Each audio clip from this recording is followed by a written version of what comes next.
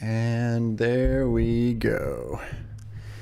Hello, hello, everybody. Hopefully I am live. Everything's working. Should be good. Hello, hello. Should be seeing Illustrator right now, hopefully. We've got a fun one today, that is for sure. That's really loud though. There we go. Okay. I wanted to make sure I got the music on. Seems to be working. Glad to hear it. Let's do it. Greetings from Brighton, UK, and thanks for streaming. Of course. Glad to see you here from Brighton, UK. Let's make this happen. So I actually got a DM from a sound designer a little while ago on Instagram. His name is Louis Weeks, and or maybe it's Louis. Not sure. Spelling is the same on both of those though. And he actually went and made a track for me to use that's around the same length that I normally do. And so I had no idea what it was going to be until he sent it to me a day or two ago. And now we've got it ready for today. I got to spend a lot of time trying to sort through all of the songs on Artlist until I found something good. So we're gonna see how that goes today.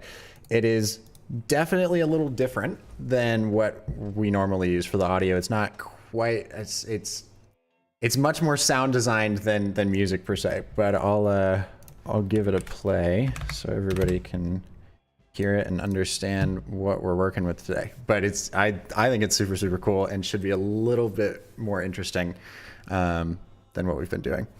Charlie, how you doing? Glad to see you, man. Let's give this a playthrough, shall we?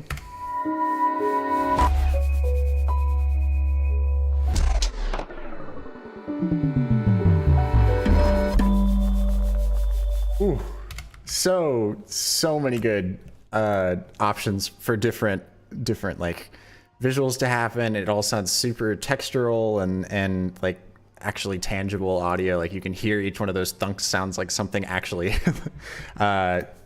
physically tapping into something else. It doesn't feel as computerized to me, I guess. So should be really interesting. You can see I've already got the markers all built out on the timeline as I usually do. Way less scenes than we had for last time. Last time was quite a sprint trying to get 10 scenes done, and I think it was something like 6.5, 7 hours. So hopefully going to be faster on this one with less scenes, but still really cool concept, I think. Hello, Arumani. Good to see you again. Theo says, hey, hello, Theo. How you doing?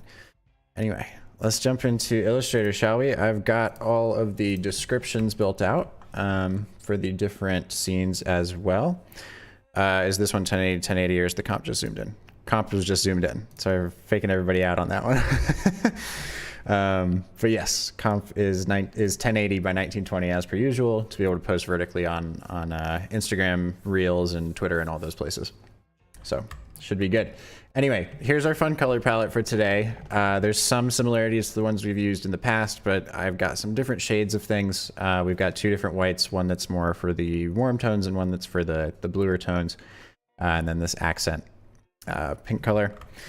I've already got all of the different backgrounds, just generally like I feel like it'll be light or it'll be dark or there'll be a gradient or something. I've got those placed already.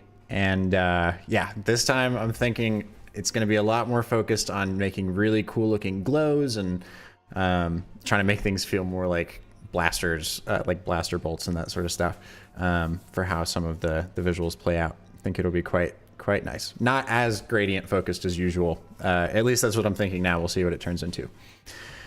Andrew says, anyone know if Reels gets more traction on Instagram than video posts? I do. 100%. Well, actually, the nice thing is that video posts show up on streams anyway. That's where, or on Reels anyway. That's where most of my traction comes from, is like every time I post, it's something like 35 to 40% of the views are people who already follow me. And then all of the rest of people are coming from the explore page or from Instagram Reels and just seeing it organically. Instagram is pushing Reels and its video content really hard compared to image posts. It seems for what I'm doing anyway.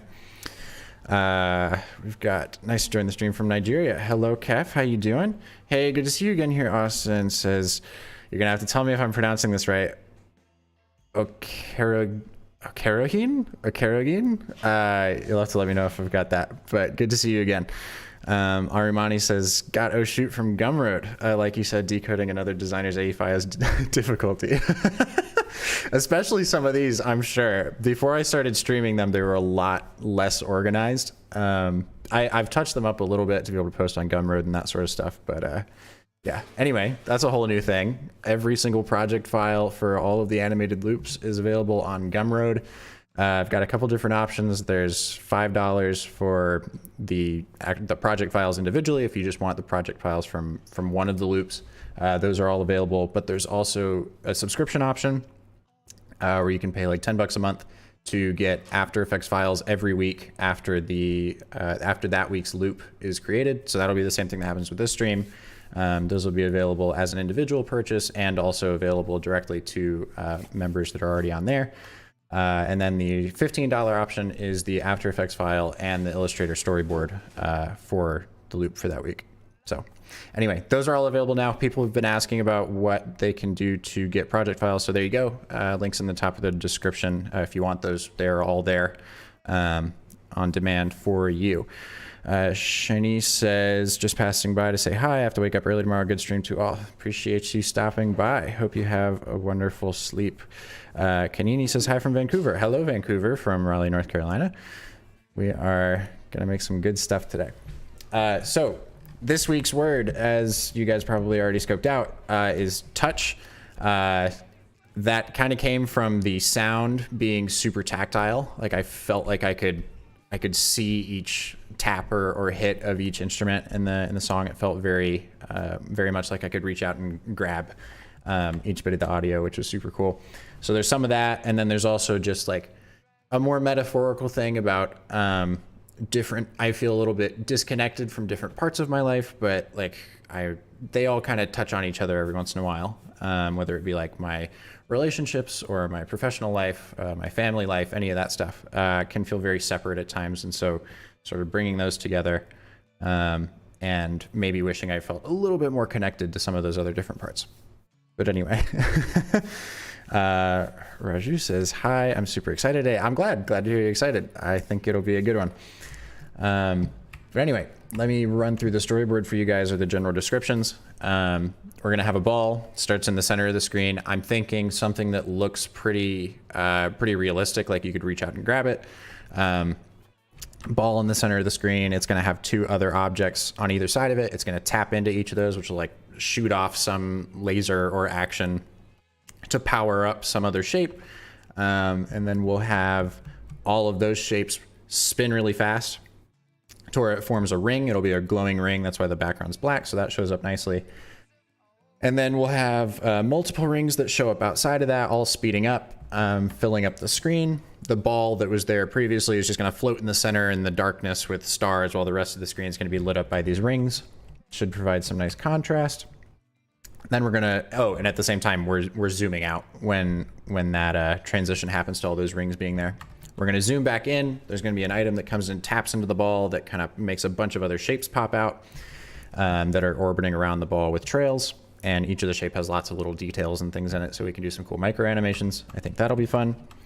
And then we're going to have a big blast that happens in the scene. That's when the audio track goes, like there's that sudden downer in it.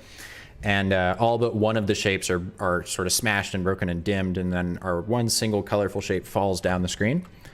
And then down to the bottom here, we've got one scene that's going to have two different visuals, and we're going to flash back between the two of them. First one is looking from outside of an elevator at these icons. You look at an elevator while you're waiting for it to come down. It's got that little display at the top that's got like a down arrow, and then like it counts down 16, 15, blah, blah, blah. I think I'm going to have a more like diagram approach where it's going to be little lines with dots, and then each dot's going to light up as it's coming down. We're going to flash back between that view and the actual elevator itself, pulling down in this pretty scene with lots of really nice gradient elements. And then we've got the elevator reaches the ground floor, the doors open with really bright light leaking through the gap. And then right as you would have seen what was in the elevator, the doors are going to come open all the way, and it's going to transition to our little call to action at the end. Cool. We've got Fabi says hello, glad to see ya. Sean says right on. Absolutely. Othman says hi guys. Marco says hello. Midnight here, so I'll catch up with the live tomorrow. Sounds good. As always, I know this is a later one from some people, so be sure to, you don't have to feel like you have to stay up the whole time by any means. This stream will be available recorded on the YouTube channel, just like the rest of them are, for everybody to watch after the fact.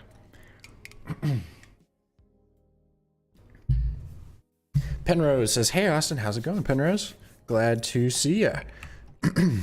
Greetings from Peru. Ooh, Peru, you say. Hope all is well with you.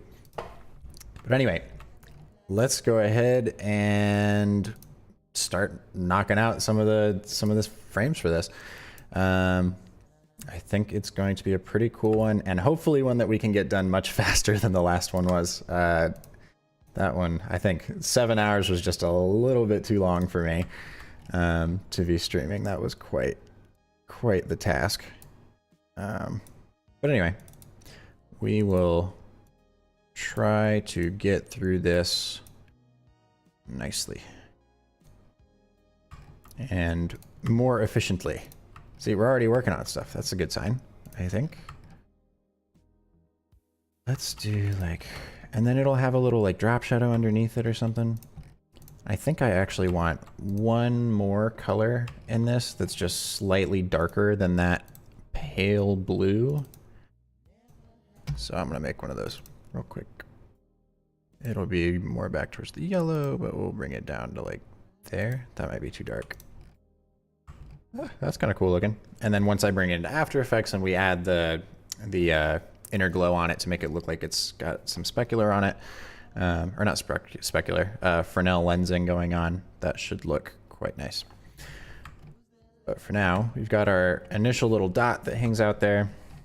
It'll have a drop shadow on it. And then we need the two items on either side for it to tap into. So let's make those. How about we do the same sort of style where they're not super visible. We'll do just two squares. That'll be the same size as this. We'll get that same gradient. It'll be linear though, and we'll delete those. Delete that extra like yellow thing. And then same lighting on it. And actually, you know what? Let's make this somewhat larger. I might just make the ball smaller, honestly. Yeah, that's cool. I'm good with that. Grab another one and bring it the same distance. I don't know why my smart guide's not showing up. That's annoying. I'll just use a reference shape instead to make sure we got the same distance. Cool. They showed up that time, which was weird. Cool. But yes, glad to see everybody on this lovely Friday evening. Let's make this slightly rounded. It's gonna bounce into these. There you go. Shoot lasers into larger bounding objects. Or maybe it'll do like, it shoots lines out. Let's do like this width of line. We'll do like 3 pixels. And then we'll just have it go either way. So be 3 times as tall as it is now, times 3. And then center it with this. Da, da, da.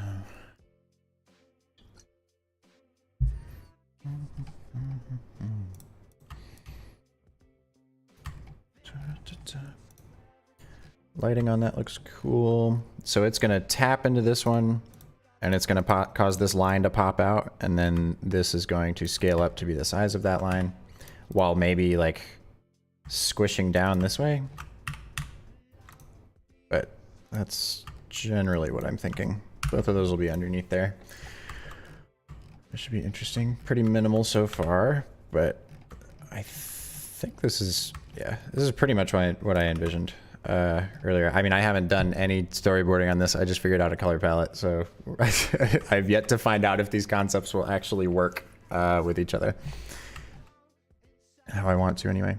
I feel like that should work fine. Because I need to essentially rotate all of this and then have it turn into a ring. So we'll see how well that actually works. Let me actually listen to the audio really quick, just to make sure that I've got each beat right. Yeah, I think that works. Cool. It's just the two beats, or the two piano strikes. It'll go dun, dun, and then all spin to go dun, dun, dun, and morph into this next scene, which will be our orb now in the center. And I'll actually take the darker color off of it. I don't think we need it anymore. It's just going to be hanging out in the dark in the center. We will paste one of these behind here.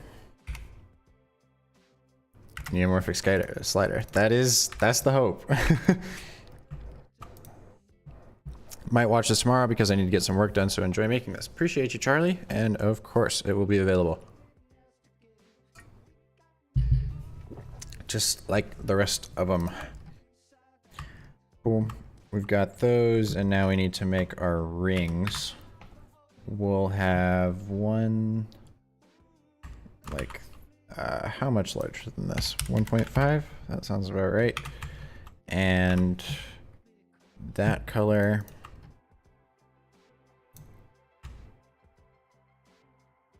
And we'll do another one of these. It's going to be a lot of rings, and I want to make them look super photorealistic, adding some chromatic aberration and stuff. It'd be really cool. Penrose says, if you would like someone to add custom audio to your final animation, I will be more than happy to help. Funny that you say that. This whole audio for this one was actually sent to me by a sound designer, and I decided to use it for today's stream. So the option is there. Always feel free to email me with any audio that you think might work well. Problem is I just have to make sure it's under, or it's around like 12 seconds ish, because just like how Instagram loves pushing video posts and reels now, anything under 30 seconds is typically pretty good to go and gets pushed. But once it crosses that 30-second mark, it really seems to take a hit on engagement, and it's not pushed as much because people just like the shorter content, I guess. But anyway, let's just make a bunch of rings real quick, shall we? Not 1.1. Let's do times 1.25. Yeah, that looks about right. We'll do another one of these times 1.25. And we're just going to keep... Oh, wait. I wish that I could, like, double actions that I've already done in Illustrator, because I know that I can do the like, Command or Control D to be able to continue scaling it up or whatever. If I make a copy of something, I can just keep hitting Alt in order to do that over and over again. But anyway, let's do another one of these times 1.25 times 1.25 again. And I'm just going to keep doing this until it fills up the whole screen. Basically, 1.25 times 1.25.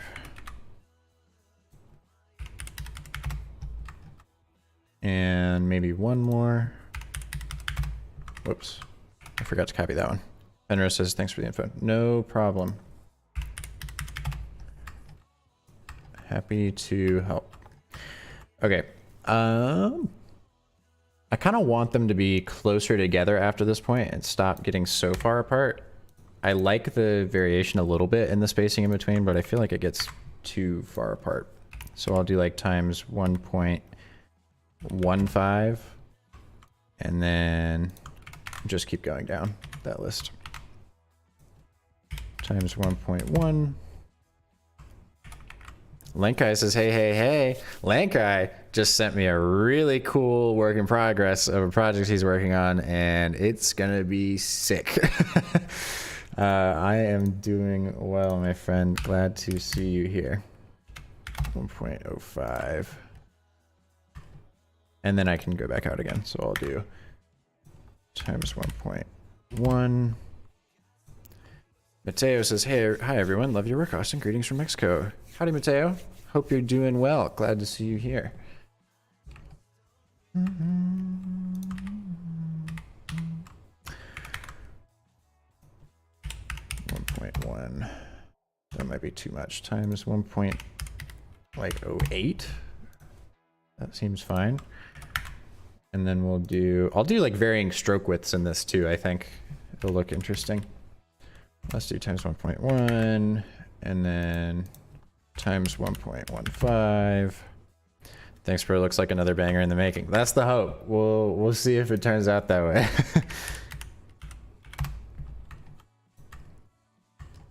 That feels a little bit more organic, I think, than it did before. I'd like to be able to, like, right now it looks kind of 3D and like this is rolling out.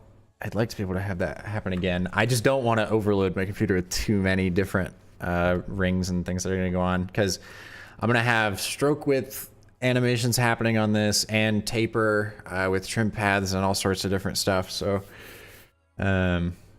we'll have to figure that out, because there's this like really nice whirring noise that happens at the beginning of this video when the spinning starts happening, and I think it'd be so cool to really make it feel like the light's flickering a little bit and like you can see it spinning super fast. So I think I might have to do some gradient work with that to make that happen, but we'll figure that out. Let me make another one of these rolling things. These rolling like differences in scale. Times 1.1, is that too much? Yeah, that's fine. And then again, I keep accidentally opening up my new project panel. Times 1.05. And then times 1.05 again. I almost did times 10. I love that these streams just turn into people watching me do math on their Friday night. It's pretty fun. Cool. I like this. That feels pretty good to me. And then we'll do a scale up thing later. Oh, someone just subscribed. Not that I can see who it is yet. But I tried to set up a stream alerts thing. We'll see if it pops up on the stream or not. I don't know that it's going to. The delay is so long once you actually start streaming on this. No, I don't think I saw anything. Oh, there it is. Hold on one second. Oh, I can't read that. It's so low quality for me. Hold on. Shucks, I can't see you just subscribed. That's awkward. I spent so long trying to set that up too because I didn't want to use Streamlabs. I'll just have the actual stream pulled up in a tab with it muted. Yeah, there we go. I'll find it. So say Bandit Wave. Bandit Wave, thank you for subscribing. I appreciate it. Cool.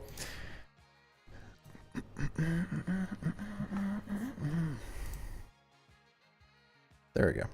All right, good. It just doesn't blend super well with the Illustrator background, but that's all right. Cool. I'm good with that scene for now. I'm gonna want these to be different colors at some point, but we'll figure that out in a second. I'll do like yellow to red, and then I think the greens and stuff will be the end of the spectrum. I'm not sure. I'll just color this in a bit. We'll do this in black and white for a second. Zoom back in, item taps into ball, causing rings to turn into shapes that fly out from the center. Okay, so we only need like these guys. These center like 4 or 5-ish. Are these all grouped? Oh, it's just because it grabbed the center anchor point for all of those. I see.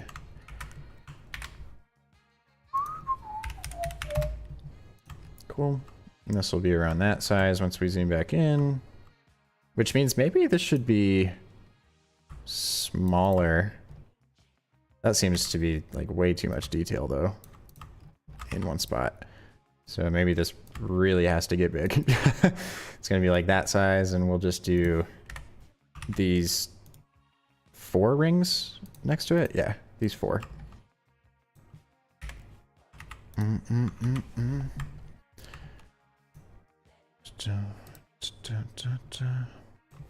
Delete that one. It's gonna look so much better once I get to add glow and grain to this stuff. With some chromatic aberration and After Effects. It's gonna be awesome. Zoom back in, item taps into the ball. I need whatever item's gonna tap in here. I guess I can do a little gradient orb. That could be fun. What color should we make it? Let's just do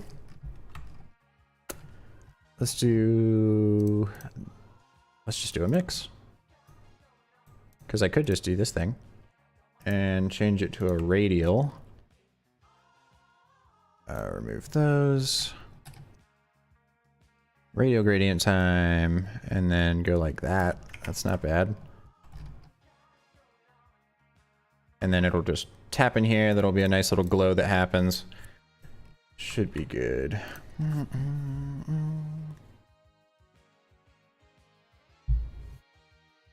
All right. So that'll tap in there, and now we need our different shapes that are going to orbit this guy. And I don't know what those are going to look like yet, because they were supposed to be representations of different parts of my life, being business or relationships or family or any of that stuff. But I don't know how detailed I want to get with these in terms of the actual fidelity of objects. Like for the career one, I don't want to just have like a pen tool sitting on there or some photorealistic computer or something. I think I want it to be a little bit more abstract. So maybe I'll just do different like clusters of shapes or something. Let me pull from a different project and see if I've got any fun shapes. Actually, wait, this will be a fun thing to show on stream. I'm pretty sure somewhere in here I've got the original sheet that we used for trying to make the Revi logo and like all of the different options we went through with that. Let me see if I can find those, and I'll show those to you and maybe get some fun shapes from it. Where is the file for that? 1 second, everybody. Oh, there it is. Oh, well, there's the presentation sheet. Where's the actual thing? Internal. No. Is it under graphics resources? Yeah, okay, I think I found it. We'll just do .ai in here. I'm searching through my folders currently. Is it presentation? Do I have those saved? I think it might be this one. Well, that's one of them. There's a bunch of different shapes in there. What about this guy? There's a couple different options in there. Oh, I think this one's the right one. Yeah, there we go. All right, let's see if we got any fun shapes in here. I don't know why the first entire row of these is D's when we knew the name was Revi when I started making this file. But that's okay. That's fine. These like thin lines going through some shapes is fun. Where is the one that we even ended up going with on here? I don't even think it is. I think that was this must have been like second draft or something that we found the actual one. Or like second pass of all of these. These are cool too. These little serif guys. They might work well because I tend to do things that don't have a lot of sharp corners or anything. So it could be cool to have some more ornery looking elements. More ornamental, I mean. Oh, and this little like star shape thing that comes through this, that's kind of cool.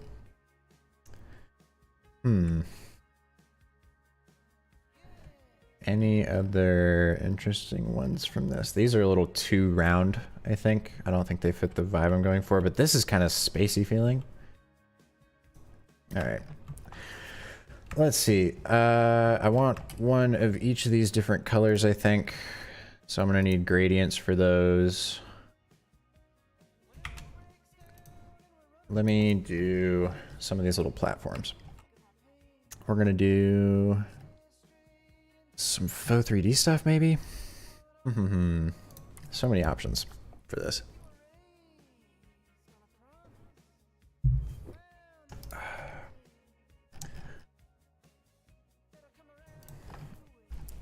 Because I'm gonna have these kind of rotating. I could have them just like pop out over here.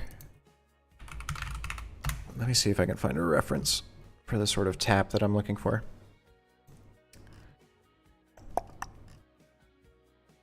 Maybe there's one in here.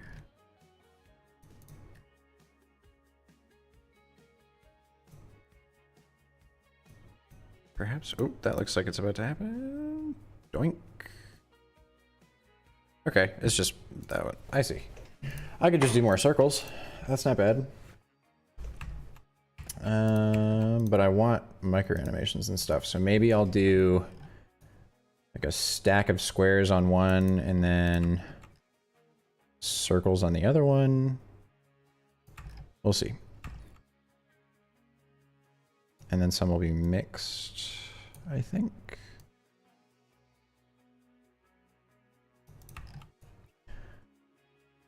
Let's do this divided by 2. No, let's do divided by 5. No, 4. There we go. That feels like about the right size for our base layer anyway. We'll bring that down to half its size. Another one gets stacked on top. Another one over here.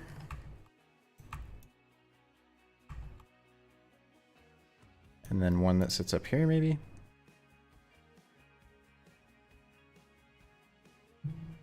Or that goes like halfway between. That seems interesting. We got a little like package of shapes in there. That's kind of cool. Or maybe they're puzzle pieces. Any sites or tools when creating color palettes? Yes, I use Behance a lot to look through different projects until I just find like those are cool colors, and then I'll toy with those until I like them. Adobe Color is also a good option. They've just got a bunch of color palettes already shared on there. And in addition to that, Adobe Color also lets you take any image that you found and then it'll generate a color palette for you. It'll pull colors from the image itself. That can be useful too, especially for, I mean, sometimes I like taking a movie scene or something and I'll take a screenshot from that movie scene and use that just so that I can get close to the right feel that I'm looking for in the atmosphere. And then it's tweaking it until I feel like it actually fits more of my vibe and all that stuff. But that's what I'd recommend. Behance and Adobe Color for sure. I really don't know what I'm going to do on this part yet.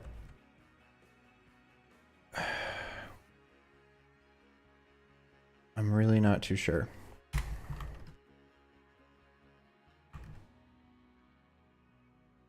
They could be kind of organic feeling. Oh wait, I can have the, I'm gonna need to get rid of this orb, so I can have the orb become one of the shapes here. And they'll all kind of rotate around each other. That might work well. Let me do some more like funky shapes. Let's do, oh, what's the, how do you make that shape? The one with all the spikes all over it? Why don't I just do it like this? Yes, I'm here. I remember this time. Welcome, Noah Visuals. Glad to see ya.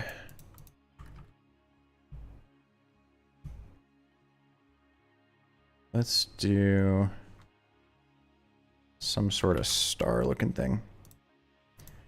How about this meets halfway and then halfway again? And then like that.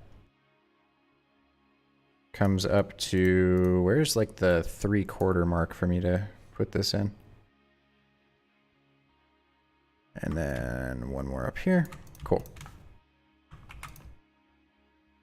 Let's have that start there. And then into the center you go. And we'll have it go like that. And then just group all these or unite them.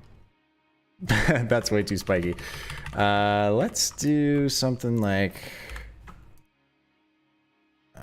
we could do half triangles. Maybe that'll work better.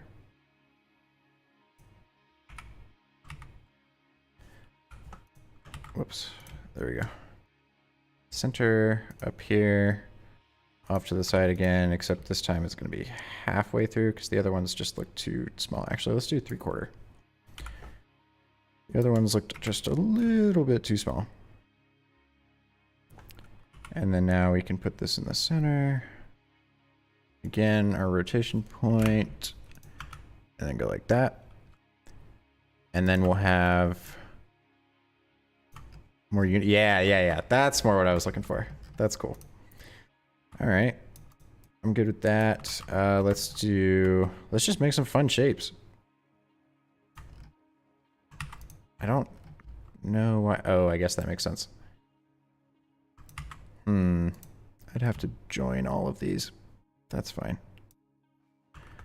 Join. They're invalid objects. That's so fun. Thanks, Illustrator. Y'all can't just join each other? That's cool. You can use join command to connect 2 or more paths. That's what I just tried to do. What if I do it like this? Nope, now we've got weird tears and stuff. That's fine. I'll just keep it like that and just slightly round each of the peaks.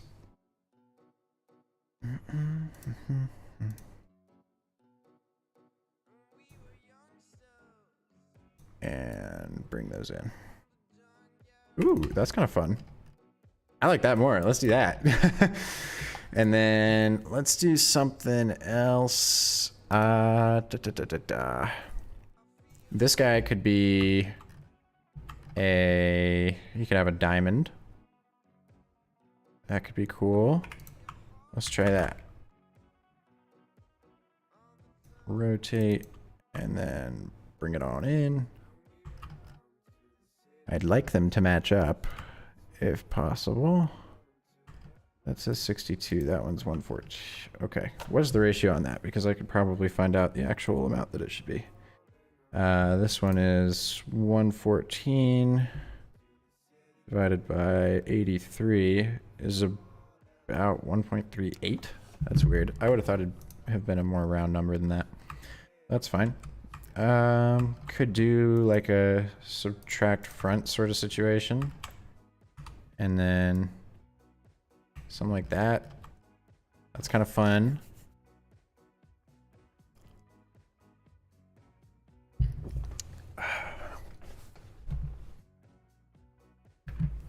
That's kind of cool. And then we can have a little ball that's in the center of this maybe. And then that can like bounce around inside of there. What are other shapes? We could do something with a rectangle. I'm just doing shape grammars at this point. This is fun.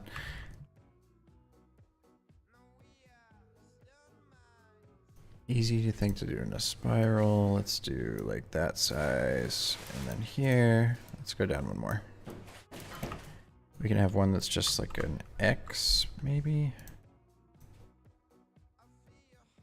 Let's join those. You can't tell me those can't be joined. They're just normal paths. And then let's do like just an X through here. That's a little too off, I think. What if I do just a rectangle in juxtaposition to that though? That's kind of fun. They're a little too sharp. I might just do one of these. Just a straight up X. That's kind of fun. Unite those. Make it a little smaller. And then I'm gonna have to break up all of these like I did with the clock in the last video that we did. I want to see if I can do a nicer break than that. And have like all of the particles fall down. I think that'll be cool.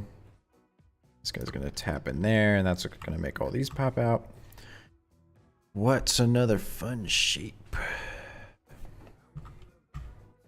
Circle with circles cut out of it? Could be fun.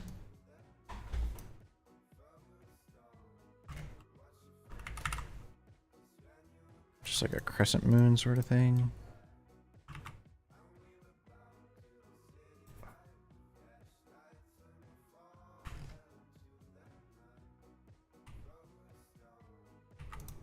Whoa, there's some weird stuff going on with that.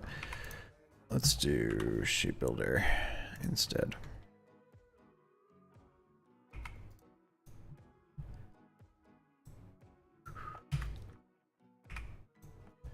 Shape grammar is kind of synonymous to that. Watch season 3 of Love, Death, and Robots. Death and Robots. Oh, I can kind of see that. Huh. That's cool.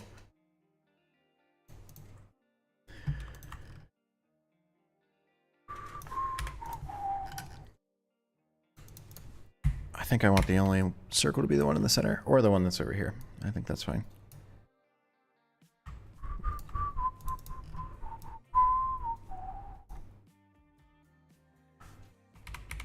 Triangle. And let's have that be the same width as that. And then maybe subtract it out of the center, but leave the rest of it intact.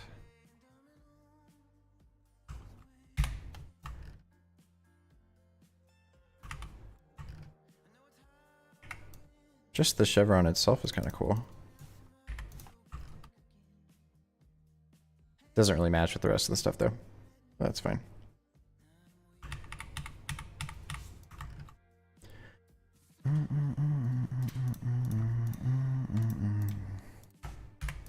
Maybe I will invert this thing.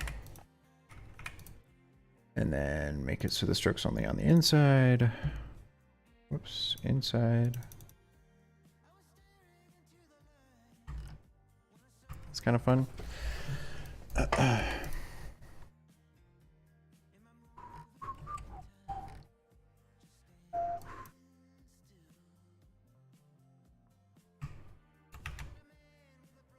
Star's too easy to identify.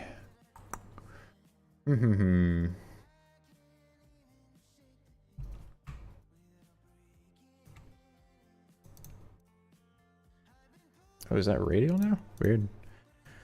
Let's remove that and do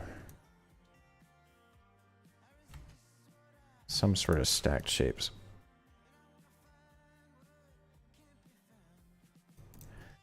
And then maybe one of these is a, it's like there's a circle down here.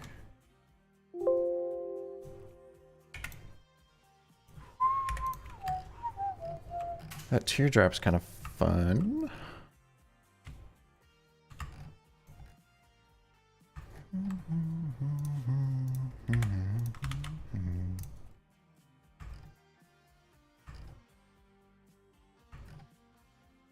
And then I can do, maybe I join these and then they can form some sort of shape. Not like a clover, but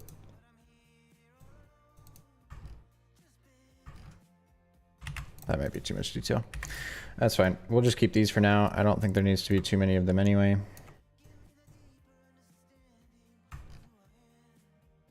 And then this one will be, I guess that one stays in the center, and then the rest of these just kind of orbit around here.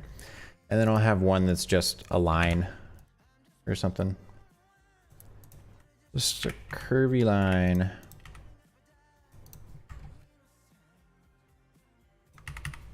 Why don't I do that with this?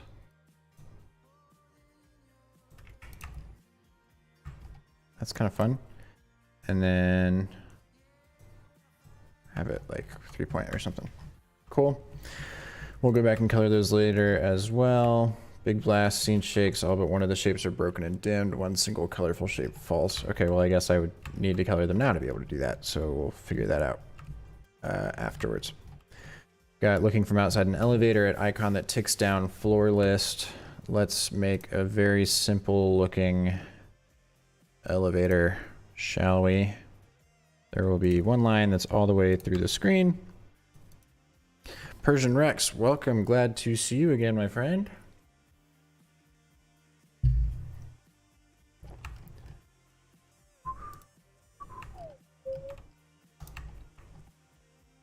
And then we will have open dots on one side, like this. And ooh, this could be really cool. What if I do like a trail? There's a video I did a little while ago where I did this grid where every time the shapes moved, they would like send off these pulses of the other shapes around them getting lit up and that sort of thing. That could be cool to use here. Could be interesting. And by doing that, I could just have like multiple circles, and each time one of them gets lit up, it would just light up these other ones next to it too. There we go, delete those. Okay, so then we've got our little like ticker that's going down, and we'll need something to represent this elevator. Let's do just a little teeny tiny square. Da, da, da, da, da. And then maybe we have some counter at the top or something. I don't know. We'll see. But we've definitely got... Oh wait, why don't I... This doesn't need to be centered. I can have this like over here. So it looks more like it's rule of thirds-ish. Let's figure out where those are actually. Divide that by 3. Move this over each time. And then this can sit on that third, and these can sit on that one. Cool. That should feel a little bit more dynamic. And then we've got, oh, and then we can have like the elevator coming down through a tube over on this side with really shiny gradients coming off of it.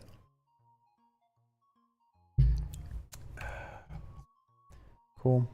Let me move, well, no, that's right on the third, so I probably don't want to move that now.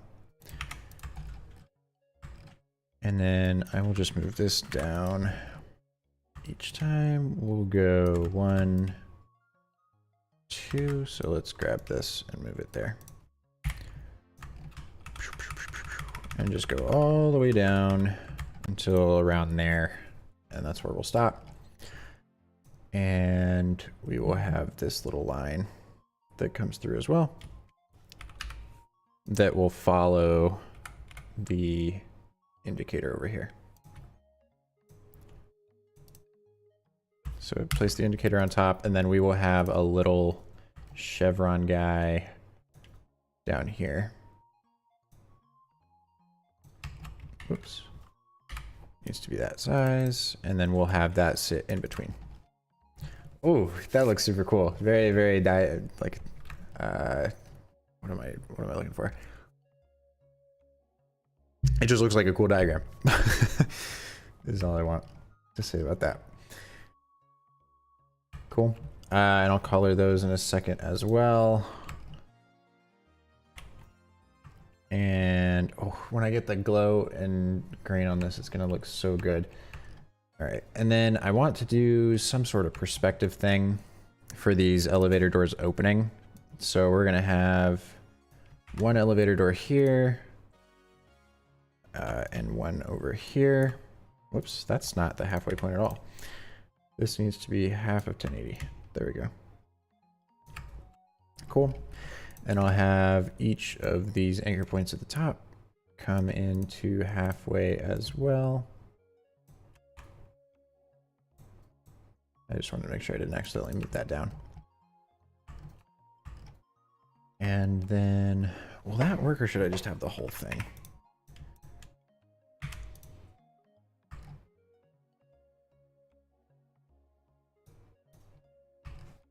I think that might work. And then as these pull apart, they'll slide off to the side. I think that'll work.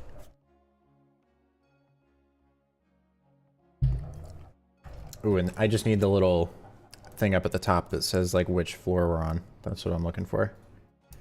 So let's have that be the, what is this? Like a 1/10 of the screen size? Or the height? Which at this point I might as well just have be the full width instead of this like weird perspective thing. So it just seems more like an elevator from the get-go, and people don't have to guess as much. Make sure that I've got these filled in. Cool.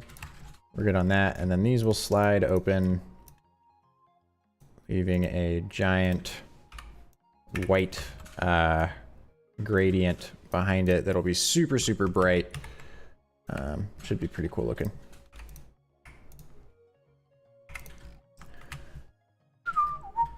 But I need a little display up here, which I'll actually like put CC ball action on to make it look like it's a little pixel display.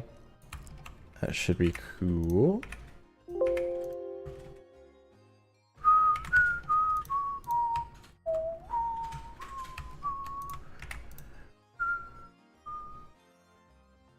And these will get to, oh, that's gonna be so cool.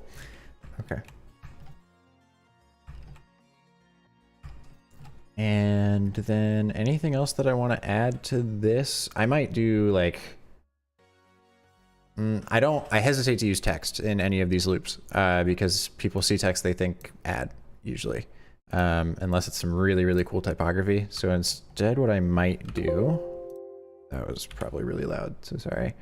I might have a little Roman numeral situation going on here.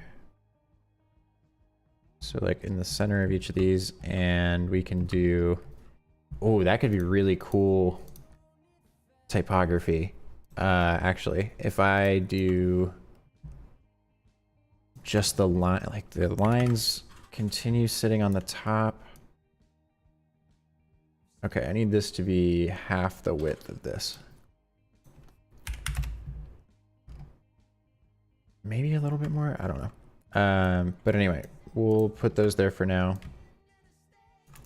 And then so it'll start with, and I'll just have to do a bunch of path animation, I guess, because it'll start at, I don't even know what number this is. Let's see, 1, 2, 3, 4, 5, 6, 7, 8, 9, 10, 11, 12, 13, 14, 15, 16. Okay, so that would be XVI, right? So I'll definitely need these to be longer unless I can figure out some nice way to do this. Let's divide this by 3 and just move this up here. Oh, I basically had it centered already. Cool.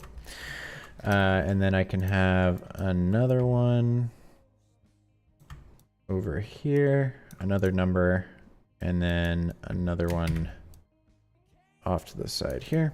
And that way we have a little counter as this is moving down, which means that the V can be no wider, or the X can be no wider than these.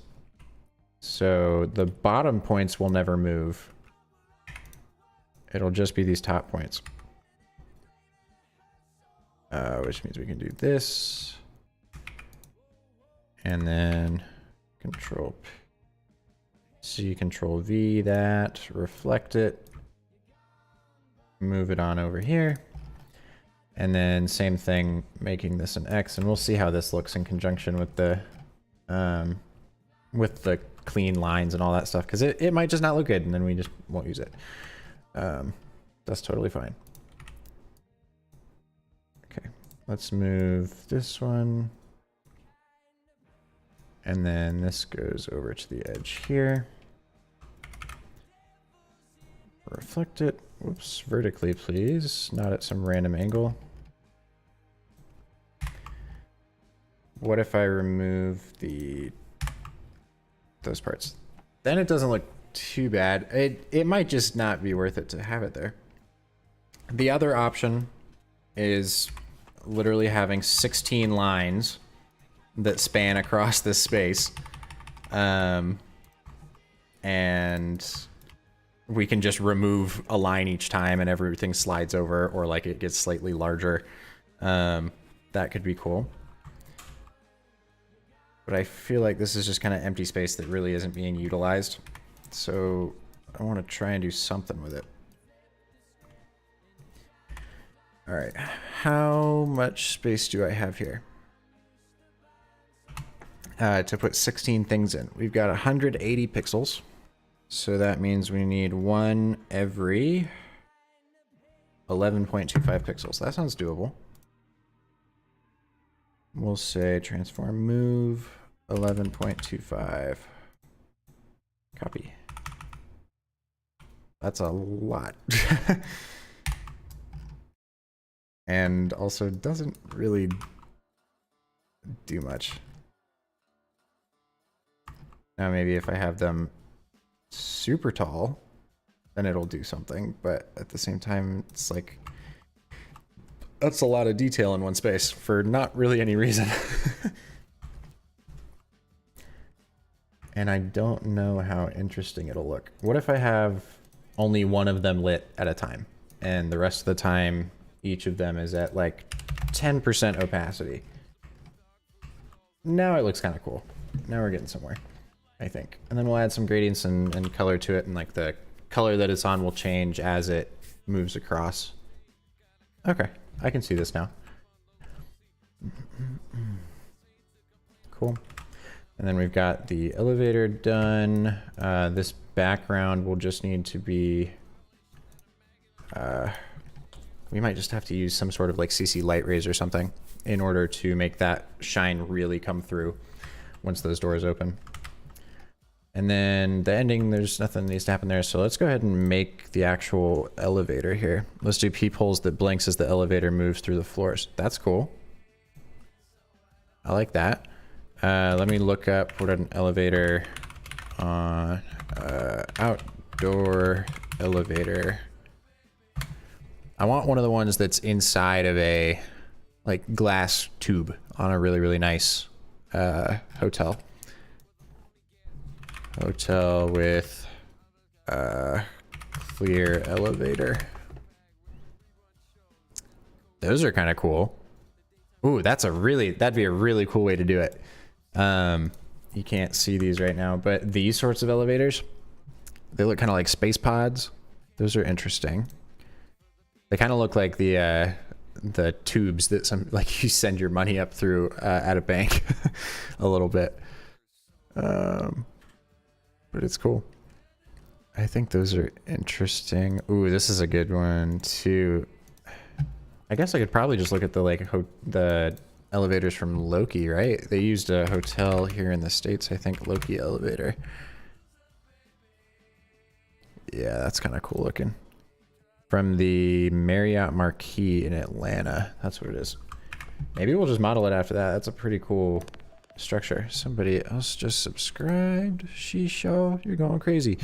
First time catching the live thing. Nice work, man. Appreciate it, Felipe. Glad you are here.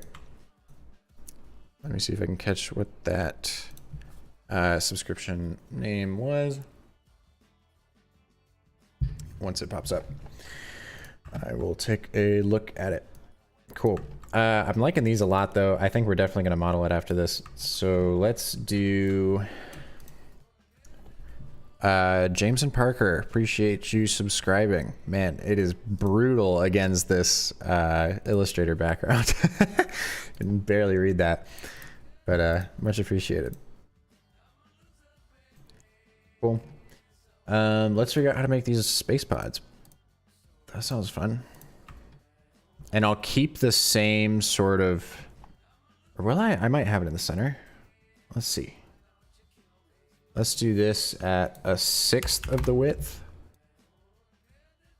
And then we can have our elevator as the as 1/3 of the width.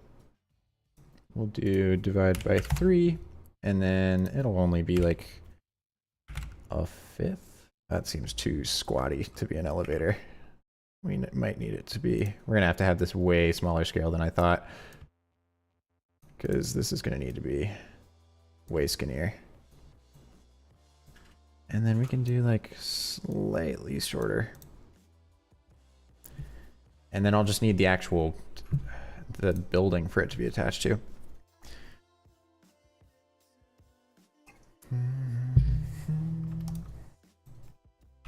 And for now, we'll just have this as the same gradient in the opposite direction.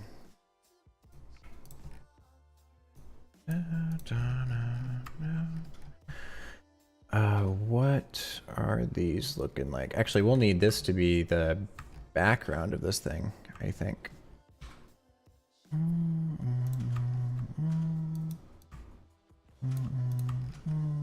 Having it be the full width, I think, makes more sense. We've got our elevator. I need little windows. That'd be fun. Put little windows on here for it to go down. Let's do that. Let's have windows that are half of the height of this thing. And we'll use this color for those. It'll probably have to adapt depending on the gradient, or like where we're at in the gradient, but I think it'll be fine. Just get real short with it. Cool. And then have these at half intervals.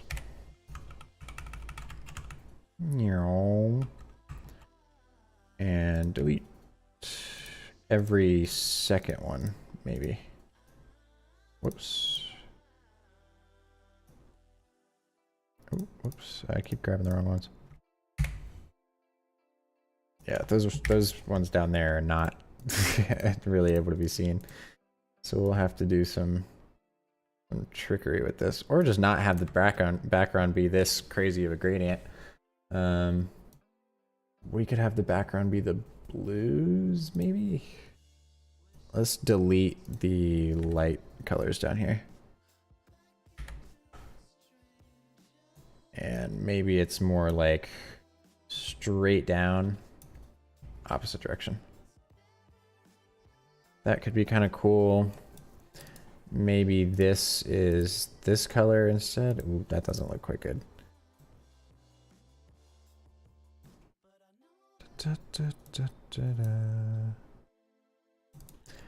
Let's make this the black color.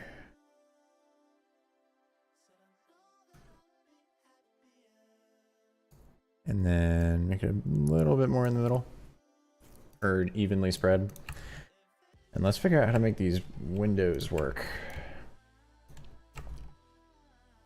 And then I'll add more detail to the elevator and that sort of stuff.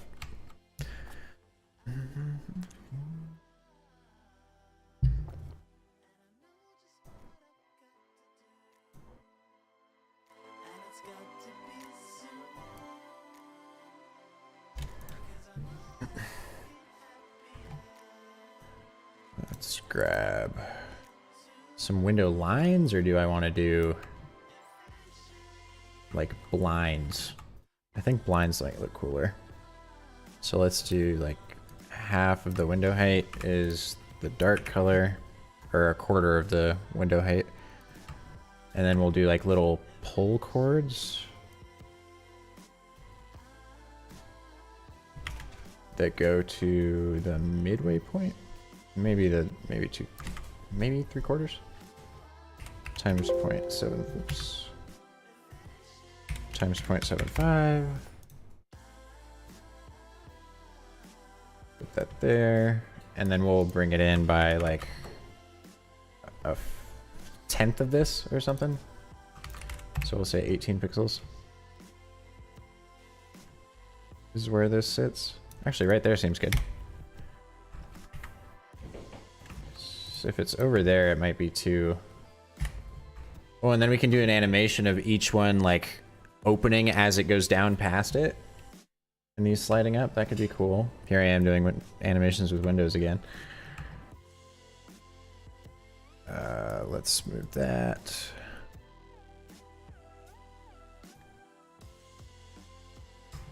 And then we'll really only need to animate one of these. But that looks kind of cool. And then we would just need one of these. Whoops. We'd want this, but half the height, and we'll do an inside stroke on it. So it feels like there's that extra little lip of the blinds there. And we'll have it be in front of everything else. There's just some cool looking windows, I think. How far are we in? An hour. Oh boy. We're getting somewhere though. And then do they need another little like half lip underneath here? That's maybe that color. I don't know how that looks as it gets further down.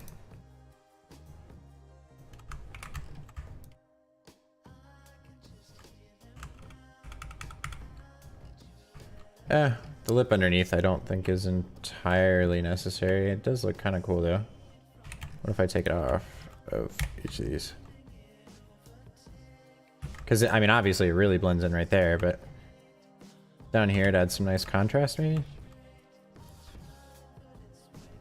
Maybe this is where I do the white color. Let me just delete those. Another subscription. I'll check that in just a second. Do you build out the scenes on individual artboards? I do, yes. And that's why some of the artboards will look a little silly because I'm sitting there and thinking about what I'm going to need in After Effects. Like if I'm going to need a mask for something, I'll just build that shape out already so it's there for whenever I transfer it over. That makes it pretty easy so that I can use the Overlord plugin to just grab the shapes and have it move over. Non-Day, appreciate you subscribing. I think that's what that says. I really need to change the... Oh, Alan Day. Alan Day, appreciate you. Glad you are here hanging out. But yes, I'm building out every shape that I think I could possibly need in Illustrator before moving everything over.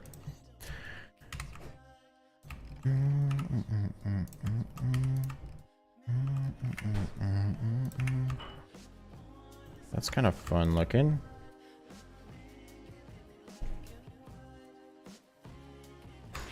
What if I do there? Yeah, there we go. The white looks a little strange, I'll admit. I don't think I'll use it. I think I'll just keep the... Or I could just make it also black.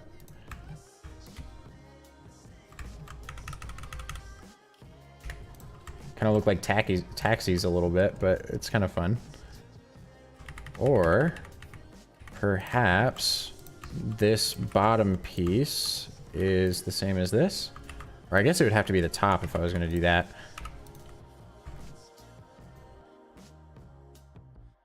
And I would just have this part be black instead of white. That looks a little funny though. What if I just have the like dark red over there? That's kind of fun. I don't know. It's tough to add the gradients on here once I've already got them in the background. And then the bottom could be the opposite way. So that we've at least got one of them. That's kind of fun looking.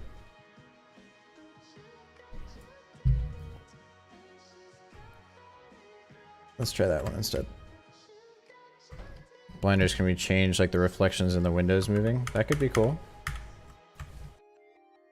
I'm with you. I feel like this is starting to look more accurate, and then I'll just do like a white line in between each of them.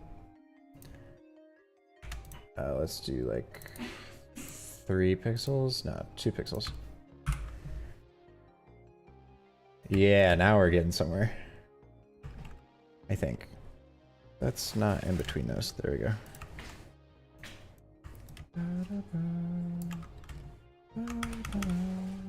Ooh, these are really off. Okay. Let me delete these.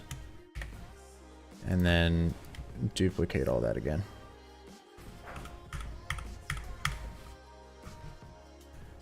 And then put these in the center.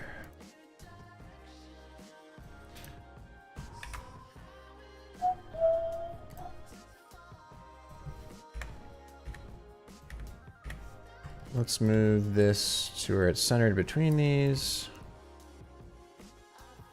I was hoping that it would tell me where the center was going to be, but that's fine. How about here? Nope. Still not going to show me? Alright, well that works. I'll just do it here. Ah.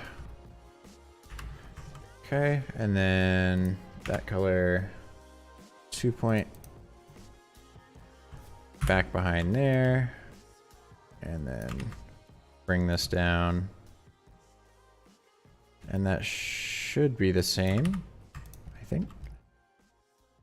Why don't I just do it the smart way and make this be half the height, and then I'll know instead of trying to guess. Perfect.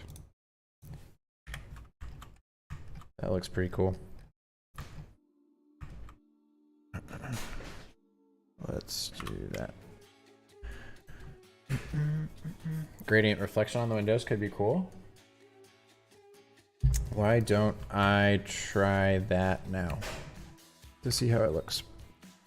I need one of these again in the front, which means I probably shouldn't have made all the windows already, but that's fine.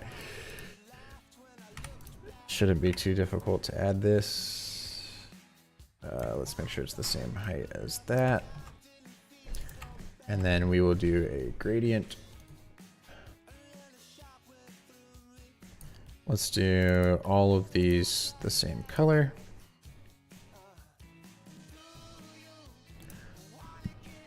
Actually, I'll have some of the like darker one in there. And then we will do, this one is 0. This one is 0. And then this one's like 25. And then this one can be 0 also.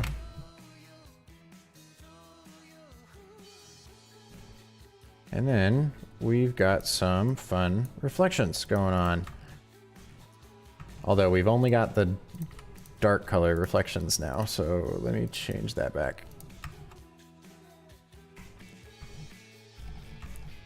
That's kind of cool. It doesn't quite work with the way that the actual light's going in the scene though, so I gotta figure out what I'm gonna do with that. That's kind of cool looking though. How do you decide on the music you use to sync with? Usually I use artlist.io. We've just got a subscription for it for review to use for client projects, and it's all royalty free, so I use it for my stuff too. And I'll just sit there and listen to tracks over and over and over again until I find one that I think really works. Typically the stuff that I'm doing is pretty snappy, and so I want it to be a pretty quick beat with lots of different like drops and things, so that I've got like time to build suspense and then have some wow moments and things in there. Oftentimes what's been working well for finding music for the streams has been looking up things like electronic, and then any combination of electronic with indie or pop or hip hop, and or funk usually finds decent stuff. And then I just have to sort through there until I find one that I actually want to use. But it's getting tougher now that I've made so many of these and we worked on so many different client projects that I'm trying to make sure that we've got enough music to keep using, because it can be difficult to be like, oh, that's the same song we already used. Whoops. When it's one that would work really well. I've done that a few times where I've reused a song, but that's pretty rare at this point. Whoops, I meant to put this to 0 as well. And maybe let's move the gradient over this way.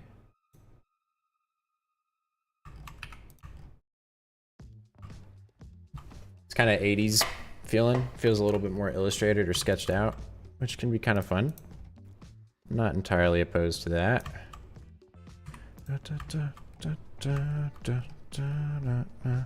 Some crazy project volume. Absolutely. Yeah, doing it every week is nuts. But the one I got today, or the audio we're using today, is from a sound designer named Louis Weeks. It's either Louis or Luis. I forgot to ask him how it's pronounced. But he very kindly just sent over a track for me to use. And it's got all sorts of really cool clicks and thumps and stuff to it. That's pretty different from any of the normal music that I would use. And it should feel a little bit more premium, I think. I'm excited to try it. Let's do, I wish I had like a lighter version of this red so that I could do some cool like color gradient going across to do the reflections. Maybe I can just bring this up some. Nah, because then it really messes with it. That's unfortunate. I thought that would have looked cool. But that's fine. And then I guess I'll just go ahead and group all this together and just bring it down this way. Ooh, why is that so much? Is there a duplicate thing here? Is that what's happening? That's definitely what's happening. So that makes all of these off, I think. No, they're fine. This middle one's fine. I just had the wrong one there. It's all good. And then I'll just duplicate these. Now that I've got the reflection on it. Oh yeah, yeah. That's cool looking. I like the reflections quite a bit now. And then as I put these over here, do they stay the same, or should I have the reflection face back towards the elevator again? That could be cool. And then the reflections could follow the elevator as it goes down. I'd be curious to see what it looks like if I do that. If I can redraw this gradient. We'll find out for sure. But it's being a little difficult right now. Oh, whoops, I meant to go like this to have it reflect that. That's kind of cool. I'm also realizing I totally could have just done transform reflect, and that would have been way easier. That's kind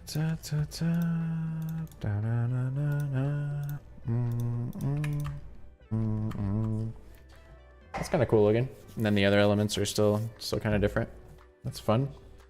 And then what happens if I do some opacity stuff on these? Like this one's at 10%, and this one's maybe like 25, and then 50, and 75,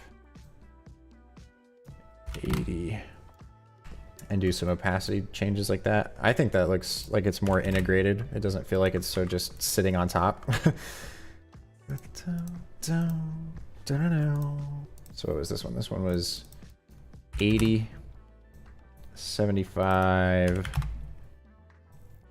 50. Although, I mean, let's be real. I'm probably only going to animate one of these, and then I'll pre-comp it so that I don't have to like reanimate 12 of the same thing, or however many this is. It's probably more than 12. And then do 25 and 10 again. Cool. That looks awesome. Now we got to figure out how to make this this thing look right. And I'm gonna be really detailed with these shapes now, I guess, to have the contrast to make it match this level of detail and style on these. Should be pretty cool.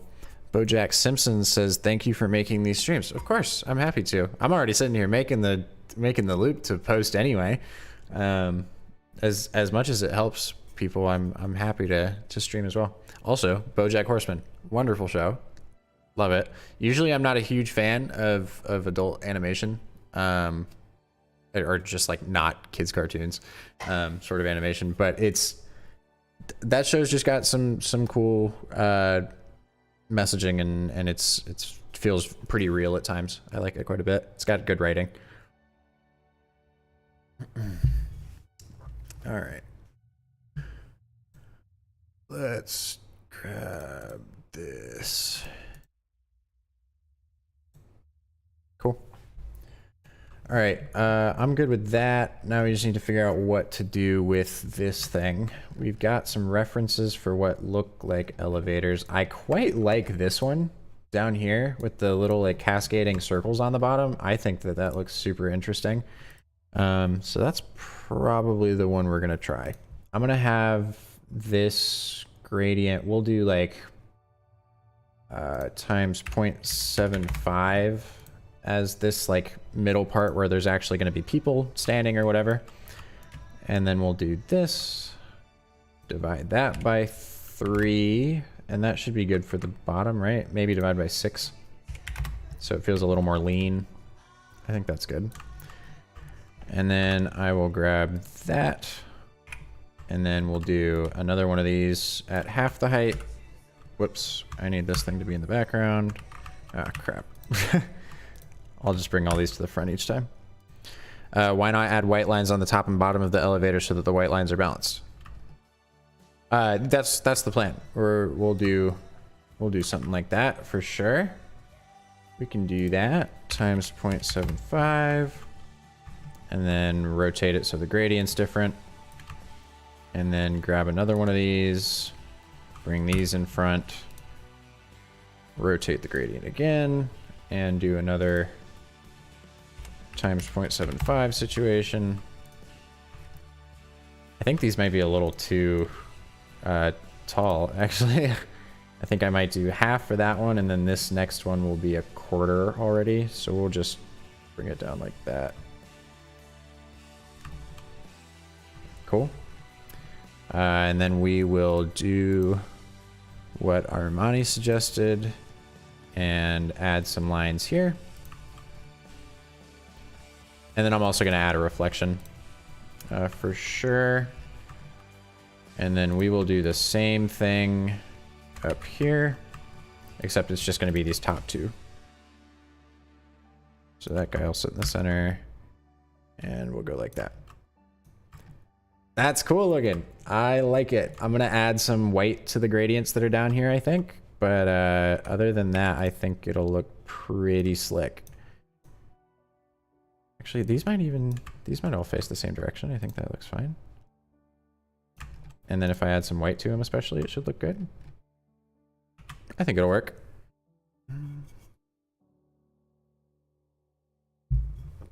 Add another white line. That's not lined up with that for some reason, but that's fine. Let's grab these and group them all.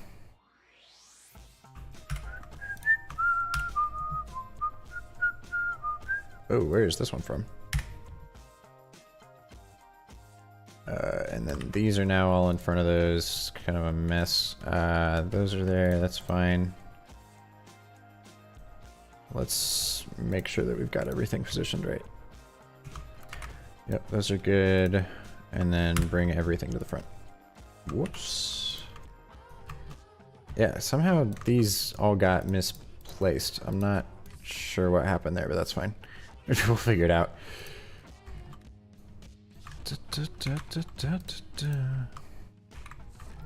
In the Amazon.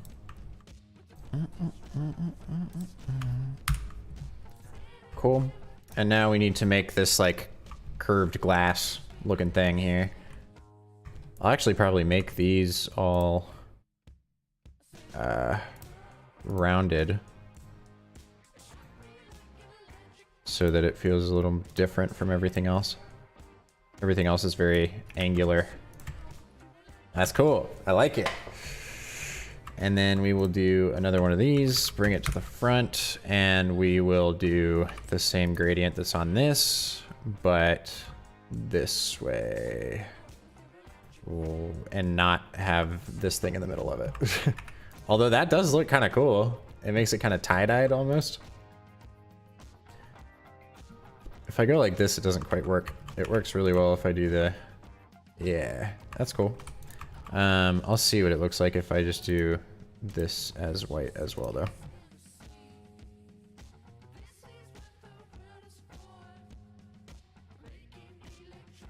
I'll make this one 0 as well. We'll do this one at slightly lower opacity, I think. We'll do like 25%. That looks pretty good. I'm happy with that. And then we can have like a little ball that's in here maybe, or, ooh, it could be whatever shape is left over after this one sits down here. I think it should be this one. I think it looks super dope. And he can just hang out in here, and be that black shape. I think that will be super cool. All those go back there. All right, so now we got this thing in front of here, which means I probably should have positioned this. Let's make this like half the size it is now. And it'll just roll around inside of there.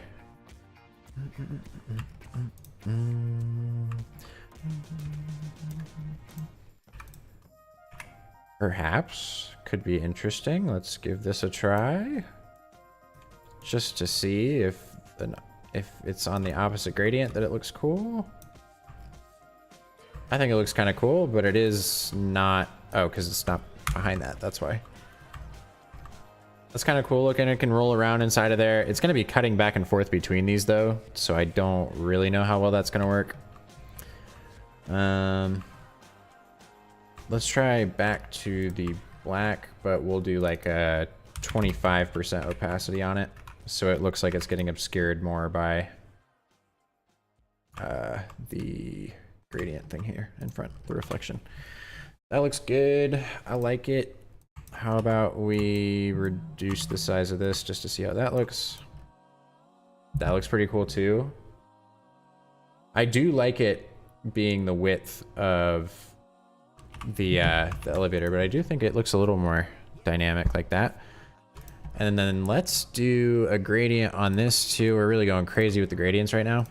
Let's do that same one, except yeah, start from black down here is what I wanted, and then up to the purpley color, except we'll have the black start like midway through.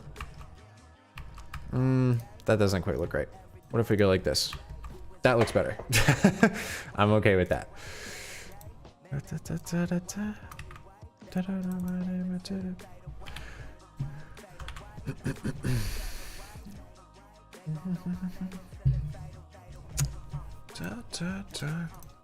I'll just retweet that. Cool. All right. I like that quite a bit. I think it's cool. We're gonna have to do like just one copy of this and then animate it, and then we'll just duplicate that a bunch of times because it's gonna take forever to animate all of those otherwise. I think that'll be fine.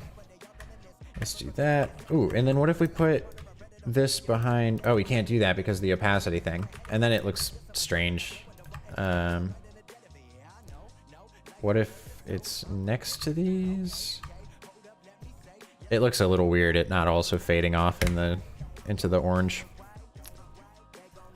Actually, what if I do this same orange down here? So this fades off too. Aha. Why is my Alexa talking right now? Alexa, stop. Just randomly decided to advertise to me or something. That's cool. Thanks for joining. She just really had something to say, I guess. I'm sure that came up on the mic too. That was really loud. I could hear it through my headphones, no problem. Cool. Elevator scene is good. That should be a really nice contrast with this more like digitized, like diagram looking elevator moving down through the floors. I think that'll be cool. I like it quite a lot. Happy with that. I need to make sure I've got that white shape behind here. So let me do that real quick.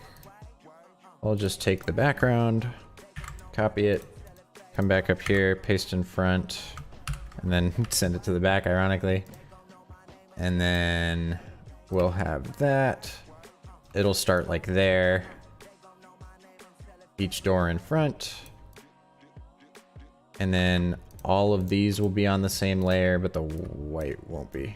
Actually, I'll just move these over ahead of time so that I've got access to all these. And as it's like, as the doors are opening, the light will be leaking out. It'll be super, super bright. It should be cool. I'm excited for that part. And then it might like break off into little hints of the other colors, the reds and the blues. I think that'll be cool. I'm gonna do one line of the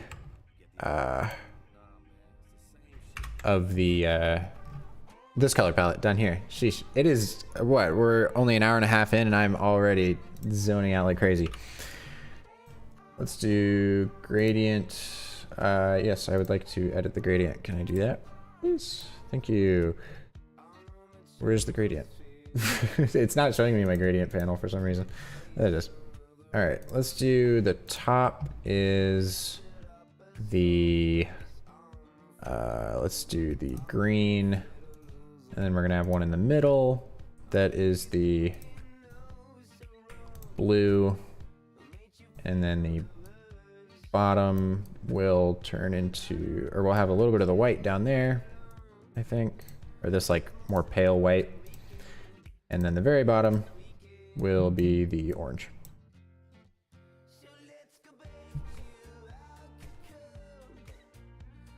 Orange, there we go. Oh, it did not, it doesn't have the angle on it yet, that's why. 90? Or it's the other way, -90. And we'll see how that looks.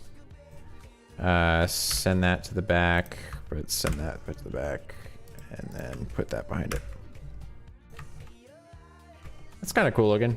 I don't know that it really needs it, but it could be cool to just have like another glowing element or something. Loving the always vibrant color palettes. It's the vibe. I mean, most of the scenes in this are going to be on a dark background, so it'll be really nice to have this extra scene of contrast in here, I think. And then of course these different shapes and things will be colored. But yeah. This one is Big Blast Scene Shakes. All but one of the shapes are broken and dimmed. Our single colorful shape falls. Do I want it to be this guy or one that has more depth to it? I think I might want it to be this one. Let's try that. I'd like it to not be rotated. That would be cool. Can these just not be rotated? I need to reset the bounding box. I think I got it though. Oh, it's just slightly off by like half a degree. Okay. Now we're good. Let's do that. Bounding box is reset. And then we'll have it be like half the size like the other one was. It's not gonna be able to roll around as easy as the other one would have, but that's totally fine. And then we'll just do like a 25% thing like we had before. Bring this guy back over top. Oh, whoops. I need this to move over there. Where is the edge of this? There we go.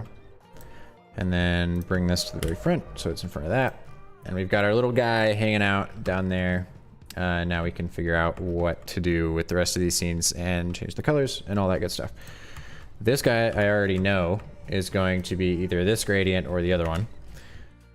1, 2, 3 is what that one will be. I think I want it to be that one. That looks cool. Then we will have this one be a gradient that will be what? Let's do the red to the purple on this one. That's fun. And then this one can be different. It's two separate shapes, but we'll group them afterwards. Let's do this one's gradient is also in that direction, and it will be the green to this blue, perhaps, with the center being very similar to this thing, maybe. That's kind of cool looking.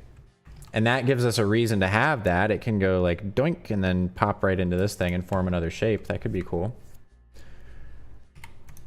I like that. Or that just means we need this to be this gradient instead, which I think might be a better option. So let's try that.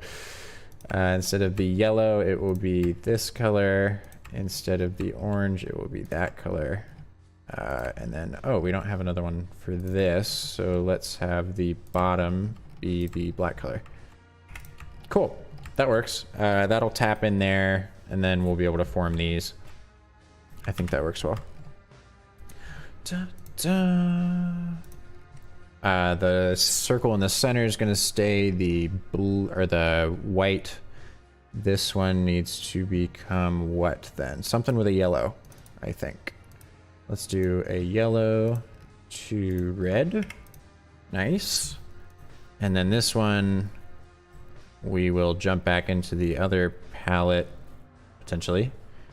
Ooh, let's do a purple on this one, or like this pink color. We haven't used that yet. So let's do yellow, or the orange might not work. Let's do yellow to the purple. Yeah, those are cool. I like those.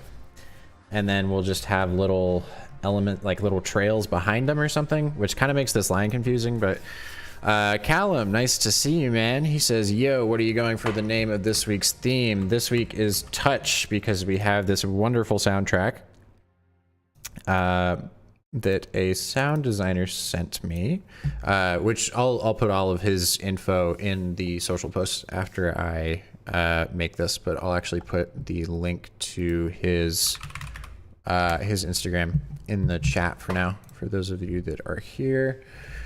Want to make sure that I'm giving him all the credit because it is very, very cool.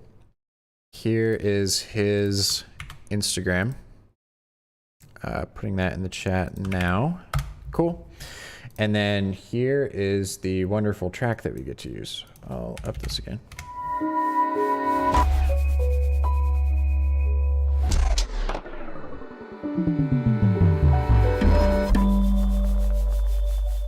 Giving me incredible ammo to work with for this week's. It's not quite as fast as I'm used to, and there's not like as much of a beat because it's not it's not a song that's gonna be played on the radio or anything. It's purely sound design, and I am very, very excited about it. I think it's going to be great. Also, I should totally make these into this gradient and that gradient. That makes way more sense. What's the size? 3? Let's do this one at 3 then too. And then this one can go to -90 or something. Yeah, that works. Okay, cool. So that way it'll actually show up whenever I do the glow and that sort of thing. But anyway, yes, the week's theme is Touch because that track is super, super tactile sounding. It's like I can just see so many different little intricate things that could be visualized, and it just sounds so real. That'll be a cool change for the series. The non-song sound design track, lots of variety. Absolutely, I agree, Christian. Good to see you, by the way. You sent a couple messages, but I didn't say hello. Glad to see ya. I'll need to grab more water in a minute. All right. So now we got all of these shapes. We need trails behind them. I'm not sure how I'm going to do that yet or what I want them to look like, but we'll figure that out.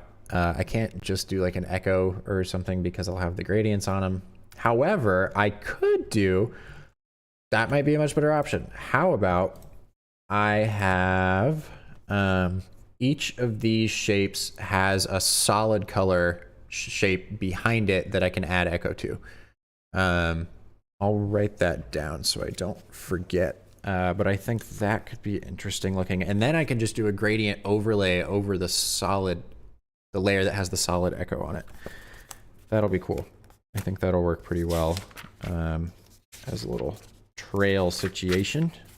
Let me write that down. We've got make solid color layers underneath shapes, add echo, and then gradient overlay to do cool trails. My computer is going to hate me is where we're at. But that's okay. It'll be fun. It's gonna be a good time. I'll remember that. Now, especially now that I've written it down, I'm sure I'll remember. But here we are. All right. So then I feel good generally about what's in here. I might want some other layers behind here. How long is this scene in particular going to be where they're all floating around? It is 2:15 to 4:08. That's almost 2 full seconds. I'm definitely going to need some other stuff happening here, aside from just these shapes hanging out and rotating around. Maybe the ball gets tapped twice. What does it do in the audio?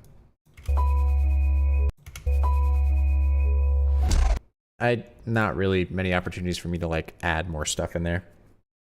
I mean, I was thinking of doing, if there was more than one piano hit there, I could have had this ball tap in here and cause like more shapes to show up twice, which could have been interesting, but I don't think that's in the cards for this one.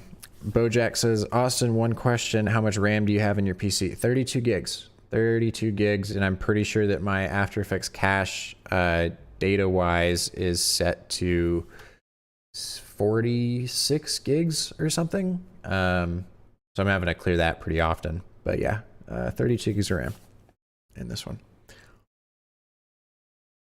I've worked on a computer that had something like 108 gigs of RAM before.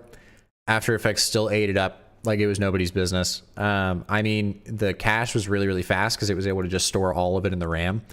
But After Effects just doesn't, or at least back then, did not manage RAM usage very well. Oh wait, I was just gonna have a bunch of little micro animations and stuff in here. What are things I can add to each of these shapes? How about one of these has, each of them can get their own ball on them, I think. Let's have one ball like this on each one. This one will just get like continually tinked around in here. I think, I don't know how I'd set that rig up, but it could be cool. It like bounces up from here while this is rotating.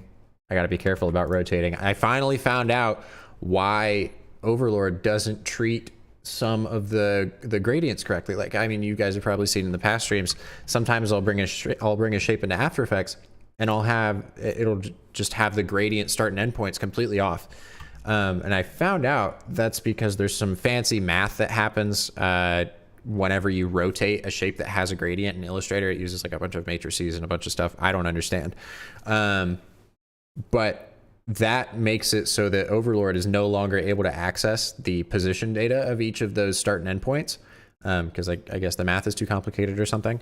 And yeah, so if you rotate a shape at all, you essentially just have to redraw the gradient after you rotate it, or it's not going to show up correctly. And I'm sure I've already rotated a bunch of these shapes without realizing it, and so I'm going to have to mess with the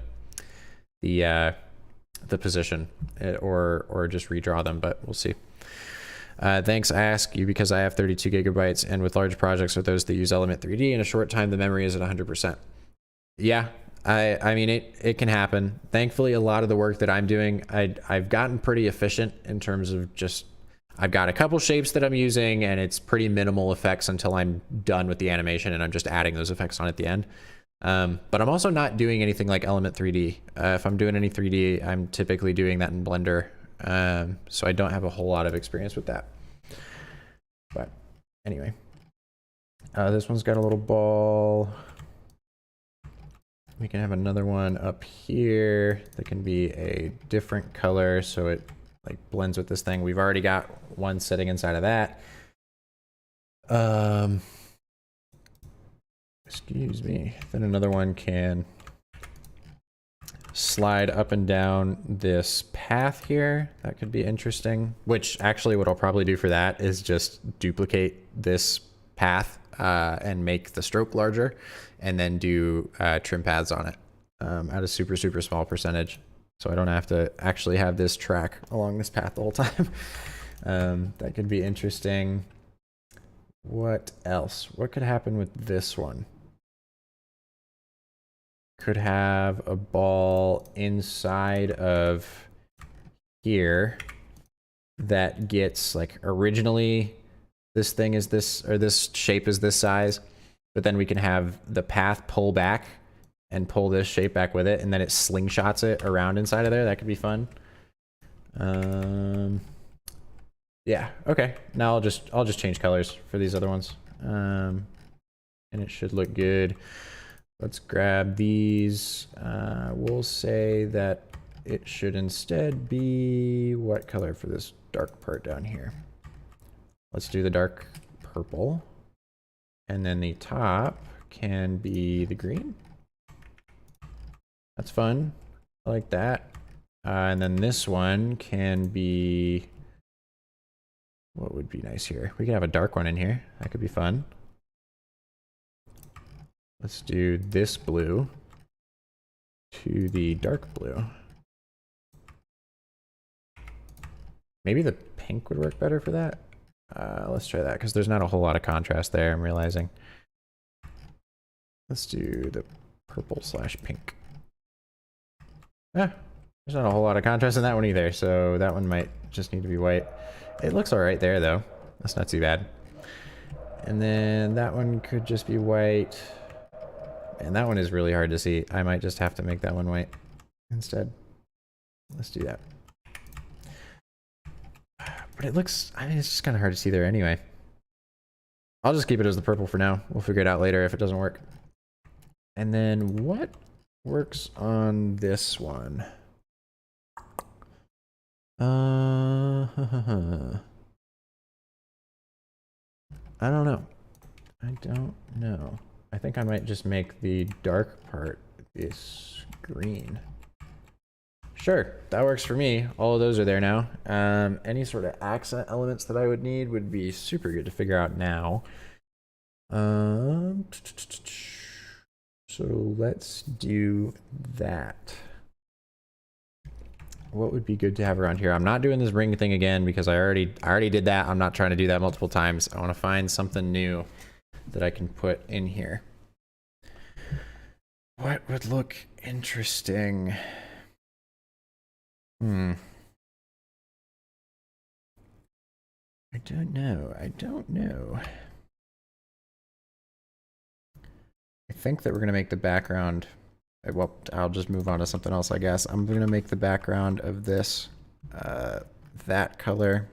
We're going to delete that, and then I'll just have that stretched down here so that we've got that that sort of glow coming up from the bottom now, so we can expect to be moving down into the next scene. I think that'll look cool once all of this other stuff gets broken. That should look interesting. I'm actually going to take a second to grab some more water. I see Arimani says kind of like orbits. True, across the shapes. That could be interesting.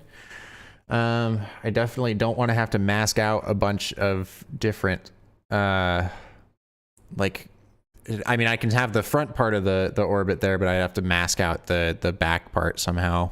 That might get a little bit dicey. I know Noah was doing a project just a few days ago, or no, the project he did a couple weeks ago, where that was one of the hardest things he had to figure out, was how to make the mask to get the back of the orbit gone efficiently. And he was having some trouble with that, especially with other objects moving around. So we'll see. But I'm gonna grab some water and we'll figure that out. 2 seconds.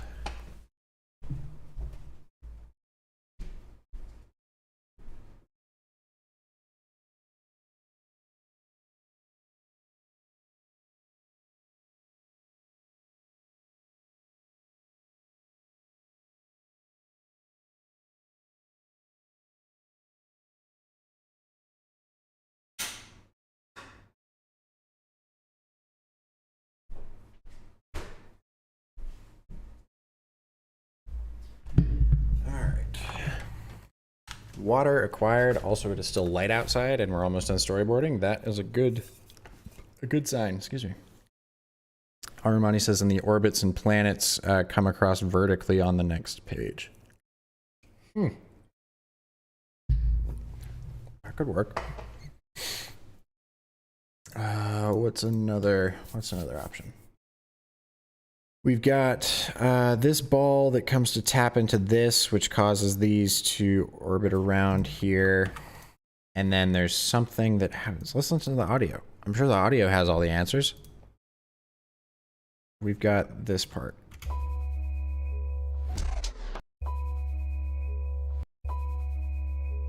Something is like winding down that's been rotating the whole time now, otherwise. We might need one of the rings to stick around. Let's do that. Let's keep one of the rings. Let's grab this one and pop it in there. And it'll just be at the edge of the screen. And then we can do some trim paths on it. And then maybe some like stars and stuff in the background.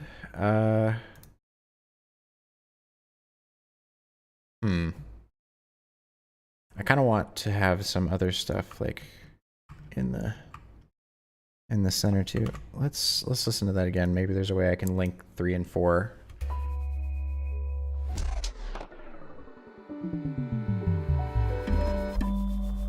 No, I'm listening too far. I gotta do just these sections. 3 and 4.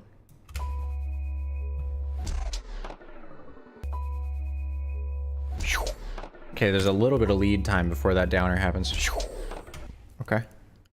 Huh.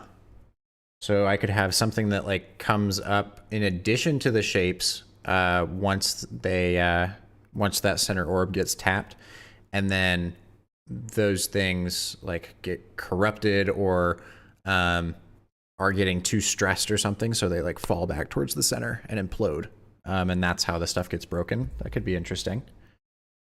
Yeah, let's try and make some sort of explosion or something. That could be cool. So we've got the ring that's there, and it's like slowly turning into it's slowly winding down, so it'll be a very small portion of the circle that continues to move around. And then let's try like just an arrow or something. Let's do one that comes all the way up here. And then we can have that be a mixture of the colors that's back there.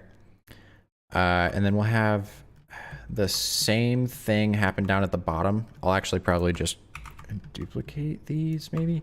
Let's see. So we've got our arrows that come up to the top. And then we'll have another one down at the bottom. Whoops. I thought I did a copy, I guess not. Another one that comes down here. So we've got our little arrows, and then needs to be something that happens to them to where they like snap, maybe? I don't know. Like the chords snap and everything gets kind of out of orbit a bit. Out of orbit a bit.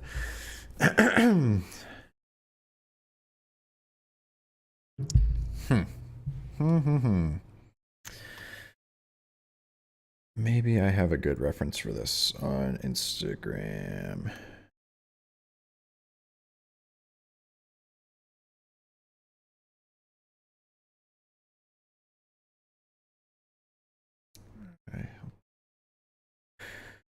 Nope. I'm not seeing anything that would help me there. That's fine though. We'll find something. Let's move these back behind there. Maybe these can rotate some as they come outside, so it's kind of like a compass situation. But I feel like it'd be cool to just have them go straight up and down while everything else is rotating.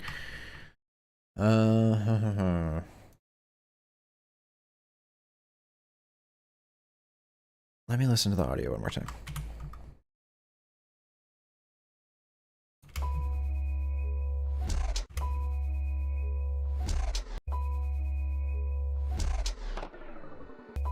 No, actually, I think that section is just, there's nothing else that happens in the audio that's causing any of this to get disrupted or anything up until that point.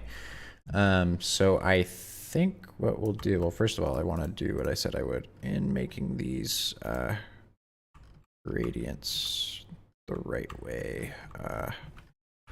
Let's have the bottom one down here be the same as that. Is that radial? Why is it radial? Oh, it's not. It just looks kind of weird. Let me change the direction on that to 0. And then same on this one. Although it looks kind of 3D, which is fun. It's got like a little bit of a bevel on it, but I can just add that in After Effects if I want to. Let's have the gradient be 90. Ooh, maybe the other way around. Let me just rotate it. Oh wait, nope, because that'll mess up my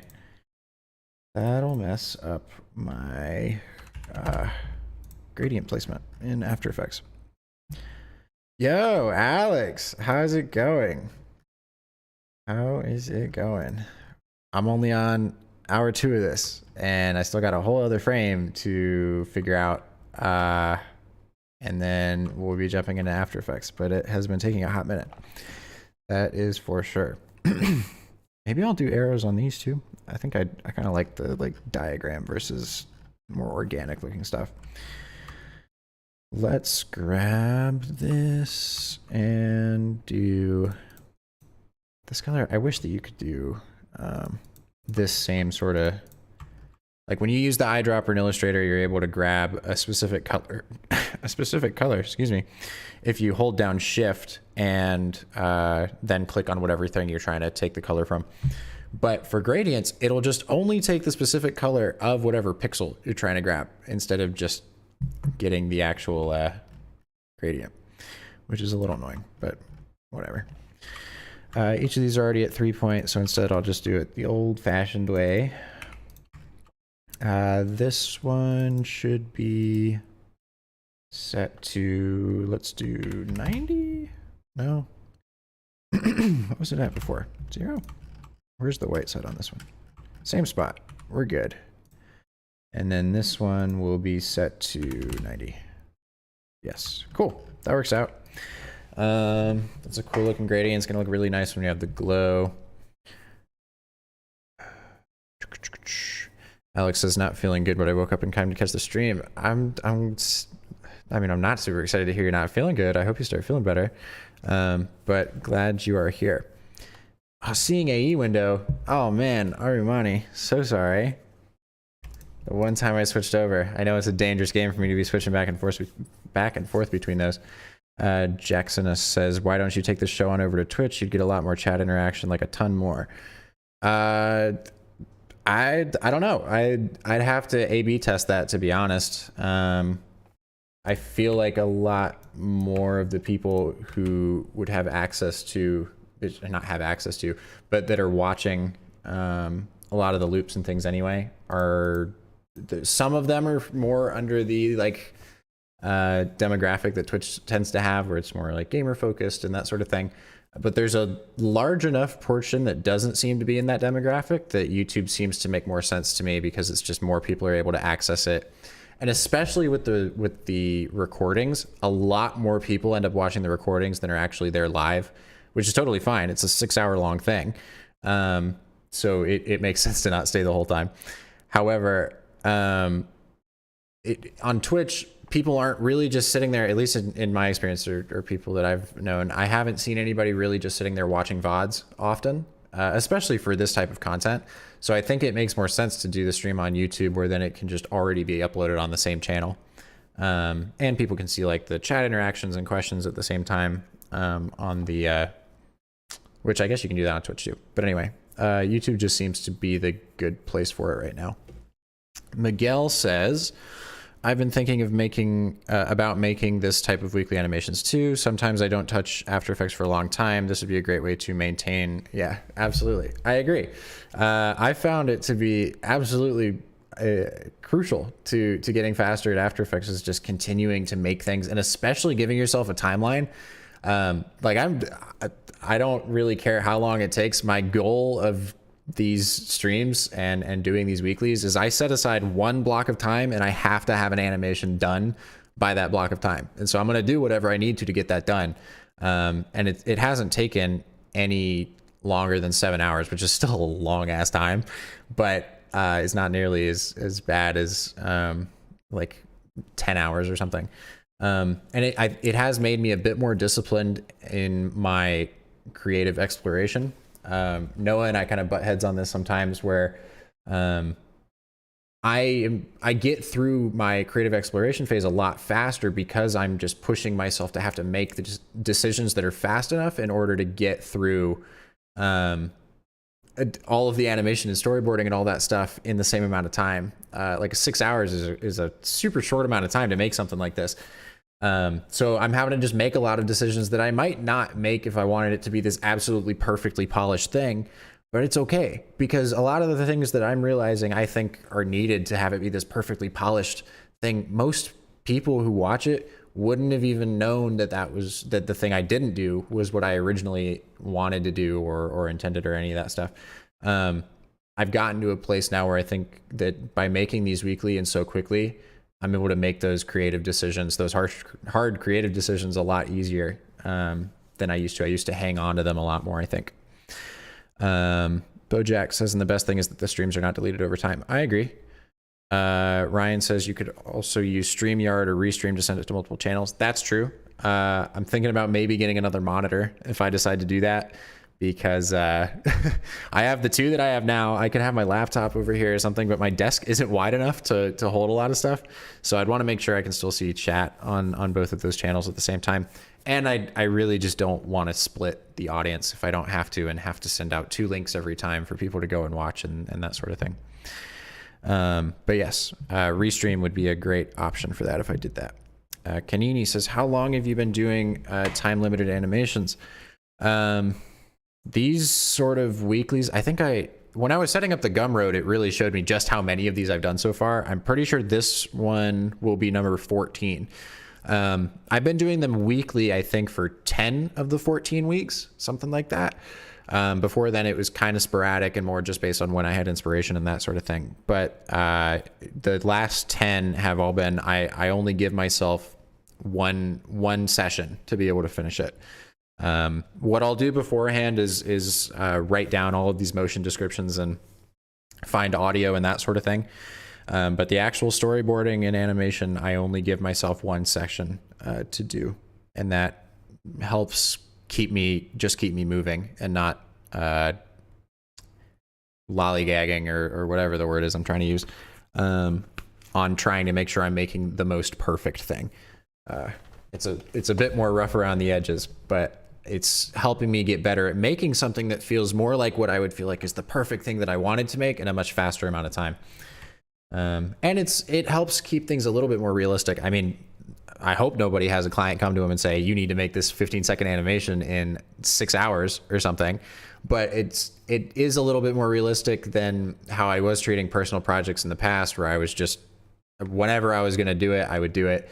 And there was no timeline on it, and they would sit for weeks, sometimes months, and I would just never get them done. But now I'm sort of treating myself as a client of myself in these situations by giving myself a time limit instead. And it's helped I mean, I'm able to complete client projects pretty quickly now too, by comparison to how we used to. So that's helping us save money and all sorts of stuff. I've really found nothing but benefits for me anyway on these. But anyway, let's go ahead and bring these shapes over to this next scene, and we'll break them up like how we did last time, which I got a good amount of comments on the last loop that people didn't like. That wasn't the initial thought that they had on how to make those sorts of fractures, and I had never done it before, so I think it's a pretty cool process. Maybe I should do like a little tutorial or something just on that, but it's super satisfying to me to just be able to go in here and let's grab this path. I'm going to delete all these extra elements. We don't need them anymore. and then just come in here, grab my pen tool, and just draw a bunch of lines all over the top of these shapes. And as a result, once I use the Pathfinder tool, I can hit this and do divide, and now I've got a perfectly fractured thing, a perfectly fractured shape to where I can just drag all these around.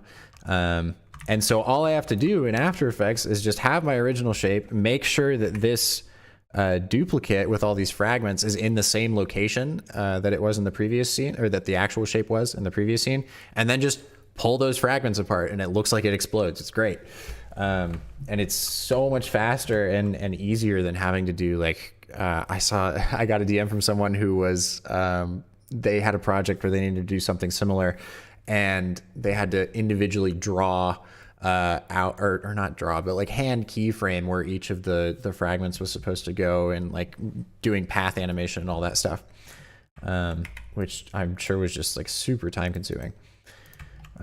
But anyway, we're gonna go crazy with these, which, I mean, it's the same thing that I did in the last video, but I had never done it before, and I want to see if I can make it look better this time. So let's do the same thing. Remove all those. That was probably loud, so sorry. Let me ungroup those just so I can grab these extra little remaining bits and pieces here. And then we've got all of our, same thing, all of our little fragments just hanging out there. Let me group those again, and then I'll do the same thing with this. Oh, my music is off. I was wondering why it was so quiet. There we go. And then I'll do another one that's through there. One that goes through there. And another one that, actually that's probably enough on that one. I'll just do that. Cool. And then this is the only one that's not going to be broken. So what else do I need to do? I need to break this up. So I'll need to do like, this one's not as easy, I don't think, because I can't just add paths on top of the path and say divide and have it work as well. I'll have to delete individual portions, but we can try it. I haven't done it, so we can see what happens. And then same thing here. I'm just gonna break it up into small sections. Hit divide. Yeah, it only works with filled paths. That makes sense. Okay. So instead what I'll do is just add some extra anchor points at different parts here. And so I'll just add one there and delete. And then same thing over here. Hit pen tool. Add another one there. Delete it.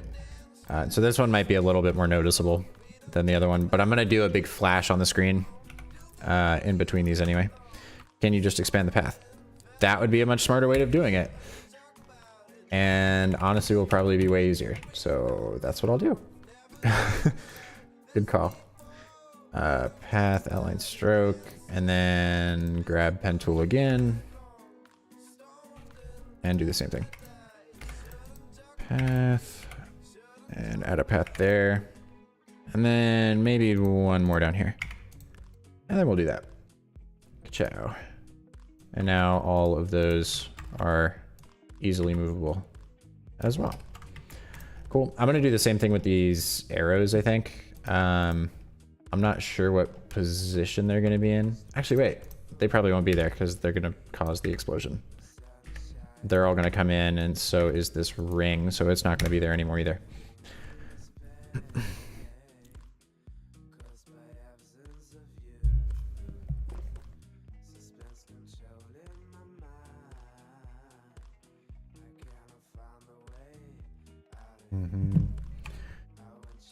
All right, we've got all those, all that's done, and then I just need to do the same thing to this guy here. But now I don't have my reference for the paths I was drawing. Cool. Let's just do this. One there, one straight across. and one like that. Oh, whoops, that one wasn't long enough. Actually, wait, let me try. I want to see how well it works if I don't have any of the like more crooked looking pieces and it's more clean cuts. That might not have enough pieces, actually. So I'll just go back and do the other thing I was doing. I'll do another one here. And that should be plenty. Cool. Remove that, and now we've got all sorts of things going on. And now we need to have the rest of these be the same gradient as the background, which I probably should have done before fragmenting them, but oh well. It's working fine so far. Just make sure I've got all those. Armani says, got to drop off. We'll check out how it turns out later. Have fun animating. I appreciate you. Glad to see you. Hope you have a lovely rest or whatever you're getting up to. Yeah, I'm sure these Friday night streams are a little difficult for some people to get to for sure, because of time zone differences and all that stuff. All right, and then this one, same thing. All of them are like that.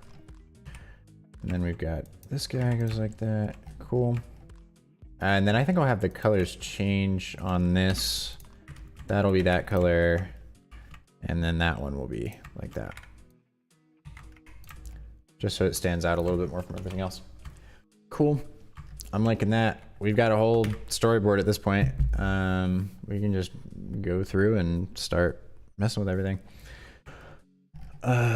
To get it prepped and ready to move over to After Effects. But one thing I wanted to try first was seeing if I did a, let's do like a third. And then if I grab this gradient, have it be like that, and 0% opacity, that like this thing might look interesting as this little, like, hey, come down here sort of thing. I think it could look cool.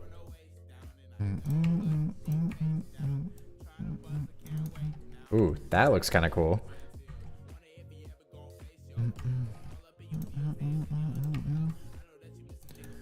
Let's try that color. The dark red looks so much better. Yeah, I'll just remove that one. The dark red just looks so good. Woo.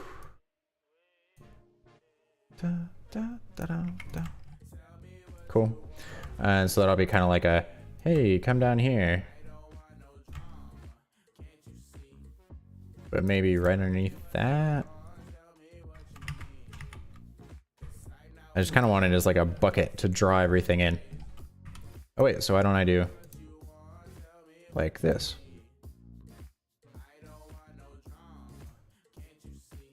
Aha, that looks cool.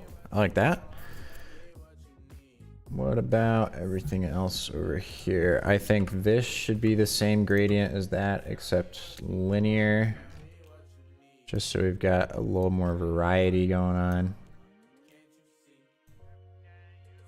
I'll add some extra points. So it looks a little more interesting. I'll figure out colors for these rings in a second, and then we should be good, I think. We'll see. It's 2 hours and 15 minutes. I don't know if I'll be able to animate this in 4 hours. I really want to make it under 6 this time. Under 6 hours, but we'll see. We'll see just how feasible that actually is. I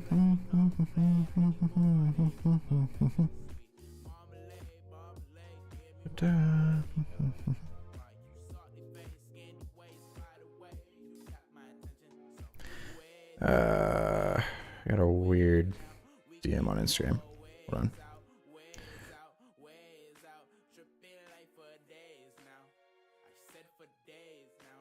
I'll just delete that. All right. Cool. Okay. Anyway, maybe these backgrounds have gradients too. I kind of want them to just be floating in the dark a bit, but maybe they have like little stars down here or something. Let's do just the white color and then grab that. Is that a gradient? That's a gradient. I did not even mean for that to happen. Just little stars hanging around. Just to add a little bit more depth to everything. Grab that, put this one over here. That looks a little too non-organic. Let me grab these, duplicate them. There we go. Now we're getting somewhere.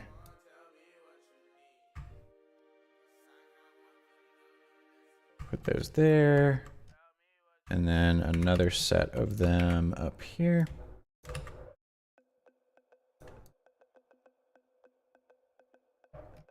That's cool. And then maybe there's, I was gonna add some here and here, but I don't really think it's necessary.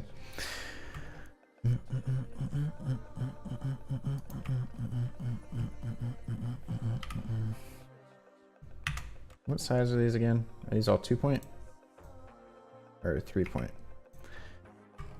I think these are all 3-point. All right, that's cool.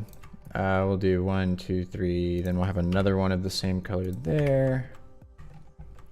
Another. I think I want all of these to just be the blues and the yellow to red, with some of the white ones in there too. But I think that'll look interesting.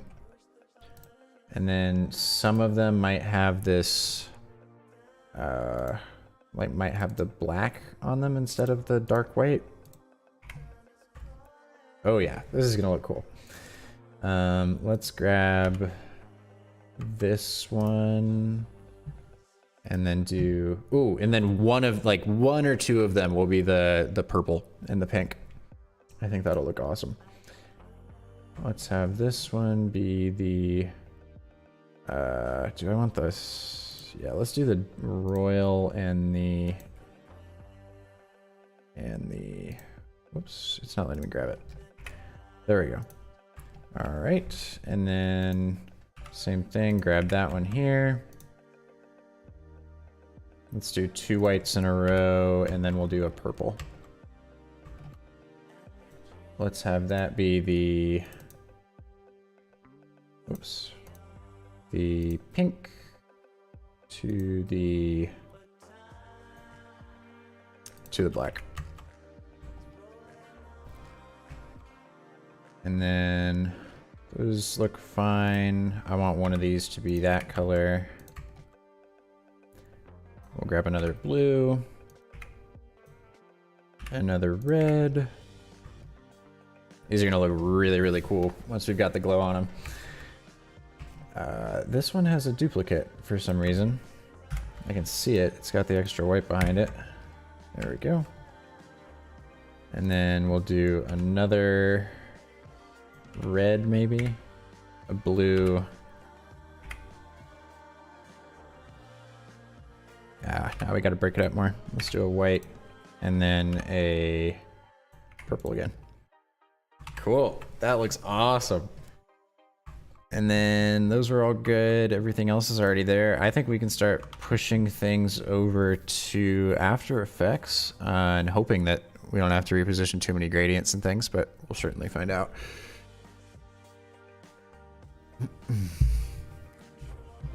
I got an email. Oh, cool.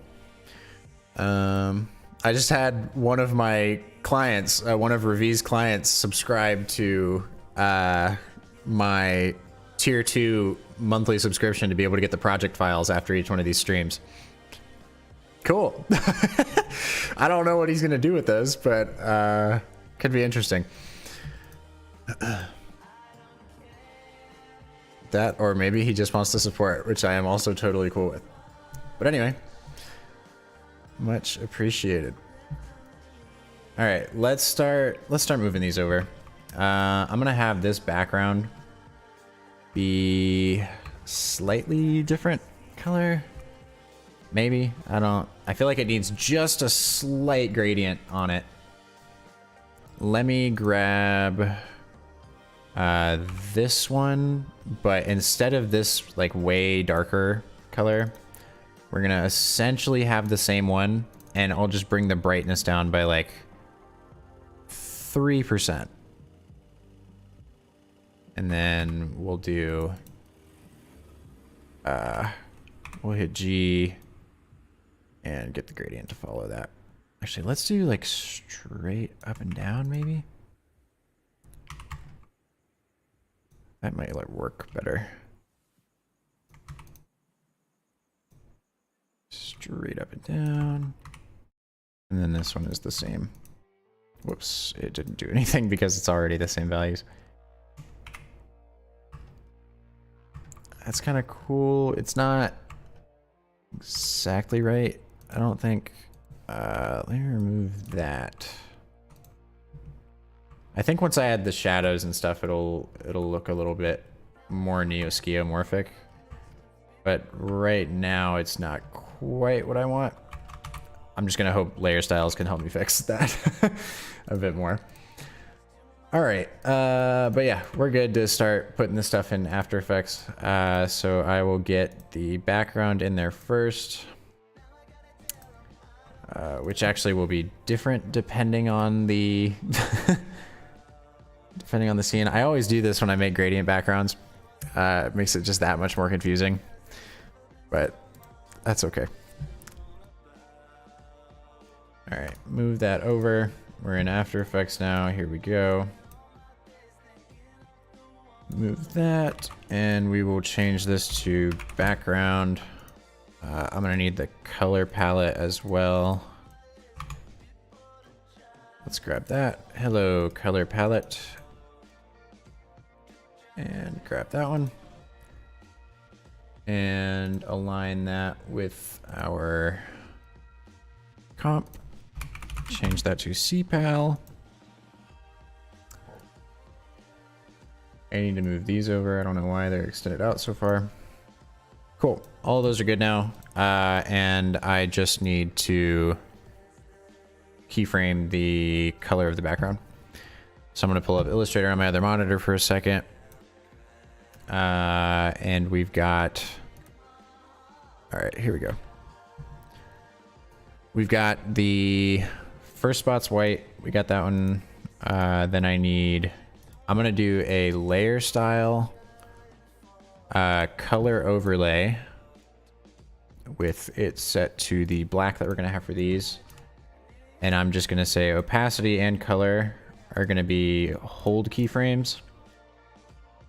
And it'll stay the same throughout scene 3. Then scene 4, we're going to have no opacity on this, and we'll need the actual gradient in the background to change. So I will have that set to these colors. Whoops. Those colors and those endpoints there. And then by the time it gets here, we will have, which I guess I'll put those as hold keyframes for now. We will have the gradient colors change to what it is in the storyboard. Top being black, bottom being the dark purple. It doesn't look like we actually need to do anything with the start and end point there. And then once scene 5 hits, we need the color overlay to pop up again because it's just all black. However, this is where we're going to be switching back and forth between the different backgrounds. So what I might do is just make the elevator scene, the one down here, on an entirely separate comp, and then just be able to cut the comp. That'll probably be a lot easier. So then I won't have to worry about the background in this either. I think that'll be good. Cool. Then we're fine for that, and it doesn't need to change until we get to scene, or the last scene, which will be the full white. Cool. That's easy enough then. And now it's already set throughout the video. Let me turn my music off. Oh, whoops. I realized that I need the... See, it's a good thing I checked. There we go.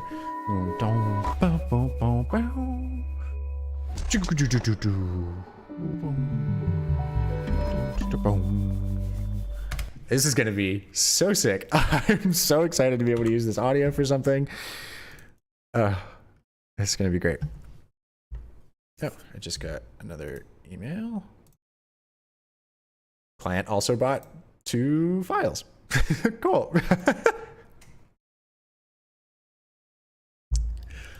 Gumroad is quite a service. That's pretty cool that people can just get the files now. Awesome. Let's get back into Illustrator and start bringing in some of these assets. All right, we've got our labeling all these is gonna be such a pain in the ass, but it'll be good. It'll be good. Here we go. We have our main ball. So here he is. Got our main ball hanging out here. He will be gone. Actually, it's the same shape, so I'll have it appear all through. Which frame does the ball disappear in? Up until scene 4, this thing's going to be hanging around. Any site you recommend to get that kinds of sound and effects? I use artlist.io for all of our projects. The sound that's made for this one is by a custom sound designer. He just made it for me and wanted me to try it out for a stream and for a loop. So there's some stuff on Artlist that can sound kind of similar, but it's kind of hit or miss. You got to sort through a good amount of songs in my experience and sound effects to try and find stuff that fits. But that's also because I've used the service for such a long time now that I've just used a lot of the stuff already. And I like to try and keep things new for me anyway. But yes, Artlist has a good amount of stuff. Lots of people use MusicBed, but that can get really expensive because you have to pay per license or per song. You have to get, instead of being able to do like a enterprise plan or something, is the only way you're going to be able to do just access to their whole library for a monthly fee, I think. I remember it being quite pricey. But yes, artlist.io is what we use usually if I don't have custom sound. This is a new thing for me. Okay, so we've got main ball. He's hanging out there. I'll put it underneath our color palette. And then let's go back here to Illustrator. We've got left box.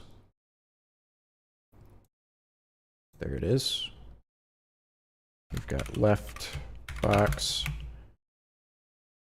And that's going to go down here. That one ends after scene 2, or after scene 1, I mean. And then we'll pull this other one in. Then we've got right box. Nice. Back to Illustrator. Thanks. Yeah, no problem. No problem, Bojack. I gotcha. It's also just a good, it's a well-priced service. It's a lot cheaper than a lot of the other alternatives, and they have a very large library of songs and sound effects. Okay, left line is what we'll get there. That ends after scene 2 as well, or after scene 1. Then we've got this one. That will be right line. Cool. And that's all the stuff for the beginning scene anyway. We'll add layer styles and stuff to that to where it'll be easier to see the ball and the boxes on there. But hopefully it'll look kind of like futuristic looking volume sliders or something. Could be cool. But sweet. Let's keep on moving. We've got scene 2 is going to be a bunch of rings coming in here. Let's grab all of those. I'm going to have each of them come in as their own shape, I think. I don't want the background selected. Let's do this. Okay. And I'm going to press this little button up here, this little explosion icon, to be able to have Overlord put them all in as individual shapes. And my After Effects is going to get really annoyed because, okay, actually it was only 16. That's not bad. That's not bad at all. Main ball needs to be on top of everything. These all start here and end by 3. That's actually really fast. I need one of these to stick around though, so that it can fill the place of that other ring that we have in the next one. So I'll have that be this one, maybe. Which one is this? Oh, it's like top to bottom. Okay. I'm gonna need to change that, I think. Well, I guess that makes sense from a layer standpoint. With having the ball up here, then it would be like descending order is how far out it goes. Which one is, where is this ring in the center coming from? Is that the last one? Why did it do it second to last? That's so strange. That's fine. Anyway, I'm gonna have this 4th one, I think, be the one that extends out into the next scene. Cool. We've got our ring hanging out in there. Nice. Moving on. We are now going to add all of our little doodads in here. I need these to be ungrouped. That one already is. Cool. We've got our top arrow head. And then our top arrow spire or stem. I don't know what to call it. Oh, we've got that behind the main ball, that behind the main ball also. Oh, I should probably label all these rings. Ring 1. And then I'll give them a different color in the layer stack, so where it's not just all of these dark teal shape layers. Ring 5. Oh, whoops. I've been sitting on Illustrator, my bad. Ring 6. Ring 7. With Arumani gone. He usually keeps me in check on making sure that I've got the right tab pulled up. It was a real struggle that first stream, trying to remember which one I was on. 13, and bring 14, and 15. That's not the 15th one though. They're all kind of out of order for some reason. Or like they're in order for a second and then it skips for some reason. Go there and then there and there. Like where's this pink one? This purple one's supposed to be after that. And like that one should be after there. So it goes like that and then like that. What is going on? I don't understand why they're so far out of order.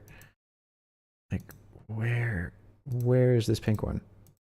Pink one is, okay, so 15. This one needs to be there. Boom, boom, boom.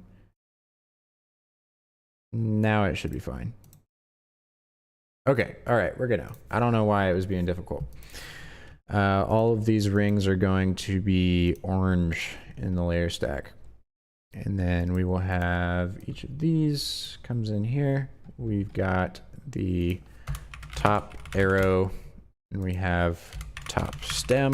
I'm putting these things on different shape layers unlike I normally do, or more than I usually do, because I know I'm going to have to add glow to some of the things, some of the parts of the shape and not others. Like I think that the top of the arrow might have a different deep glow value than the bottom of the arrow, because some of them are going to have more of the white in there and some of them will have less. So I want to make sure I'm doing an even look on the deep glow, and it wouldn't look great if I had that just applied to one layer. Anyway, though, moving on, top stem, bottom stem. Now we're back in Illustrator. And that did not transfer right. That's fine though. We've got bottom stem. I must have rotated it. And so then we'll go in here and fix that. Yeah, I rotated it, so I messed it up. That's all right. We're good. I fixed it. And then Move that over there. Have it end after 4.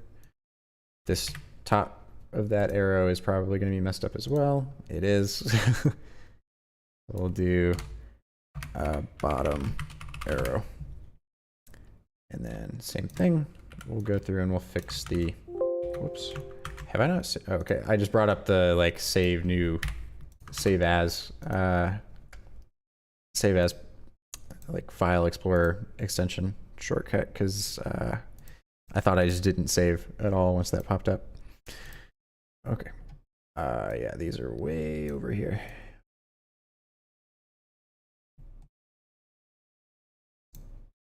Cool. And then that one sits there. Our arrows are in there now.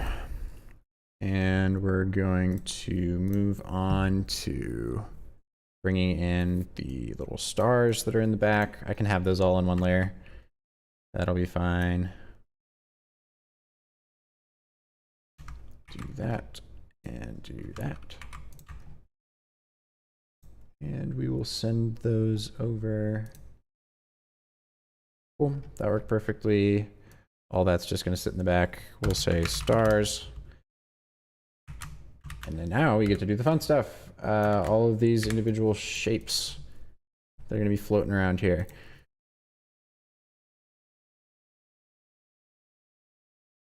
I'll turn the music back on for this.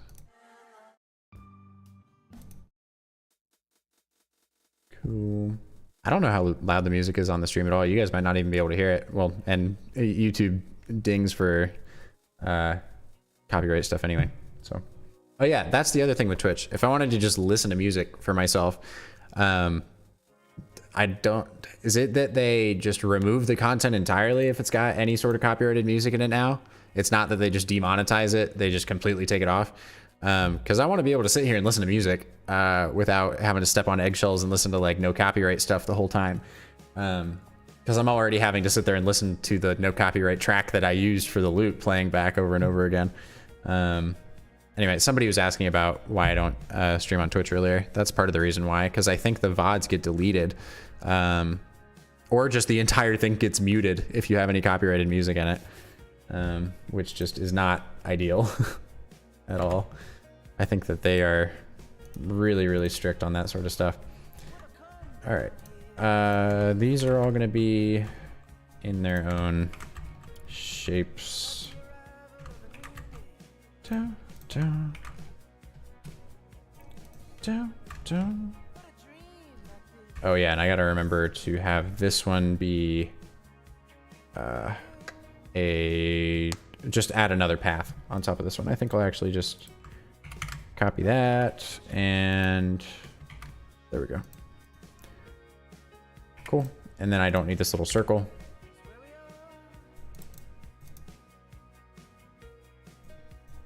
So I can just do trim paths instead. I think that'll be good. We'll do a round cap on that.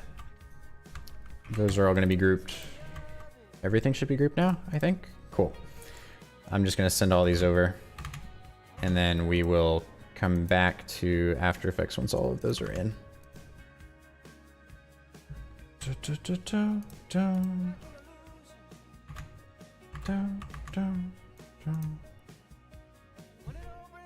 Okay, all of those are there, and then I'll just need to make sure that everything's lined up. You play audio on 2 channels. The first is your main audio. The second, where you output your music, disappears from the VOD. VODs can be stored for 6 months, but you can't also re-upload. You can also re-upload it to YouTube. Okay, I gotcha. It automatically will detect the 2 different streams or the 2 different audio channels, or I need to do that myself with like a Go XLR or something like that. I'm not sure how that process works. Let's send this little orb over as well. Even if you don't do the 2 channel thing, Twitch automatically mutes only the part where that audio is playing. Okay, well that's good to know. Cool. Let's grab these. They all start there, and they'll end there. Our arrows are going to be purple, because why not? And then all of our shapes are going to be green. Great. And then is this our top dot? Not sure if you knew, but there are playlists created by a stream called, oh, Harris Heller. I used to have a lot of his videos show up on my YouTube recommended for a while there. Stream Beats that has loads of music you can listen to, and it's all copyright free. Cool. That's good to know. I mean, I could do some sort of poll on my different social channels and see how many people really prefer Twitch to YouTube. We could probably figure that out. But yeah, we'll see. If there's enough demand for it, then I'll totally do it. I'll just need to have another stream to look, or screen to look at the chat there. Or wait, no, because I can just do it on Restream and I don't have to look at both of them. I see. Let's do tap ball. And then this one is line. This one is X. This one is like, I'll call it a gear. It's more like a sawtooth thing, but square. And then this one is like chat bubble or something. I haven't used Twitch in quite a while. If anything, nowadays, usually I just watch whatever cut downs they have of their streams on YouTube. Ludwig has some good stuff. I see some of his videos every once in a while. I really like any video that Doug posts where they do the like challenges involving chat and that sort of stuff. I think that's pretty interesting. No one else really comes to mind right now, though. I've had some people recently that are fellow motion designers that have started streaming because they thought it was interesting, and so I've watched a couple of their streams, and I'm gonna keep doing that. I'll keep pushing for anybody who wants to stream this stuff. I think it's a cool thing for people to get in on. But anyway, let's jump on back into this. We've got tap balls there. That's fine. All of those are good. Now the tricky part's going to be getting the other ones to be in the correct direction. Oh, YouTube streamer now. That's true. He did get a giant contract for that. But anyway, just general live streaming, I don't watch a whole lot. I typically will just watch whatever cut downs there are, because I just don't really have enough time to be able to sit down and watch a stream, usually. Let's move stuff from here. Was that attached to that? Okay, good. Let's grab this guy. He'll be in the center. We've got our like beam friend, which needs to sit behind all these so I can grab him at least. This path. That other X down there. The gear. And our box guy. Okay, so we've got each of these now. Which one's this one? Oh, I see. Okay. Each of these will go underneath that. This one is main ball. D, I'll call it D for like decayed or something. This one will be square. This one is gear dash D, X dash D, line dash D, chat dash D, and then what's this one gonna be called? It's just gonna be called like bottom highlight or something. And we'll put that one up above everything.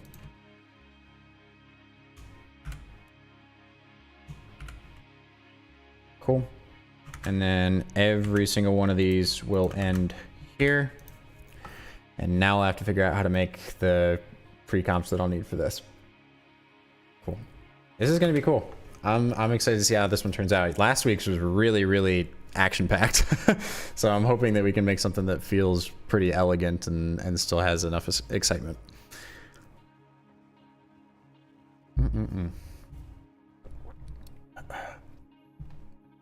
Cool. And then we'll have, yeah, I'll just leave each of those as the colors that they are for now on the After Effects timeline.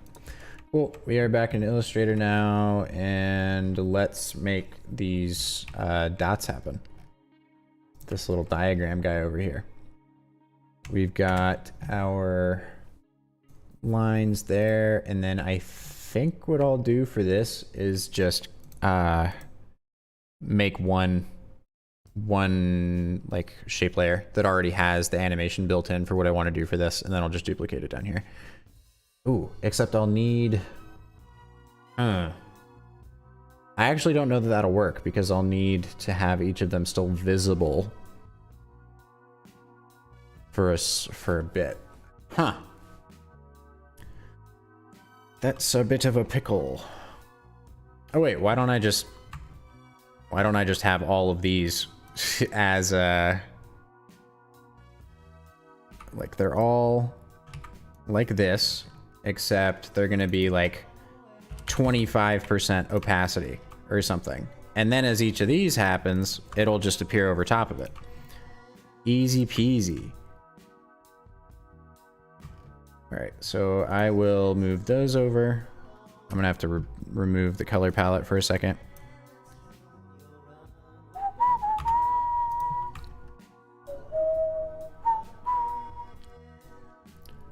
Oh, whoops. And then I will just grab all of these as one group and then push that over. I'm really hoping After Effects doesn't crash on me. It very well could, because that's a lot of shapes. Oop, not responding. This is a good sign. It's going very well. Hey, there we go. Thank you, Overlord in After Effects. You didn't mess it up. Cool, we've got dimmed, grid, and then we've got selected. Those will be here. They'll be gone by there. All right. Ooh, it didn't do the opacity on this. Interesting. Move them all down to like 25%. Those are cool. Should be fun. Da, da, da, da, da.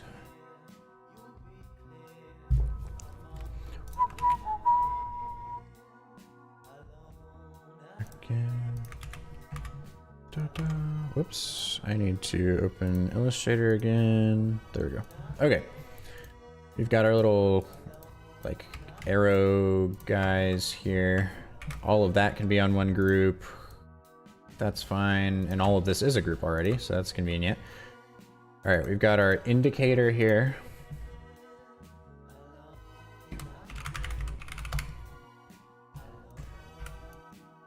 Cool. Anvik says, Ravi's work has a very specific and cool aesthetic.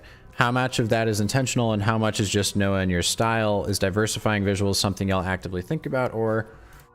Great question. Noah and I have actually been talking about this a lot recently. Let me turn off my music so I can really focus on this. Okay, so it's been really interesting to even have people recently tell us that they really like our style, and for it to feel like we actually have developed one. It's one of those things where like lots of people set out to go ahead and try and find their style, and make something super unique, and that way they can just like keep selling that style over and over again and have a different like corner of the market or something. It's a lot easier than being a generalist and competing with a bunch of people who are like, if there's someone who specialized in this 2D gradient style or whatever, and I was just only doing that 1/10 of my time, I'm not going to be able to do it as well or as efficiently most of the time, as the person who specializes. So in that aspect, it can definitely be super helpful to have a defined style, and that's why a lot of people try and go and seek their style. The problem is, and that we experienced for a long time, is finding and making a style is one of those things where it's like a Schrodinger's cat type situation, where is that how that goes? Where it's like you look at the whatever that philosophy is, where you look, or that theory is, where you look at the thing and it no longer exists, or It's no. That's what it is. It only exists when you're looking at it, but let's do it in the opposite. So if you try and look to like, I'm going to make my style exactly like this, and I'm going to define it like this, most of the time, I don't think that works too well. I think it's incredibly hard to make something that is truly unique at this point. I think it's really just an amalgamation of a bunch of different styles, is how a lot of today's work is. But generally, we've only found that style because, or whatever people think our style is, this more like snappy 2D gradient filled thing, because it's just the thing that we wanted to do and the type of motion that we found interesting. We're not the only ones that are doing it by any means. There's lots of different studios out there that we take inspiration from.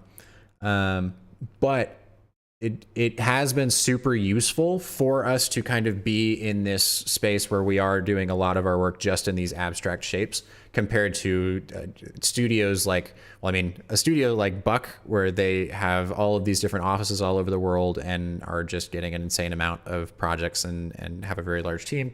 They don't really have to worry too much about being generalists. It's probably much more beneficial for them to be more general in what they're able to do, because then they can work with everybody. They're already at a pretty large size.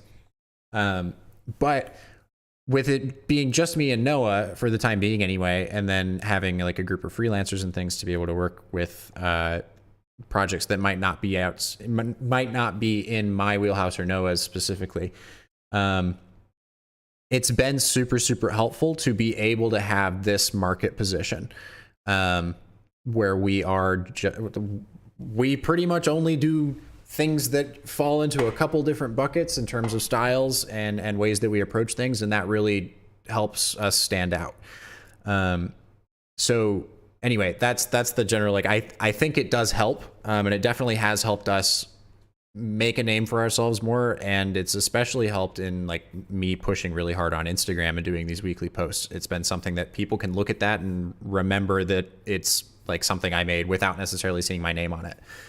It's cool to be able to have that like brand recognition now. But anyway, you had also asked if diversifying visuals is something we actively think about. We do. I will say personally, for me, a lot of my work is kind of restricted by, well, I mean, that's a pretty obvious statement, is restricted by my abilities. I don't have a traditional art background in any sense. I'm really, really terrible at drawing anything on pen and paper or any of the more like handcrafted arts and that sort of stuff. Never been great at it. If I didn't fall into motion design and be able to do the like snappy shapes and stuff that I did, I probably would have been an engineer or something. But looking at design from more of a like geometric sense and looking at it from like an engineering sort of mindset, lends itself super, super well to the sort of work that I'm putting out in these loops and things. It is much more geometric and focused on like ratios and all that sort of stuff. You guys probably see me do math like 10 or 15 times a stream, or something like that. But anyway, hopefully that, well, and anyway, so we have thought about doing different styles, but it doesn't quite make sense for now. We want to be able to do super, super cool cell animated, illustrated pieces, but we just don't have those capabilities right now. So we're really, really pushing the stuff that we can do and the stuff we can excel at that lots of other people just aren't focusing on. And that helps quite a lot, in terms of getting us clients that really, really like the stuff that we do, and helps us stand out. Andrew says, I'm out. Great to see your process. Have a good night, everyone. Hope you have a good night too, Andrew. Appreciate you for being here. But hopefully that answers that, Anvik. I'm totally happy to elaborate on that further. But yeah, that style has just kind of emerged as what we've been able to do. Generally, just the two of us. It's a lot easier for us to use abstract shapes to communicate things. Jackson says, I don't know if I sound like a nut. I think you got to look for yourself at your friends that started streaming, if it's good or not. Twitch, from my point of view, seems insane for people like you. It depends. There's definitely ups and downs to both platforms, but YouTube seemed to be the best option whenever I was starting, or whenever I was thinking about streaming. Nike says, thank you for doing these lives. Such a great resource. Of course, anytime. I'm happy to do them. And I love being able to answer questions like these. Anvik says, yep, that makes sense. Thanks. Cool. No problem. Let's keep moving stuff in here then. And I will answer more questions if they pop up. We've got this one. There's the indicator. That's good. Back to Illustrator. Grab this little like slider bar.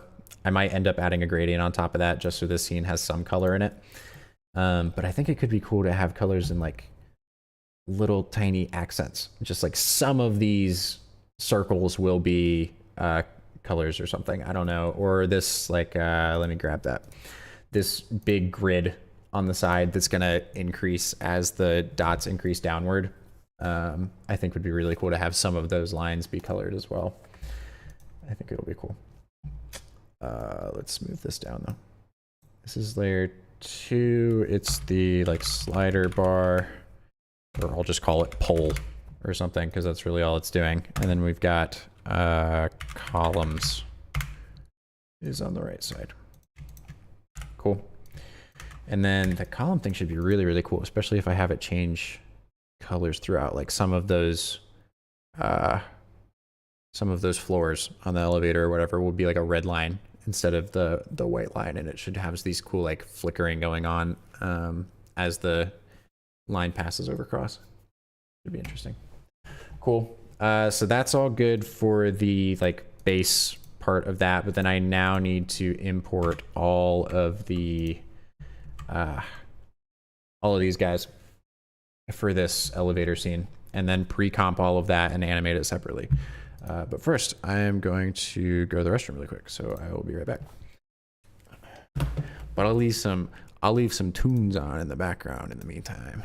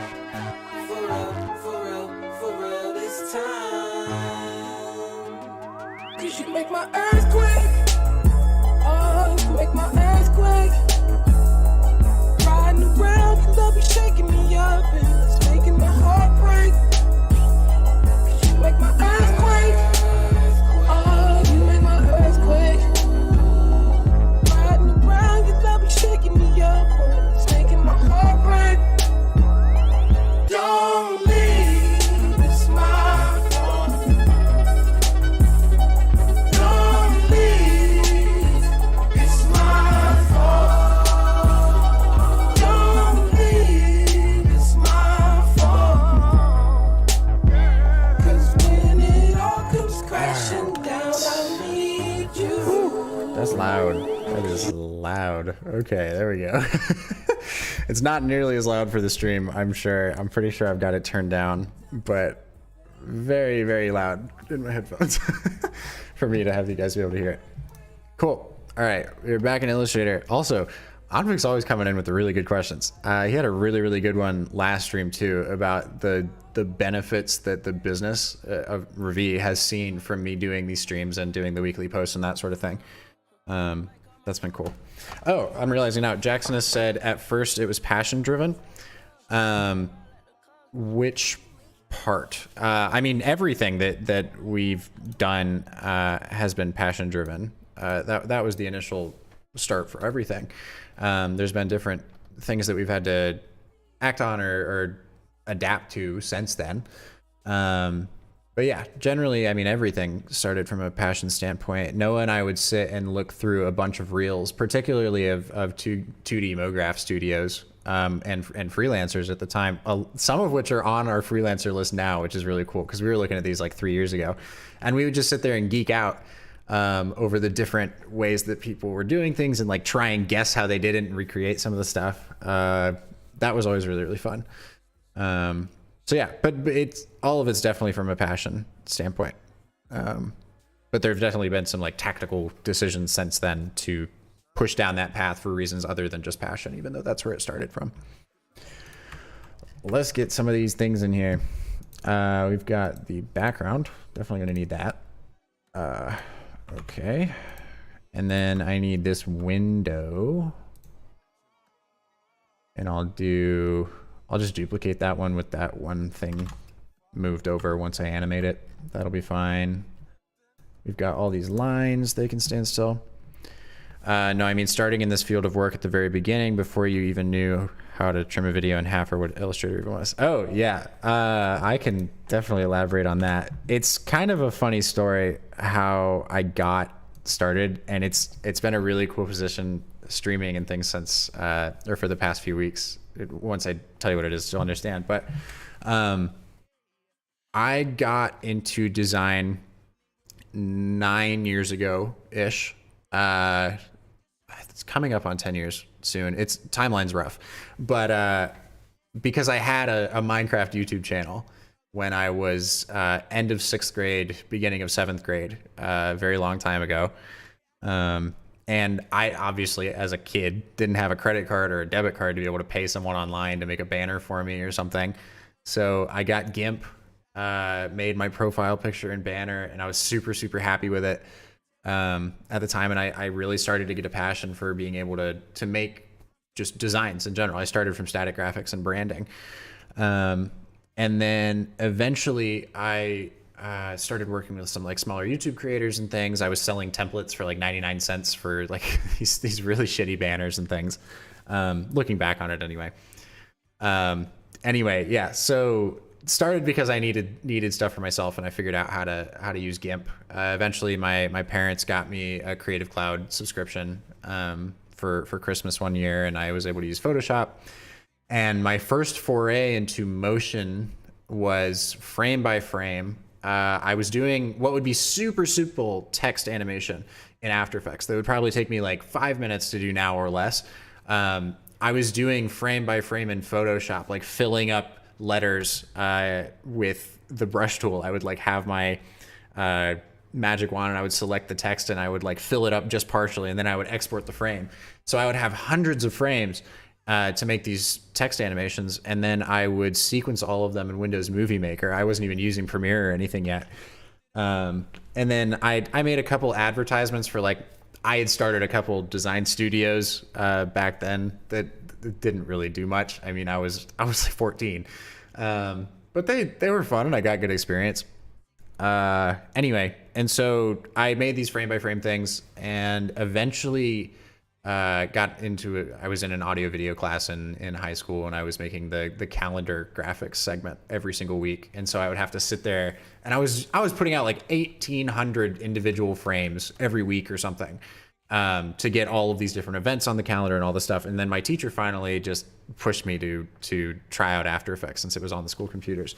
And I mean, I just can't believe that I was spending so much time kind of torturing myself making these those like thousands of frames, when I could have just learned the program. Even though, I mean, After Effects looks daunting, and it's scary, and it takes a while to learn. But once I did that, there was really no turning back. I think I got a DM from a small software company on Twitter that had seen one of the frame by frame things I made, and they just hired me to make a short, like 30-second explainer video for their company. And that was the first thing I did in After Effects. And pretty much, well, it wasn't the first thing I did in After Effects, it was the first thing I did for a client.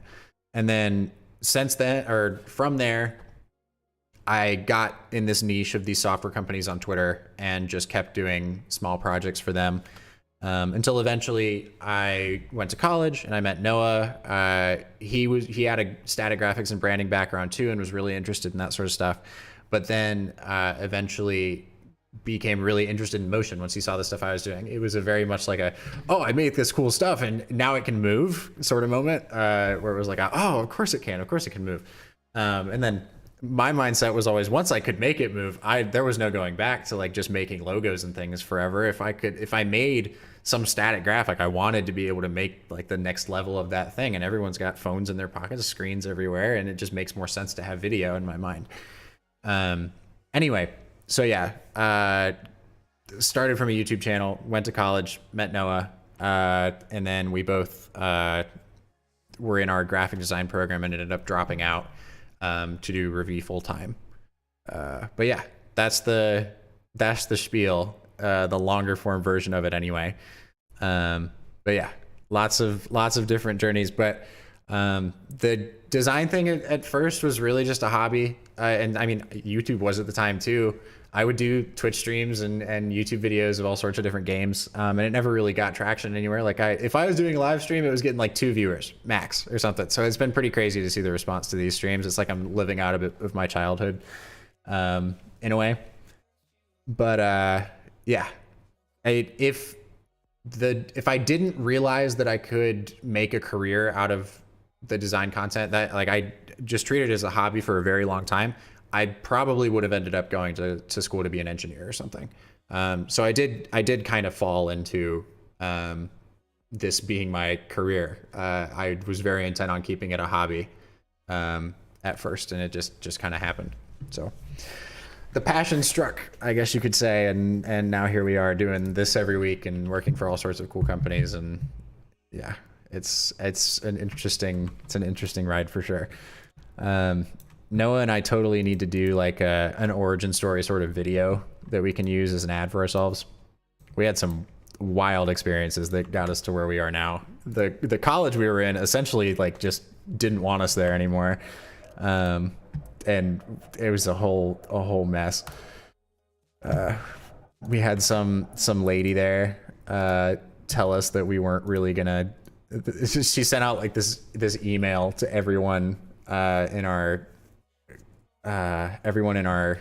program, essentially saying that like a couple of the students that were like freelancers were never going to go anywhere in their careers and not have any real upward momentum or anything. And so it's we've had some wild experiences, for sure.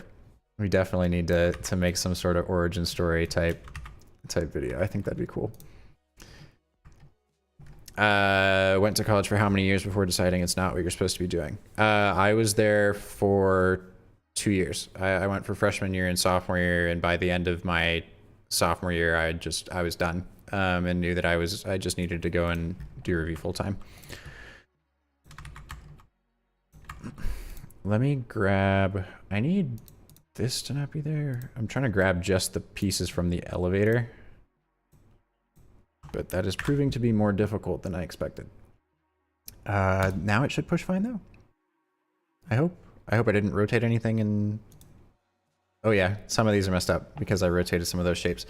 That's rough. It sure was. It was an interesting experience. Yeah, college was just definitely not for us.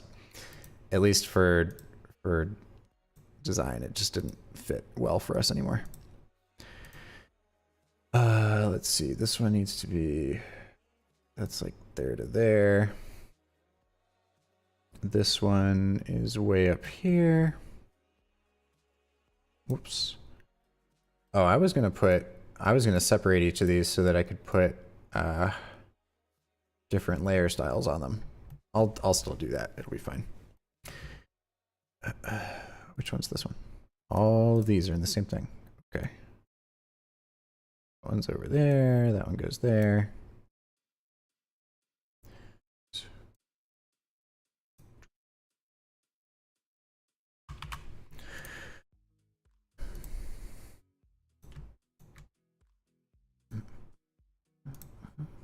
This one is the...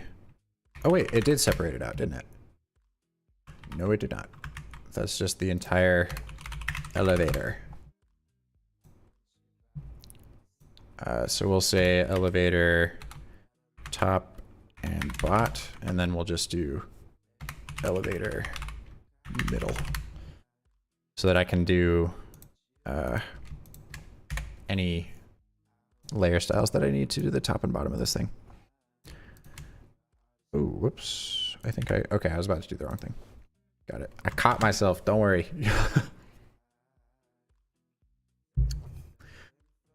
So you never really went through the freelancer in 2022 route, which is Upwork and all that. You started freelance straight at 14, making banners for $1 a time.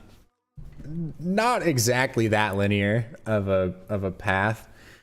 And I'm totally open about how much I was pricing at that time. We actually did a podcast recently with a group of guys that we talked about that a little bit more in depth. But originally I was charging those like super small amounts of money. Yeah, and it was largely because it was fun.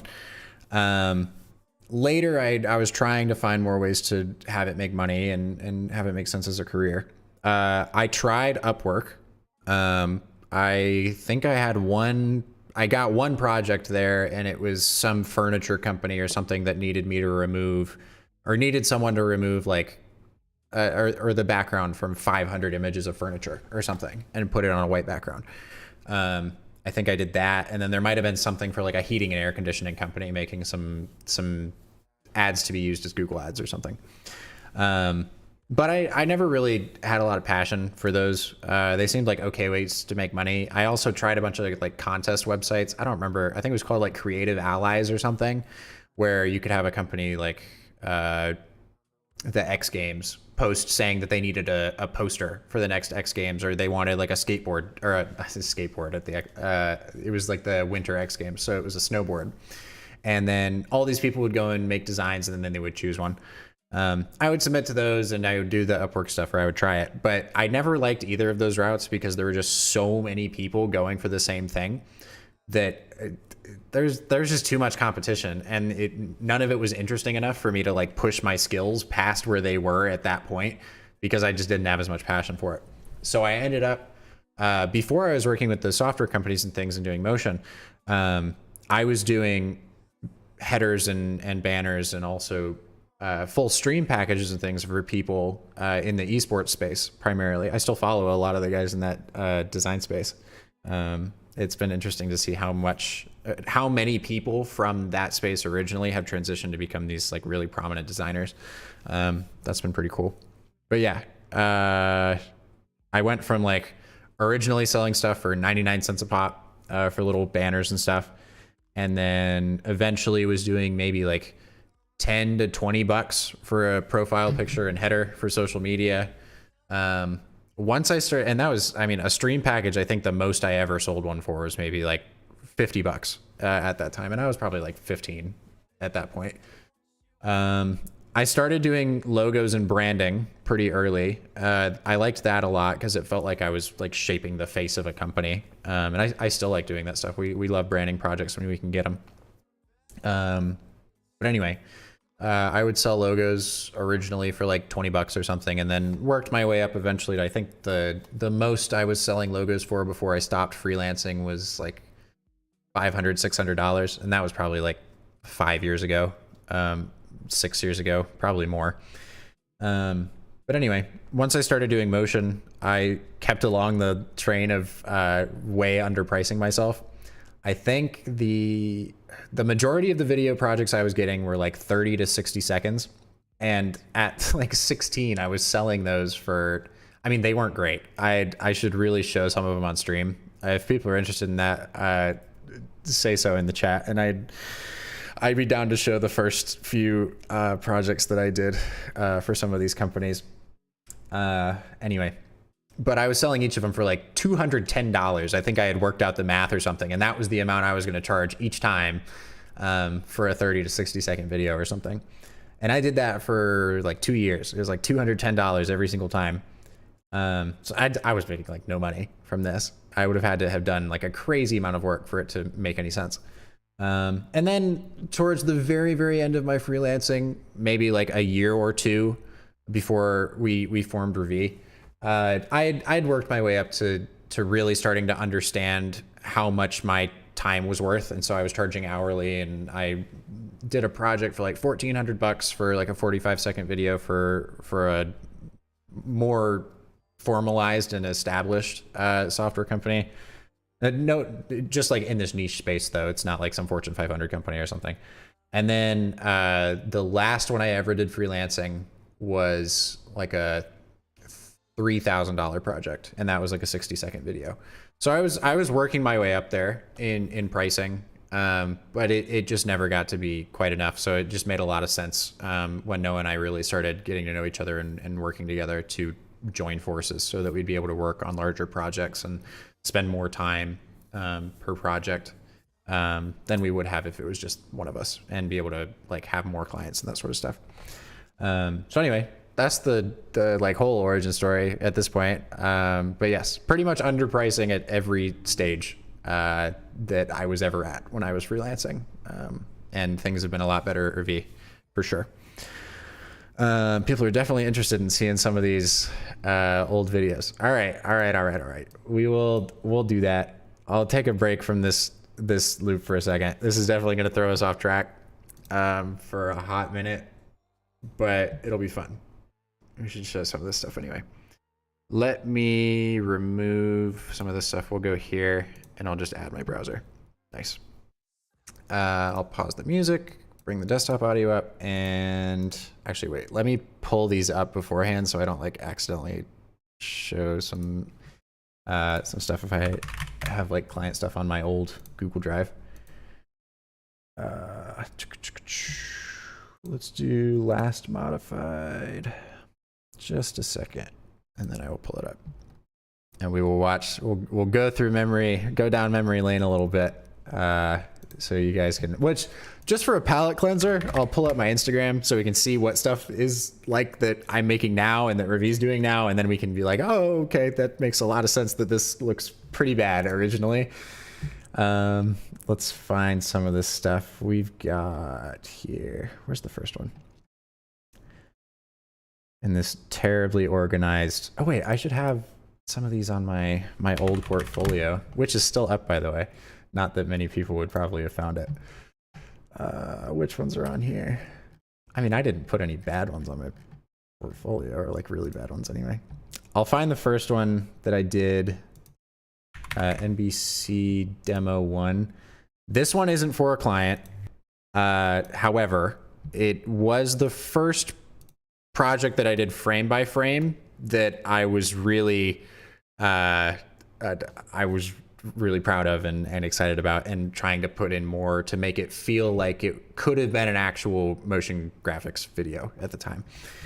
And it was just like a little thing, a little bumper that would play in between shows on like NBC or something as like this show's coming up next. So all of this was frame by frame. And I added the sound after I animated the whole thing, and it somehow matched up perfectly. But anyway, here we go, a little 7-second clip.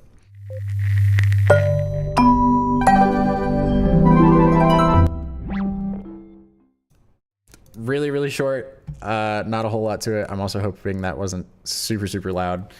But anyway, there was that one. I think that one's kind of fun. I still go back and look at that one every once in a while. The texture on the little ball thing is just pretty fun. But let me pull up another one really quick. But that was one of the first things I ever made, frame by frame, that I felt pretty good about. Where is, oh yeah, here we go. Is it this one? I would have shared it with them, so I don't think it's in that folder. 1 second, guys. I am working on finding this. There it is. All right, this is the first client project that I ever did from a motion standpoint. Here we go. All right, it's for a company called Apreme.io. They essentially would help people buy hard to find shoes using their software at like different streetwear drops and that sort of stuff. Anyway, and here it is. The first one I ever did for a client. And I'll turn it, what is it like if I, all right, I'll turn it up a little bit. Cool. All right, here we go. With the really hard hitting trap beats that I would find on YouTube.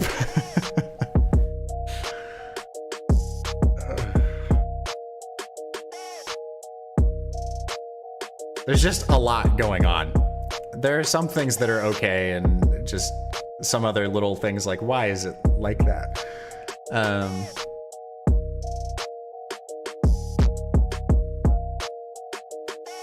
I don't know what happened in that part. I guess I was just like, yeah, this will be cool. But anyway, yeah, there we are. That was the first client project I ever did. You won't find this thing posted anywhere. I guess now it'll just live on my YouTube channel if people want to come back and watch it. But yeah, that was the first thing I ever made for a client. There's all sorts of things wrong with the video. I got imagery from the client of what to put in the phone screen, like screen recordings of their software and all that sort of stuff. And for whatever reason, I never noticed the like hours and hours that I was working on this video. I never noticed that I didn't trim the corners off of the phone model that I was using, the image. There's that, but there's also just these walls of text that are there that are not there even close to long enough for you to be able to read them. You would have to pause to be able to even figure that out. And there's just like some really weirdly placed accent elements and stuff here. The motion isn't super smooth. There's a lot of things that we've learned since this. But there are some things in here where I'm like, I see this like thing that stretches across the screen at the top, this like lasery looking thing. And I'm like, I couldn't even tell you how he did that, honestly. That looks pretty good for that video. I'm a little surprised each time. But anyway, that was the first one I made for a client. I've got plenty of others. I think I did like 30 or 40 videos, something like that, for all sorts of companies just like this one around that time. And those were all like $200 or something. Which, I mean, it's a pretty good deal for 200 bucks. It's like a almost 45-second video. But anyway, let's get back to cracking on this storyboard. I'll take a look at chat in just a second. Let me make sure that it's back on. Yeah, okay, cool. We're back in After Effects. Jackson says, what advice would you give hardcore Minecrafter filling up text with a brush, exporting each and every single frame, and now that you went through the entire journey? Keep on going. It seems to work out okay when you eventually work in After Effects. Misplaced you in that jumble of text. What are you talking about? You should be proud of that. It looks 10 out of 10. The NVC thing is still, I think some of the stuff that I was doing frame by frame looks a lot better than the original things I was making in After Effects. I'd agree with that. And then still looks pretty good just from a motion standpoint, not ad point. 100% does not work very well as an ad, especially on social. People are going to be watching that on tiny, tiny screens and having a look at these paragraphs of text. No idea what, like, I don't know how old I must have been then. 17, 16? No idea what I was thinking at that time. But I'm sure I thought it looked cool as hell. So anyway, let's move these over here. But yes, I've got so many of those that I can go through. And if at some point people want to do a stream during the middle of the week that's not one of these longer ones, where I'm actually making a loop, happy to go through all of those projects and give critiques on like what I like about some of them and what I don't. Would also love to set up another one that's not a time where I'm making a weekly loop to be able to do any sort of like, I don't know if I want to do portfolio reviews, because a lot of the times the advice I'd end up giving just ends up being the same. But I feel like it'd be super, super cool if I could get people to submit projects that they recently worked on, and then we could review those. Could give feedback, and then, I mean, hopefully that'd get some more views on different people's projects and that sort of thing. I think it'd be fun. So I'll work on scheduling those, but anyway. Let's see what else we need in here. Oh yeah, those will just have to decrease in opacity. I think otherwise though, everything is already built out in here. I'll just need to make that window and then we're good. Which at that point is just making these little elevator doors and then we're animating. It's been over 3 hours. This is gonna be another long one, I think, but I'm gonna animate like the wind, I promise. I'll try and be so quick. And then if not, everybody can go and I'll just finish the whole thing, and post it, and everyone will see it tomorrow when they wake up. But anyway, here we go.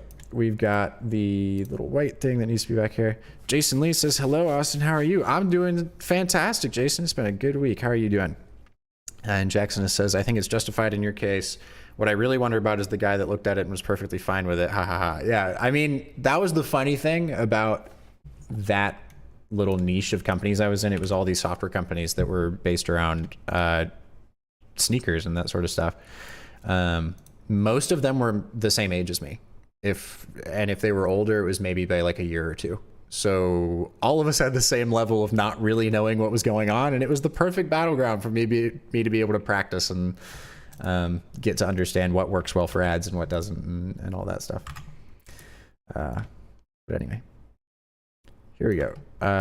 These doors can be on one layer. Love the NBC one you did. You already had compositions down pat. I will say I did have a lot of design experience by that point, even if I didn't have motion experience. So the like design fundamental sort of stuff, I'd probably have already been doing design for 5.5 years by that point. A lot of that being in like static ads and that sort of stuff. So I was able to take that knowledge and move that over to motion pretty easily. I'd love to see if I could find the original like folder of frames for each of those frame by frame videos, because it's cool to look at how each of them is formed.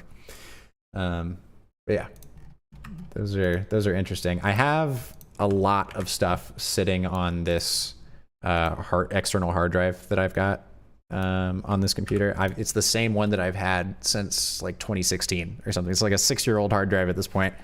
It's like 3 terabytes, and I'm still not even half full with it after doing design for so long. Now Noah and I do most of our work on Google Drive, so it's not adding extra space on there. But I've got all my projects that I was doing freelancing basically just sitting on there.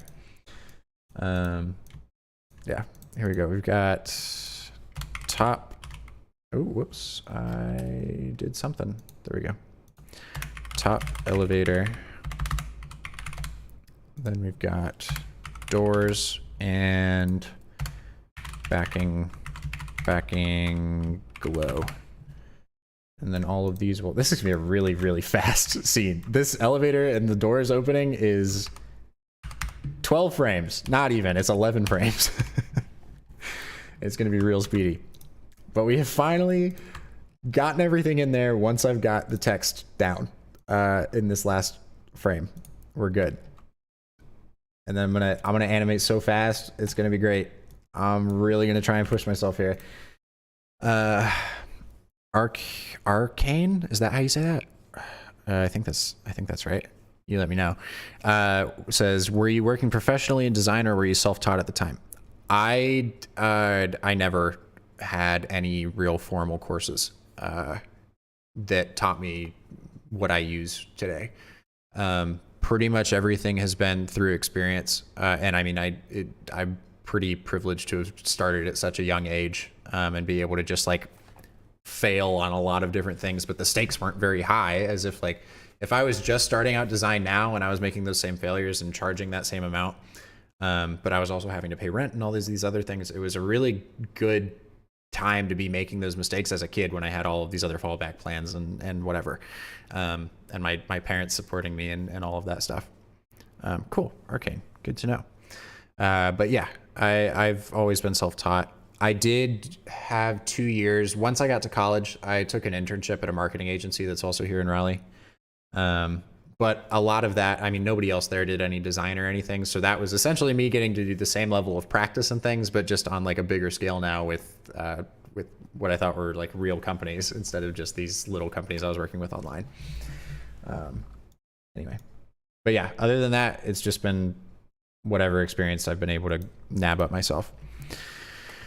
Jackson says, a better question would be, out of everything you've learned, who taught you the most other than yourself through experience?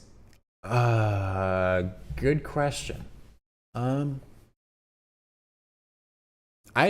mean, that's one thing that I really like having now, and a lot of it's more centered around the business development and that sort of thing. I didn't really have much mentorship, to be honest, throughout that time. None of my friends were really interested in design in any sense. It was just something I was kind of doing off by myself. So it really was just tutorials and things that I could find online whenever I got stuck. But most of my days were sitting in After Effects. Once I got into After Effects, just lay line by line in the effects panel up here, going through each little drop down and just trying each one out individually to figure out what each one does. Same thing with twirling down shape layers and finding all of the contents and properties and stuff in there. Same with text layers, and just trying each thing out until I could just combine those things. And it was roughly the same thing with the graphic design when I was starting. I would take in a lot of different media, whether it be through Behance or whatever. And one of the things that really I think was a pivotal moment from design for me was doing the 30 logos challenge. I think it's by Creative Grenade. And they would essentially send you mock briefs for logos every day for 30 days. And that is kind of the same sort of mentality that I'm able to take with doing these weeklies and being able to work quickly and efficiently and all that stuff. I found that to be super valuable very early on. And the 30 logos challenge was really helpful.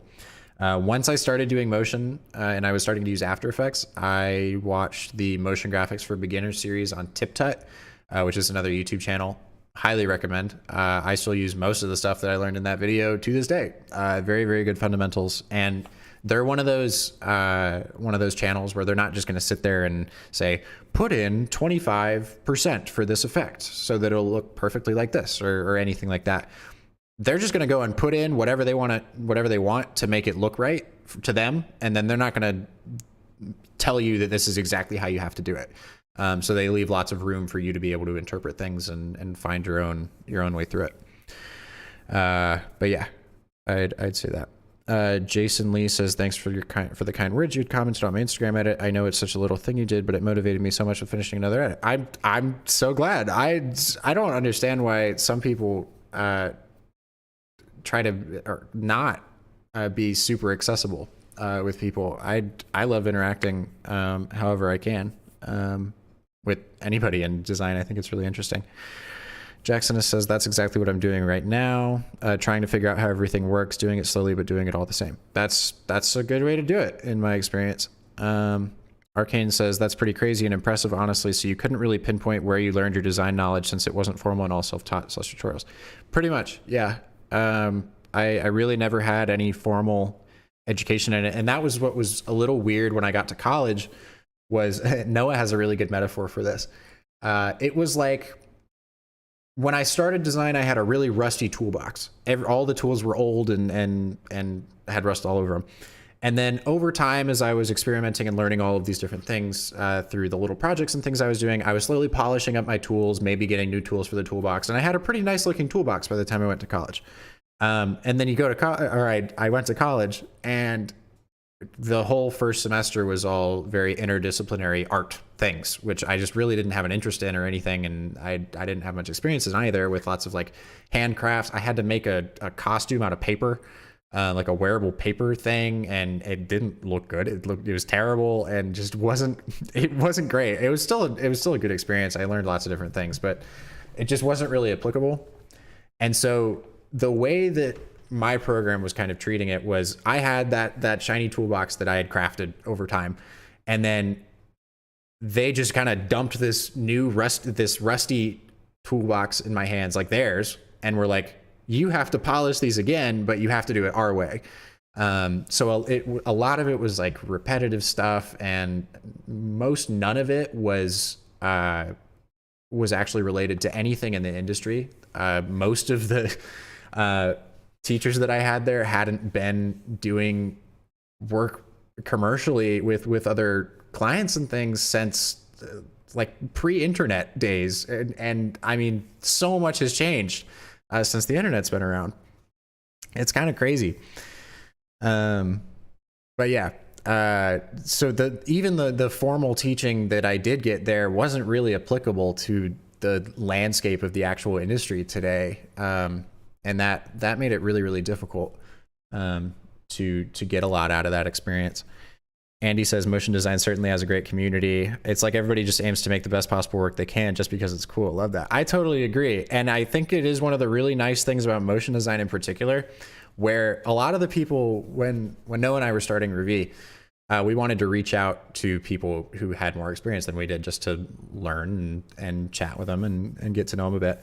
And so some of the people who were at like the very, very top of the industry or so, we thought, we were like, oh, they're never going to respond to our email or whatever. Pretty much everyone I've sent a message to or emailed before I was doing any of the weekly stuff or had like any sort of recognition online and we were just starting, everyone was super down to just get on a call and help us out. And it's a very like a lot of industries, and I mean graphic design is more like this because it's just so much more people in that space. There's so much more competition. But motion design is like there's so much room for everybody in it. There's so much work available that nobody's sitting there like keeping their secrets super guarded with any of this stuff. That's why I'm totally fine like streaming my entire process to everybody when I make these, because it's like it's whatever. We all just want to make really cool stuff, and that's it. Sway says, hey bro, so happy. I'm glad to hear you're happy. Happy Friday and or Saturday morning, depending on where you are. Jackson says, that's really weird. Stephen King uses the same exact metaphor for toolbox in his book about how to write. Your friend is 200 IQ. I didn't know. I hadn't heard it in the Stephen King context, but yeah, I like the metaphor quite a lot. It was kind of a perfect fit for that situation. Anyway, I am pretty sure we have everything in After Effects now. This is looking cool. I just want to make sure I didn't miss anything. I don't think so. Let's do it. Let's do it, y'all. Let's animate some stuff. All right. Cool. Where to even begin? I think layer styles might be where I want to start. Just so that I can make sure it's all going to look right. Let's grab, ooh, main ball is so far up here now. There's so many layers with all these rings. That's okay. I'll make this one this color orange so that I know it's a different thing. All right, let's do inner glow. We'll use the bright white color and set it to normal. Actually, wait, no, it looked good when I did like, what was it on screen? Let's do that and then have a little bit. Now it's got like some of that lighting around it. Looks pretty good. Sway says, bro, any courses you would like to recommend to someone who wants to have a career in motion graphics? I haven't taken any courses myself, so I don't really have specific ones to recommend on that. I have heard that School of Motion has some good courses. Their mission seems to be really cool. Ben Marriott seems to have a good course as well. Again, haven't taken it, don't know for sure from personal experience. But aside from that, the TipTut Motion Graphics for Beginners series on YouTube, that's TipTut, TIPTUT, is pretty great. They go through a lot of really, really important principles. And then I can plug myself for a second. I don't have any courses that I'm doing right now anyway, but every single project file that I've done, or every single project file for any of the loops that I've made, is available on my Gumroad, the first link in the description, for like $5 if you want to have reference to be able to look through. Yeah, so anyway, there's that, if that's something you're interested in. Drop shadow goes this way. We don't want to have it be any darker than the darkest color that we have in our palette, so let's do that one. We will have the angle be right underneath this, so -90. I will be the first customer. I appreciate the support. Let's do 20 distance and then maybe like 35 size. That might be too much. And then bring the opacity down to like 15. The distance might be a little too much on that. And also I think it's still too noticeable on the drop shadow. I think it might need to be dimmer. I'll just set that to normal. That looks pretty good. I need the inner glow to not be so strong. Maybe we'll do like 35. Ooh, that looks so cool. I could reach out and touch that 100%. I can reach through my screen right now and grab that thing. Nice. That's awesome. And then drop shadow, I might have the distance be slightly further away. That just doesn't look quite right. Just not quite right. Maybe I'll add a little noise. That helps a little bit. Maybe the size just needs to be less. About like that. That feels good. Can you make Discord server? I thought about it. I thought about making that one of the tiers of the 2 memberships that I'm offering, but also a Discord community kind of relies on there being lots of people in it. So it wouldn't make sense to sell it. And then if only a few people buy that tier, then there's like nobody else in the Discord to chat with. I've thought about it. I'm trying to do things that like won't take up too much more of my time. Because I'm already doing the weekly streams as well as the loop, as well as all the client projects and things we have, and all sorts of different paths that we're headed in at V. So maybe it's a maybe for now on setting up a Discord server. We'll see. Yeah, there are a couple different ones around for motion that I've seen, but they're just not super active. They've got their core group of people who are active in there, but generally there doesn't seem to be like a whole lot that's really being added there. It's kind of just a lot of people in a space. But I don't know. Maybe in the future we'll do something with it. But that's not in the cards for right now. Okay, and then these are gonna have to be different. I need the inner glow on this to be even smaller. Maybe we'll do like 5 pixels. And then like 25% opacity. This is gonna be a very layer style heavy experience. I'm telling you that already. Distance on this can be a lot more. And then, wow, how is it so dark at 5%? That's crazy. What about like that? I don't know, like 2%? Because that's just, I mean, you can't even see that anymore. But at the same time, it's like 5% is just so way too noticeable. I think that one works fine though.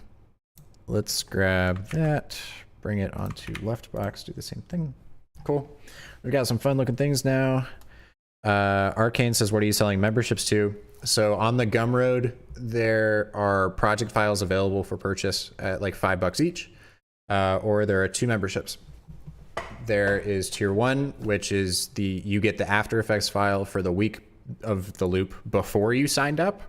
And then every single week after that, as long as you're still subscribed, you get the After Effects files for every loop that comes out. Then the other option is also the tier 2, where it's the same principle, except instead of just the After Effects files, you also get the Illustrator file, which is the storyboard with all of the motion descriptions and things and the color palettes and all that stuff. And that one's $15. So those are the 2 subscriptions. Jason Lee says, I need some advice. Austin. At the moment, I'm in a sticky situation. I know you need as much experience as possible with a great reel, but I think I messed up. Is it fine to have separate internships from different companies? I kind of have this going at the moment. I have 2 internship jobs, both as motion graphics artist. I'm not being paid as well, and tomorrow I have another interview for a motion graphic artist position. At the moment, they're not giving me anything too hard, but I'm worried I might be too overwhelmed. Do I tell them I can't do it and just stick with one? Well, I mean, that's really something you'll have to decide for yourself. But in my experience, especially if you've got the one that is offering to pay you and the other's not being paid, I think it might be best to put that effort into the one that's at least going to be paying you. And then you can leave the other ones if as long as you're not contractually obligated or something. But that's just what I would think. If you even are thinking that you're going to be overwhelmed now, you might want to listen to that gut instinct a bit. And I mean, keeping 3 positions would be really, really tricky. So yeah, I would say if you have the opportunity for a full position and you're going to get paid, that's probably a better one to take. But at the same time, I mean, it's important to look at which of these places that you're interning for or working for are you most passionate about.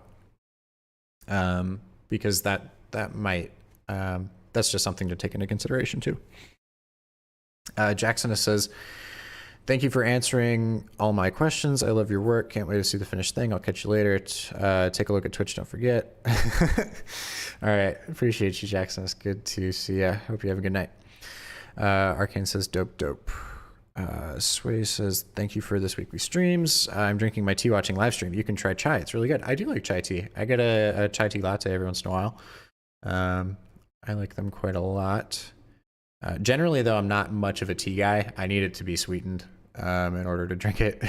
But anyway, Arcane says, great position to be in, LOL. Yeah, I mean, that is another thing. Like, you have the power in that situation to choose which of those opportunities you want, Jason. So don't feel like you have to do everything. It's okay to say no. One of them I already signed a contract to, which is scary. Well, I would definitely take a look at what closing that contract would do. If that's something you're thinking about doing, and then just understand what consequences there might be from that. I mean, I don't know. I don't think someone can just lock you into working for them for free at an internship without you getting anything else in exchange, just by like signing something. But I don't know. I would look into that for sure.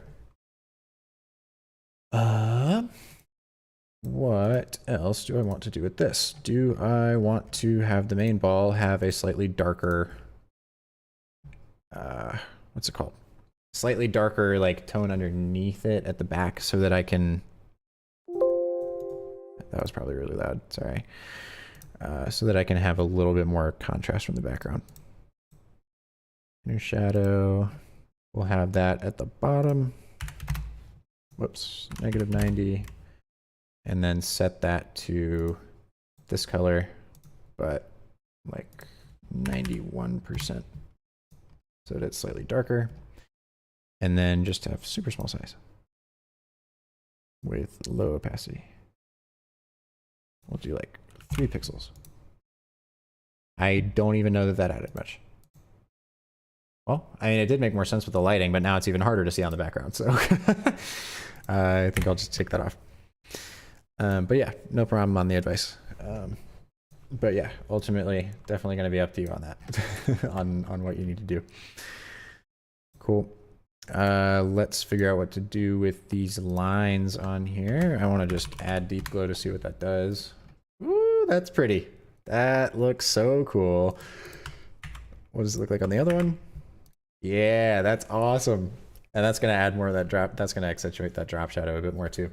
I think that looks super sick. Let me look and see what that looks like on my other screen. Will do. I just had to get this off my chest. I just have nobody to talk to about the situation. My guy's telling me to just stick with one, so I'm gonna go with that. Cheers. Yeah, of course. No problem. Happy to help. All right.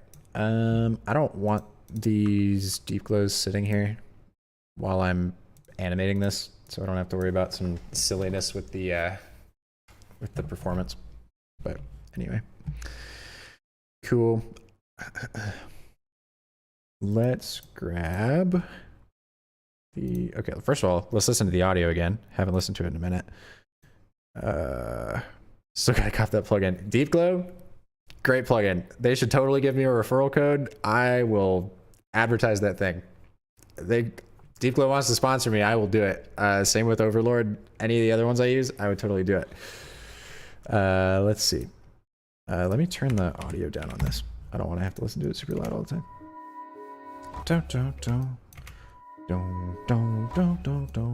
Okay, so I think I have a couple different ways that this might work. We're not going to have these lines show up until later. We're going to have it bump into the right one first and then the left one, I think. So the left one will show up there. It'll be like dum dum dum dum dum. Boom, boom, boom, boom, boom. Cool. And then I think I can make these kind of just fade in from the background. Like they wouldn't even, it just looks like it's kind of emerging from the bottom. I'm going to see if I can make that work now. Layer styles. Let's do the right box first. It'll just be kind of sitting there to start with, but then once it gets hit, we'll have the distance change on that. And also the gradient fill. Let's do, okay, so it ends up here on both of these. And then, oh, I need to do something with the inner glow too, I think. It's such a great plugin. I just have issues whenever I pre-comp a shape layer, which makes a weird outer glow from it. I should probably not pre-comps as much. I usually, whenever that happens, will just make an overall adjust. Oh wait, no, that actually might be it. If you're adding deep glow onto just a layer, or onto a pre-comp, it's only going to keep the glow inside of the bounds of that pre-comp. So instead what you can do is, I'll actually show you this. So say I wanted everything below the ball. So I just wanted like these two squares to glow as well as their lines. If you do Control-Alt-Y, you'll add an adjustment layer.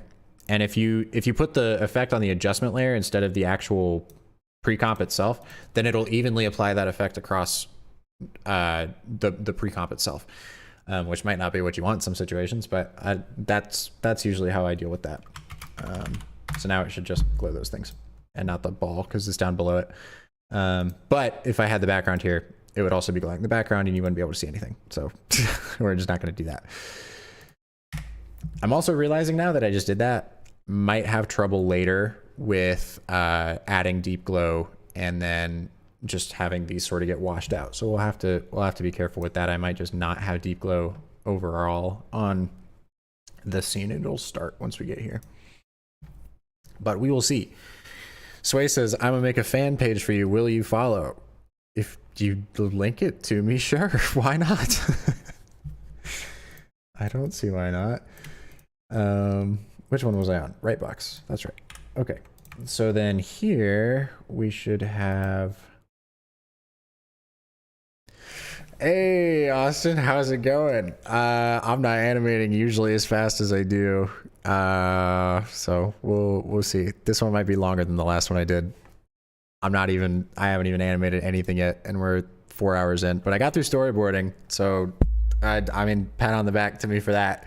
We've gotten through that part at least. But yeah, it was cool watching your stream last night. I'm really glad that more people are doing that now. I think people are really starting to enjoy it. That level of transparency is super cool. But anyway, let's have these like less. Oh, that looks really nice on the background, like with the gradient not being as harsh. That's okay though. If I have it be that little contrast, it'll probably be too difficult to pick it up. But anyway, let's remove the start point, and then we will have like no drop shadow here, or it'll be like 1% and really, really close, something like that. I'll grab all these. I will do an exponential decay curve, speed graph gang, you know how it is. And I'm going to copy those keyframes. Ooh. Arcane's message got deleted, whatever happened there, not sure. Cool. And then inner glow, I'm going to do the same thing. Deep shadows at square will look more cool. Probably. I think you're right. That contrast is going to be needed, especially as I'm looking at it on my other monitor, which is a little more color accurate. I think you're right. Opacity on that, and then at like 5% to start with. So now it's like really, really difficult to see. And then I will grab drop shadow and inner glow here, add the same thing to the left box once it gets hit. And then I just need the same animation for the, what's it called? For the gradient fill. I am losing it, y'all. Oh, it's changing the endpoint. I did the wrong one. See, that's the problem. If I don't do this fast enough and I do it this late, I mean, I was already getting pretty loopy after 7 hours of just doing it from like 1 p.m. on that Saturday. Then we're gonna be on the struggle bus if I'm still up doing this at midnight. It's already about to be 10 p.m. Deep shadow or spelling mistake. Got it. I'm with you. Boom, boom, boom, boom, boom. Boom, boom. Oh, and I can do like a, like it'll move slightly. This will be cool. I'm excited about this. Let's do right box gets hit here, so we'll have position go donk, and it'll like slightly move over that way, and then back. Yeah, I know that I can't just copy paste those. I'm silly for that. Okay, here we go. How's that look? Boom, boom. Jeez, these layer styles are causing problems in terms of performance. It's just already starting to have some render trouble.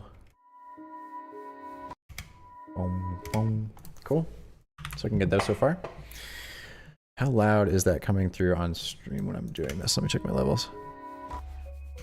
I can have it quieter. I don't need everybody hearing that every time I have to replay that. I'll add some music in. Let's turn the music up a little bit. There we go.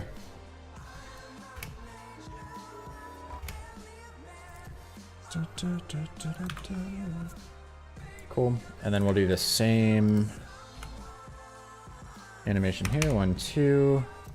Move that over and then back to here.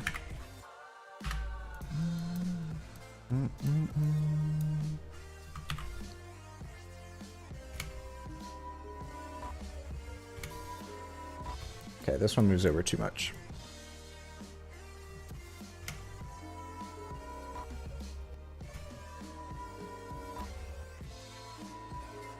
All right, that's looking good.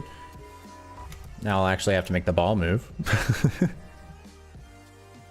Here it is.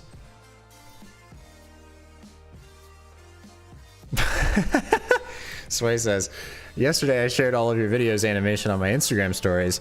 I don't have any followers at the moment, but there's one person who replied, "This guy must be working for Apple?" Well, I certainly appreciate that. I wish Apple would think I worked at Apple. Maybe hire me for some stuff, but alas, simply not happening. All right, and then come back to the center. How far is this one away? Okay, so 1, 2, 3, 4, 5, 6, 7, 8 is how it will get back to the center. And then it's gonna run into this again. Now he's working for himself. That's right. That's right. I do like the freedom. It's quite nice.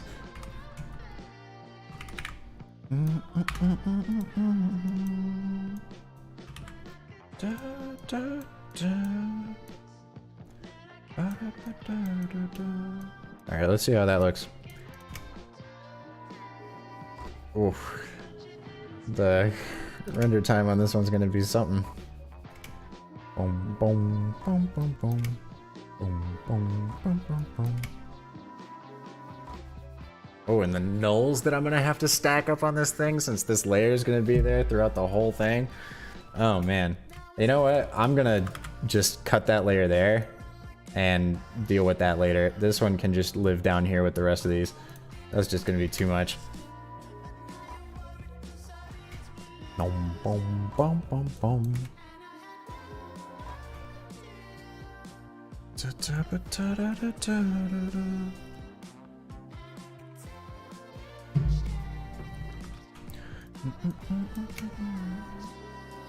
You guys have had good questions tonight, though. I appreciate that.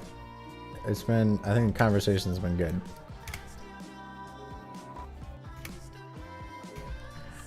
Alright, now I gotta figure out what I'm gonna do with these. Right line.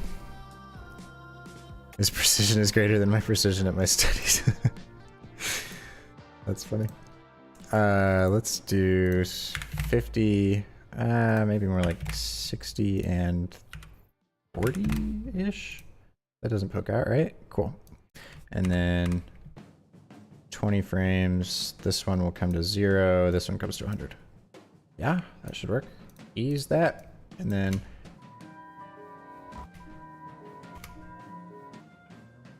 I need it to be like right at the edge of the the square so that it shows by that second frame. What if I do 70 and 30? That's too much. See, now we gotta go back. 67, 66 and 34? Nope, that still doesn't work. I'll just have it start a little like out of the box already. Let's do 30 and 70. I totally should have just added all the layer styles and stuff after this. Why does it go back? What? That's weird. Do I have the wrong ones? Oh, that's why. This is supposed to be 30 and this is supposed to be 70 on the trim path. I was so confused. And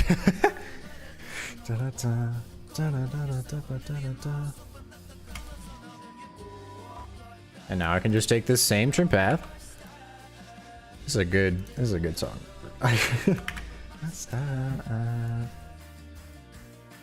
Now it's dong dong dong dong dong. Da, da, da. Oh, that just, it feels like it's actually hitting it. That's what I wanted. It feels real.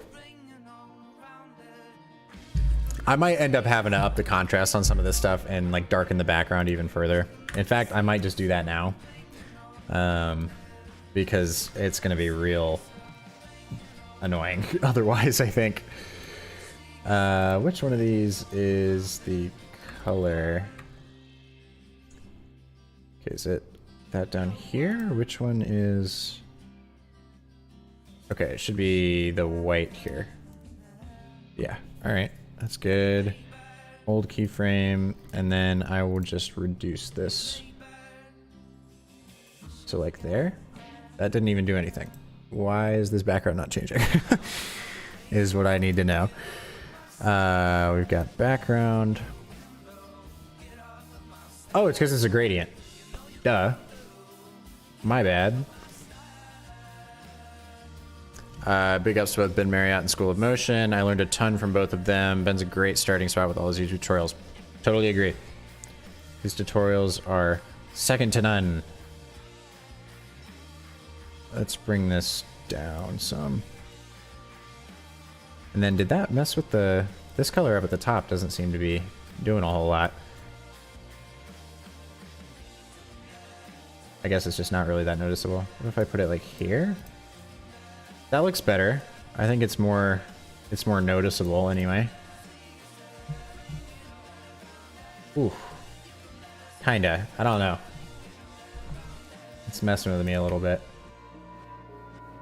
And now my computer's got to re-render the whole thing.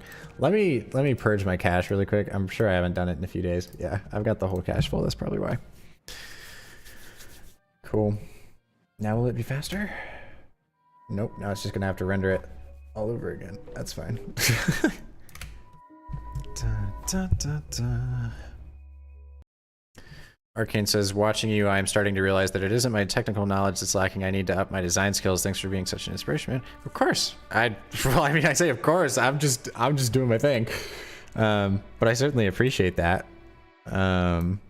Yeah, I think it was super, super helpful starting with graphic design and design principles as like my core focus. For a really long time, I thought that the perfect pipeline for a designer was going to be static graphics, where you're learning branding and all of that stuff. Then you do motion. Once you figured out how to make things look good sitting still, then make a move in 2D probably. Then 3D from there. And then I think after that, it's really just figuring out how to code so that you can do some interactive stuff. And then I think if you're a freelance designer, I don't know what other skill sets that you would need from a technical standpoint than that group. I mean, you could basically tackle any project that someone would send your way at that point, other than like video production, which maybe that's another skill set to add, but it's kind of adjacent, so it doesn't work in that latter representative super well. What's the word I'm looking for? It's not allegory. It's analogy, in that latter analogy. Nearly as well. Da, da, da. Boom, boom, boom, boom, boom. All right, now I'm gonna need these things to start spinning. That's gonna be a whole thing. Let's try that out. Like that. Go back to 20-ish. All right, and all of these and the main ball are gonna be attached to our spinner. I almost labeled that washer. That would have been fun, but oh well. We've got rotation here, and then which way is it gonna rotate? Right, or I'll do the right, I think. We'll have it go like this.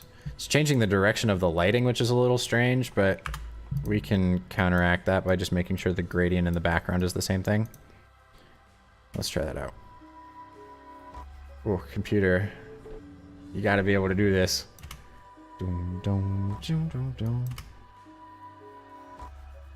Oh yeah, this is gonna work. This is gonna be, I think it's gonna work out. I'm really, really hoping anyway.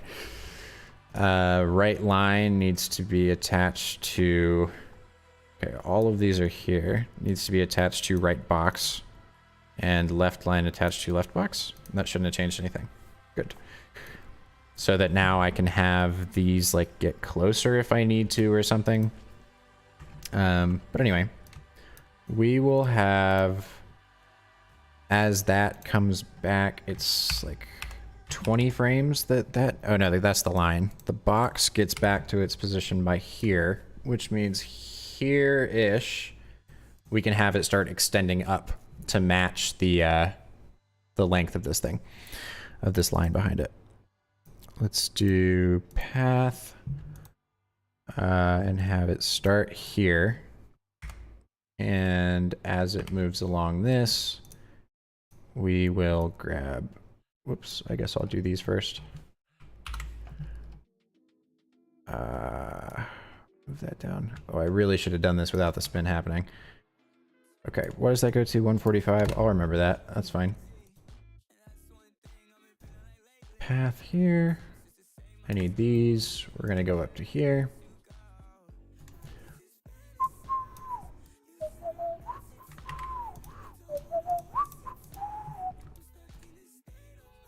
Drag these down. And then that'll happen there. Actually, wait, I could probably do a middle peak for this. We'll do like 69% on either side, 70% on either side-ish. This way says Austin can run for president election.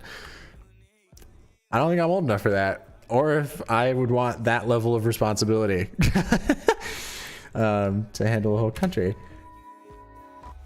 Ooh, that's cool. That is cool looking. Oh, but I wish then I could also have a way to make it skinny. But then I'll have to make the... Oh, now that I've got this parented, that might mess that up. Shoot. Oh, wait, I can just do it with the transform here. Got it. Okay, so that starts there. Then I can have that go here. And it'll just get really, really skinny. It'll get down to like 8% at the very end.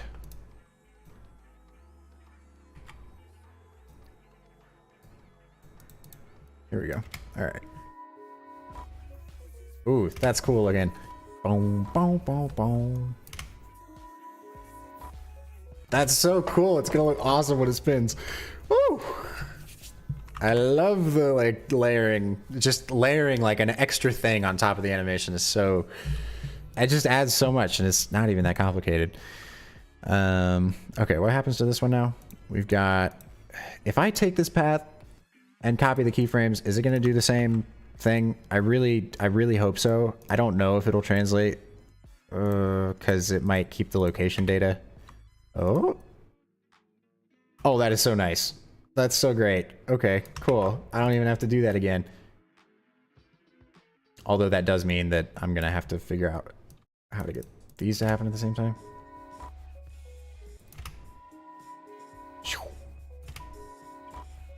Okay, that works. And then I just need the scale on this one as well. Except I'll have that start like here. And it won't get quite as small. There we go. Whoops. Scale. Why can't I paste those keyframes? That makes no sense. That's so weird. Whatever. Oh wait, it's because I got this thing on it. Nope, that's really strange. All right, fine. We're going down to 8%, and we're going to have these do that. Okay, fine. Does it work now? It doesn't quite get there.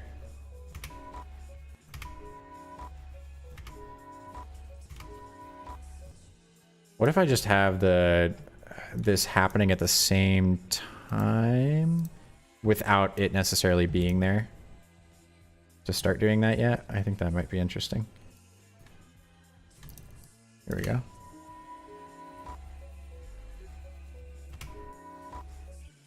Why doesn't that...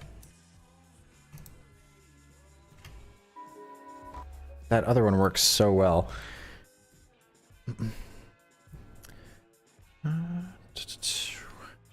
+1 on bussin'. Nice.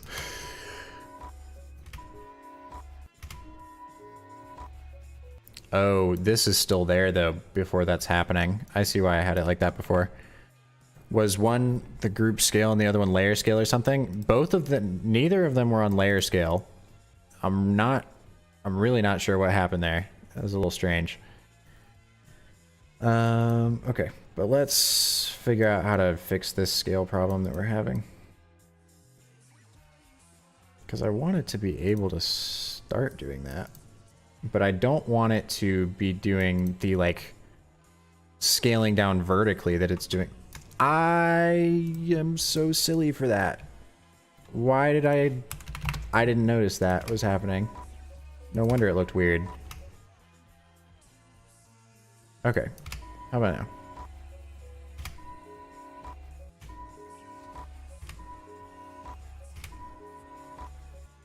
Okay, that one's going to be there for a very short amount of time. Austin to Picasso. Oh, or can you paste between them? Not at my PC right now, so I can't tell. Yeah, it just wasn't letting me paste between them for some reason. Even though both of them were the exact same property and set up in the exact same way. It's a little strange. But that's fine.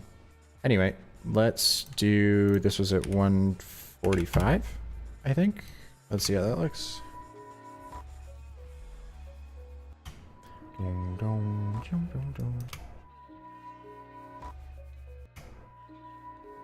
Thoughts on using mouse versus Wacom tablet for Illustrator After Effects? Or Wacom tablet? I've never really been great at drawing, so I've always just been drawn to using keyboard and mouse. I also don't have that much experience using graphics tablets. I think I asked for one for Christmas when I was in high school or something, and I didn't end up getting one, so just gave up on that real quick and just never even really bothered to pursue it, because I just got so used to using mouse and keyboard. But I'm sure for people who actually do illustration, it's probably very, very useful. That's just not me, so. Where is this one? Left box. Oh, well, these are all in the wrong spot. Okay, how about now?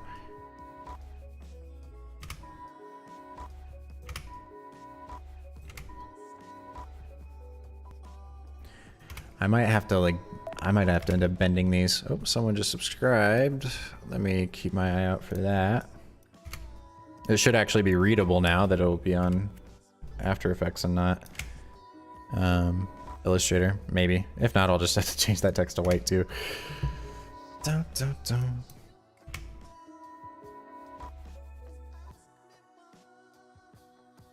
All right, that's fine. And then I'll do something with the stroke width, maybe. Dun, dun. Thank you, Isaac Summers, for subscribing. Much appreciated. Yeah, I'm gonna go and change that that at some point to where it's not that blue color. It's really, or that purple. It's really hard to read. On there. 1, 2, and then we'll have this come up to like 20, and then back down. Da, da, da.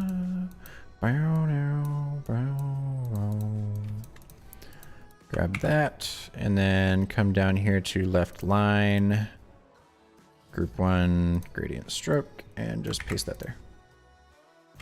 And now it should do a little, yeah, Nice. Dun, dun, dun, dun, dun.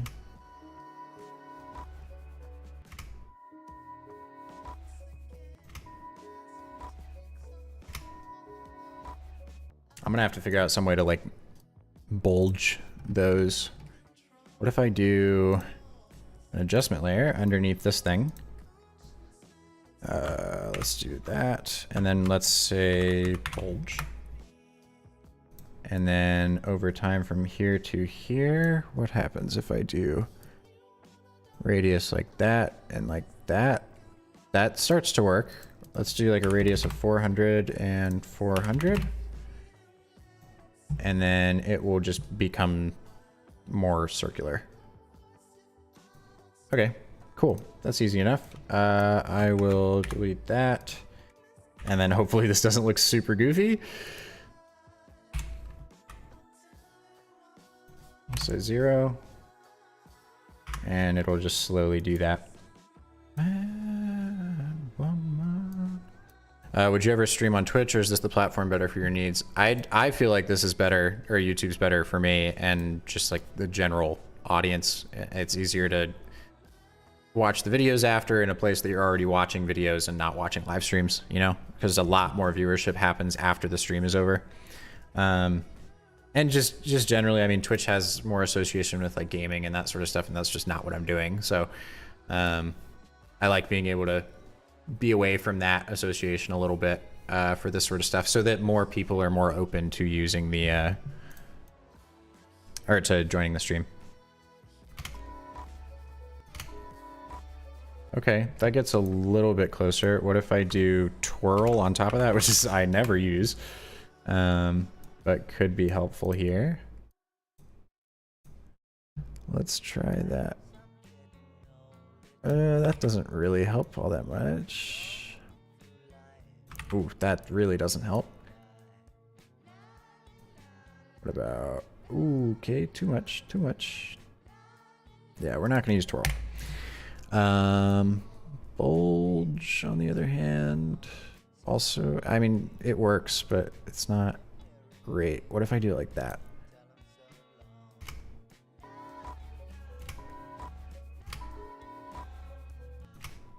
It gets there, I think. It might need to rotate even more by the end of this. Let's do like there. It might have to rotate too fast though. Nope, I'm actually just gonna keep it where it was before. All right. So he says, I think every YouTube is on everyone's phone. I agree. It's just more accessible to more people. That's the name of the game.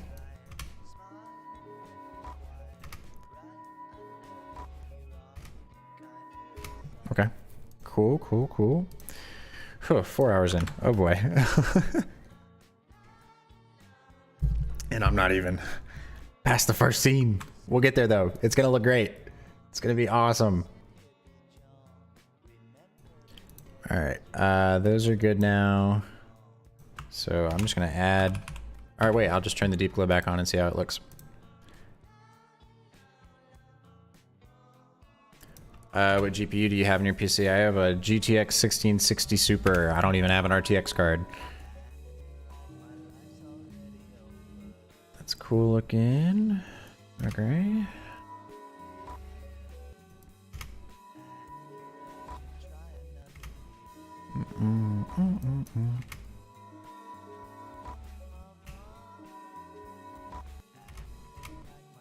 I think I'll have the boxes move off to the sides here, so they start kind of closer to the center, and then there's some animation that happens at the beginning. I think that'd be nice.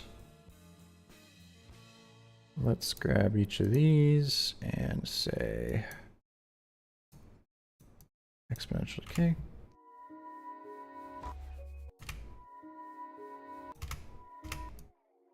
They each probably need to be less though. Whoops. So that it's not so apparent when they stop. All right.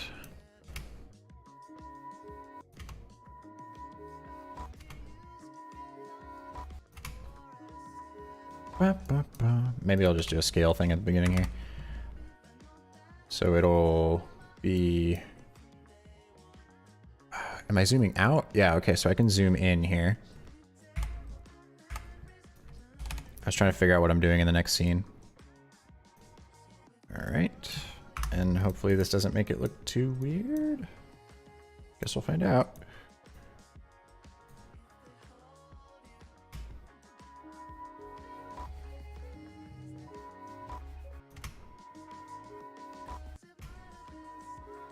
Nope, that looks good. I might want it to be even larger, honestly. What if we do like, yeah, 135, not 1,354. That's for sure. Okay, and then we'll come back down to like 85-ish. Cool, I'm good with that.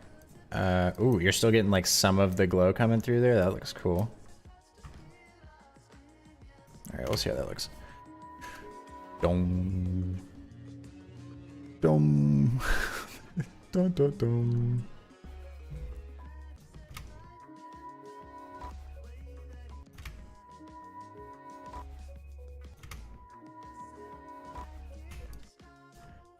Let's actually bring it down more. Boom, boom. Oh, wait, why don't I just have it happen faster so that it seems like it's moving further? Snehan says, if I do a 10-second logo animation and a 30-second explainer video for the client, how much do I set price for it separately? That's up to you. I mean, there's people charge all sorts of different kinds of things. It depends on where you live. I mean, it can depend on how much experience you have, how much value you're actually bringing to the client. It depends. I mean, you're gonna price differently probably if it's like a Netflix that you're working with, which they lost a lot of money in their stock stuff, so maybe you would give them a lower price now. But if it's some giant company, you're probably going to charge them more money because it's providing them more value than a smaller company. Like they're going to end up not necessarily like, if I'm making the original launch video for a startup or something, that's going to bring a lot of value for them. But when I say value, I more mean money in those situations where if a Google or someone runs an ad, they're probably going to make a lot more money from that ad that you made them than a startup who is just getting out there. So I don't know. It really depends on all sorts of different factors. There's no real like, this is what you should be charging sort of thing.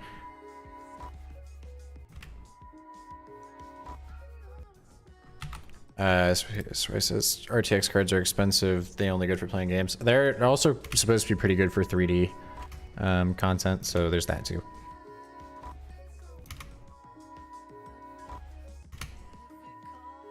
Bow, bow, bow, bow.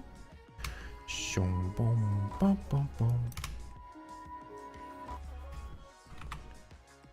Da, da, da, da.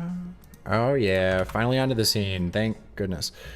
All right, we need main ball from this one to now be at, what did I bring that down to? Like 65 or something? Exactly 65. Cool. Well then I will have it move down even further to like 35, maybe less, 25. Let's keep going. And then ease that. Need to resize my effect windows over here. They're taking up way too much space.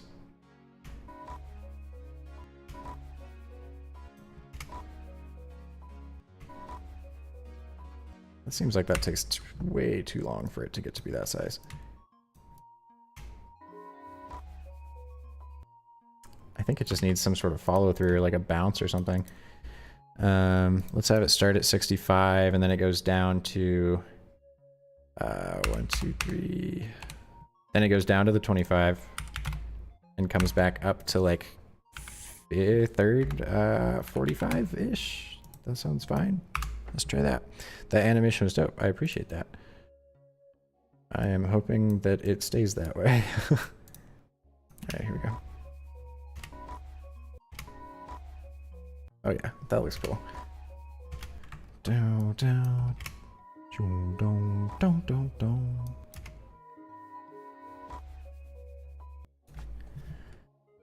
That gradient. Wonder if V-Hat's going up for sale though. I have been wearing it in every stream. Funny story behind the Review hats. Once Noah and I finalized the brand that Christmas, we each got each other hats without knowing that the other person was getting the other person hats. So each of us have like 3 or 4 different hats. Or no, we've each got like 2 hats, Review hats, and then we've got like Noah's got a Review hoodie that I got him, and I've got like a Review crew neck sort of situation. We could put them up like next week or something. We get asked about them every once in a while. It'd probably be good to have a little store set up for them. But yeah, we might end up doing something with that.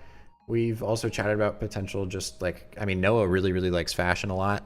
And I know he likes doing design for clothing and that sort of stuff. So maybe some just like in the same way that we're making loops for fun, maybe making shirts and other stuff like that for fun. But we don't want to do just like a, hey, buy Review merch because that's cool sort of thing. I mean, we want to just make cool stuff. And if people want to buy it, then they can buy it. We're not going to advertise it super heavy by any means.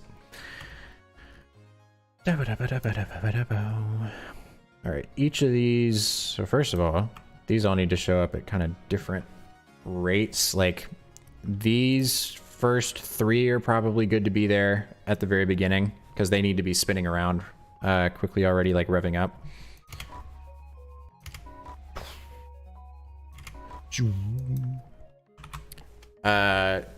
Christian says, what's the meaning behind the name Review? Sorry if you said on another live stream. No worries at all. I'm happy to chat about it. Funny thing, we actually went through like 75 different names or so, nuts, more than that. I think we had over 100 names on a list. And we would go through once we had the 100 names, and we would do like an elimination tournament sort of thing where we'd say, okay, we're taking out 10 names from this list. And so we'd go through and we'd read them and we'd be like, this one doesn't really stand out much, or like we really like this one needs to stay in, and that sort of thing. And so we just worked our way down until we had a list of like 50 that we had some bolded and some not. And I actually ended up finding the list the other day, and Review wasn't even one of the bolded ones. So I don't know how we ended up getting to it. But nowadays it's not just like a, can I come up with a cool name sort of thing. It's, is the domain available in a reasonable thing that's not like Review.gz2 or something. But we can actually get a good domain for it and social handles and all that stuff. So Review happened to be one that was relatively available.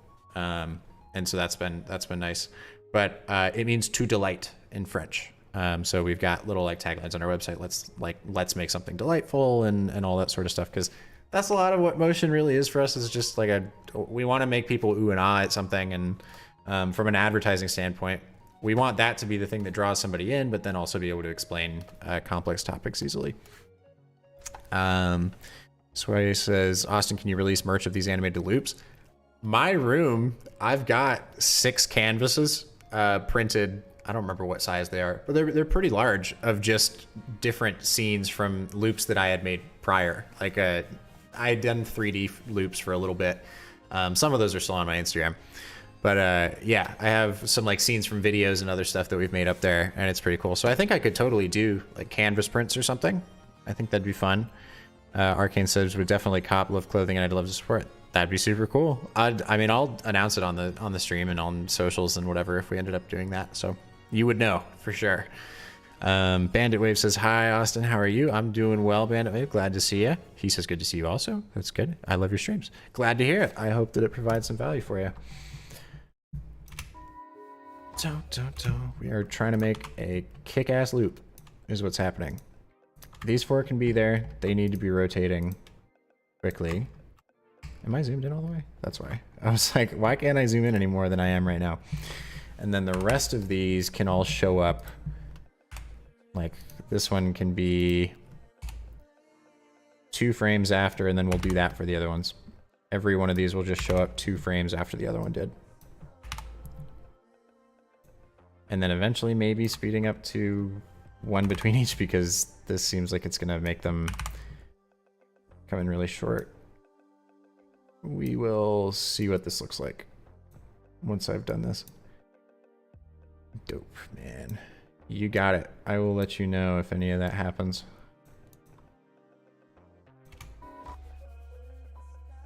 Oh, that's cool. It kind of perfectly matches with the beat. Cool.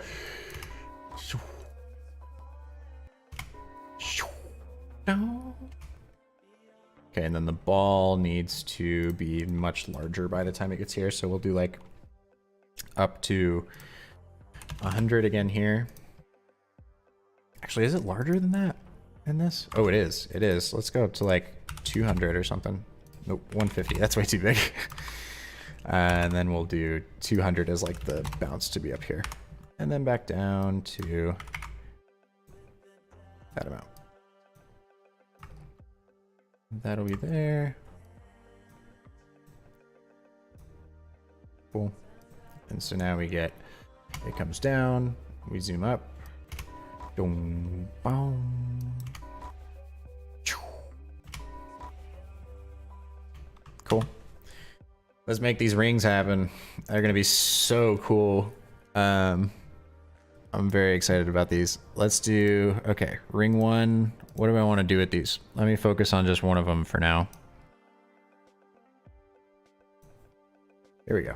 All right, we got one ring, and it is going to be, it's gonna have a taper. Let's do start length. Which part is that? Ooh, that's gonna look cool. And then end length will be like 25%. That's pretty sweet. And then actually this will probably be like 50 or something. What is that doing? Okay, yeah, so let's do like 50. That should introduce some nice like irregularity to it. And then I'll do the same thing with wave. Let's do like 25% is the amount. I just don't want it to feel so like rigid and mechanical. And then let's have the wavelength be like 500 instead. And now it's got like a little bit of wobble to it. And I'll actually have the stroke width be like 5 instead for these. Which maybe means I need to make the wave like 65%. That looks pretty good. And then now when we add deep glow to this, oh, that looks primo. That is premium looking. Very cool. And then I can even do something with the, what am I looking for? The threshold here on this. Where's it? Oh yeah, there we go. And so I'll do like 25. So it'll only be more on like the light end of things. Oh, that's cool looking. What if I bring this back down? What's that do? That's more true to the colors though, so I might keep... Oh wait, no. I think the other way is actually more true to the colors. Oh, but it just looks so empty and lame without the deep glow on it. It looks so good. And so now all I have to do is just take taper and wave. Well, actually, wait, I might animate each of those things. So let's try that first. Deep glow is sickening. 100%. It is so good. And we'll do up to 20. No, that's probably too much. Let's do up to 10 and then down back to this amount. Like that.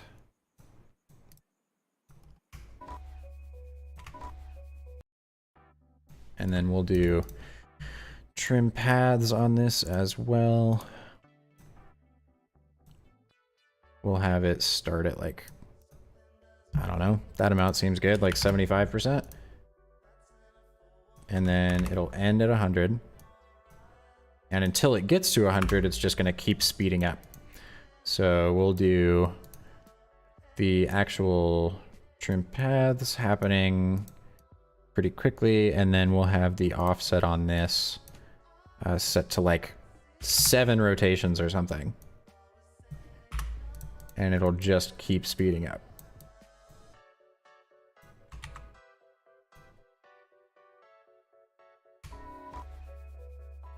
Ooh, that looks so cool.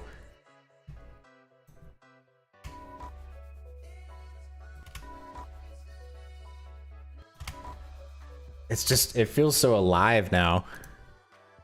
And watch that with the deep glow on.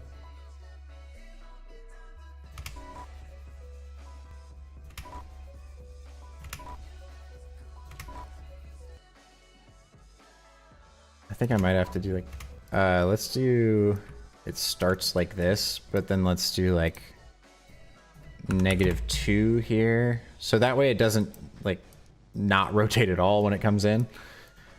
And then wait, why don't I just do that on the actual shape? I can just have this whole thing rotate instead. We'll do rotation here, and it starts like all the way back here or something. And it will come in and then just like slowly speed up, but it will never have been like fully stopped. Does that work? Oh yeah, that feels like it's revving up a bit, I would think. I'll just move this over so it's doing it the whole time. And it'll only just speed up from there. Yeah, there we go. That's awesome. Cool. And then what do I want to do with this otherwise? I don't know. If I put deep glow on each one of these rings, it's going to be a problem for my computer. I can already tell you that. Dun, dun, dun.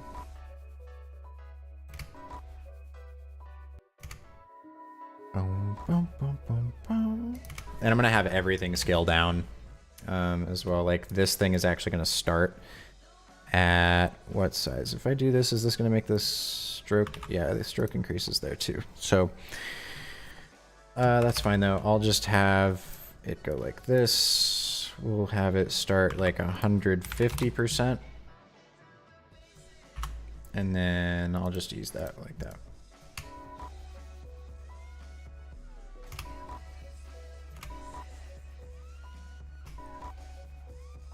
Dope.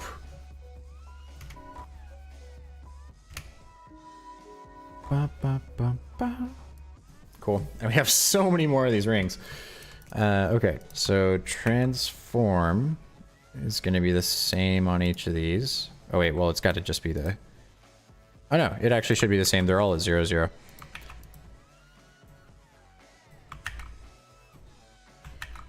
Cool. Those are all the ones that start, that are already there at the start. Oh, what? I don't know that it actually added keyframes for any of this. Watching this on my phone and just looked over at my TV and remember there's a thing called casting. That's funny. Oh, it added a different group. I see. That's why it's not doing anything. Okay. I'll fix that. I will just take transform and then go in here on the transform for that layer, and then it'll do it.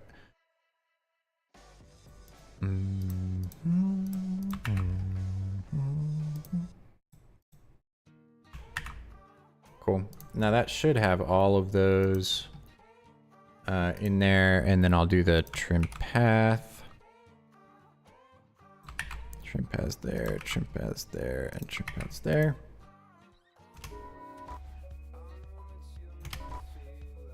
Oh, I gotta add the taper and stuff. That's why it doesn't. That's why it looks like that. Okay, we've got stroke width that needs to go on all of these as well.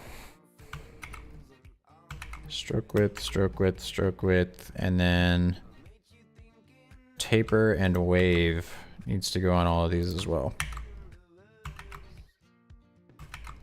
And then I'll move the start and end point of the trim paths or something to where instead of starting at 0 and going to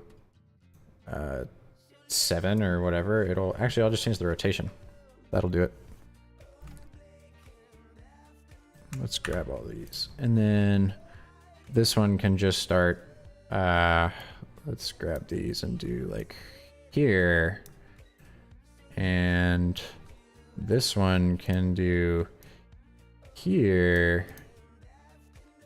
And the bottom one can be over here-ish. Cool.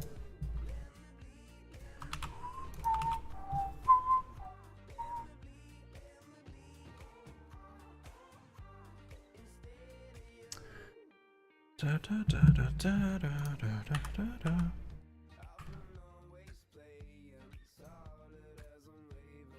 All right, and then that one's there. Cool. Let's see what that looks like.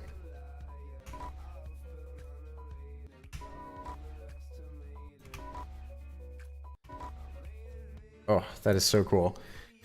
Okay, now I need scale and rotation for each of these as well. All right, give me the transform for each of these. We'll do transform for group 1,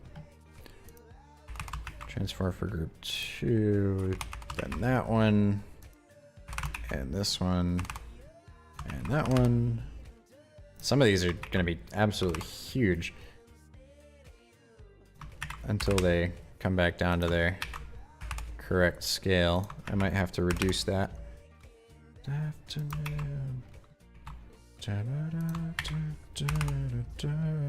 Like this one, this whole ring is just 2 frames. I might as well not even have it there. All right, and then stroke width. Okay, well I can do trim paths for each of these. Give me the trim paths. I'll delete transform from here. And that I can just add to each of these. I don't even have to do anything special. I'll try and make up some of that time now that we're about to be at the 5-hour mark in the next 20 minutes. All right, now I need the stroke width and all the other stuff that comes with the stroke. So we'll do stroke width, taper, and wave. And then I just need stroke for each of these. And we'll say, boom. There's all those. And that one. Ta-da.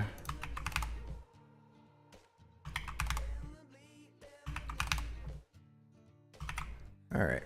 And now, other than them all being the exact same, like rotation, they should be good to go. That's gonna look crazy. Whoa. That looks nuts. I don't even think I need to do anything to them on the rotation front. They look great. And then just add deep glow to most of them. It's gonna murder my computer, but oh well. Okay, there we go. What does it look like? Oh, okay, the white ones definitely need less. Let's do like 0.2 on those. That's a little, that's too little though. It's like too foggy, I think. Let me just remove them all from there and then bring this down to like 200-ish, maybe like 100 pixels. And then bring that down to like 0.5. Awesome watching you find stuff out. It is for me too. Okay, how's that one look? It looked better before, but if I'm gonna have it on so many of those, I might just have to have the threshold be a lot lower on some of these. Okay, this one. We're gonna have significantly less. Let's do like 85 on the threshold. And then exposure down to like 0.5. Okay, that's feeling better. That's not as bad. We'll do 200 pixels on that as well and like 0.1. I might need to add some like turbulent displays to each of these, not to actually have them move or wiggle around, but just so that it feels a little bit more gritty. That might be helpful. All right, which other ones have white on them? That one does. This one does. That one does. That one does too. That one does. And that one doesn't. Okay. All of the white ones should have glow on them now. They look pretty cool. And then I'll just have to bump up the glow on the ones that are colors, because I think it was just looking too bland before. Like the colors weren't shining enough. So maybe that's what I'll do with this one too. I'll just bump those up. And then even on these, I could have the threshold. Okay, that looks weird. I think 15 is the right amount. All right. And then that one's at 2. Okay. Which other ones are... Some of them I'll just do like much lower exposure, I guess. This one's good to add. And then what other ones do we got? We got another blue one here. That one's going to be at 2. Oh, whoops. I think I put this red one at 2. I didn't mean to do that. Yeah, we'll put that one at 1. I really want that pink one. Where's the pink one? There we go. Yeah, that one looks cool. What else? We got another blue one here. Add that. Can we expect some cool typography animation? Maybe at the end. I try not to put too much type in the videos because people see that and they think, oh, type, it's an ad, a lot of the time. So, perhaps, but that's not the primary thought anyway. And then is it this one that's red? Which one's red? There we go. That one I think I can make much brighter. Like 3 exposure. Oh, wow, that looks crazy at the top. Whoa. Is there a white one that's like on top of this? Oh, weird. It's like the same size. Wow, that looks so sick. Okay, I gotta watch it all. I don't know if it's gonna actually play for me, but we'll find out. Wow.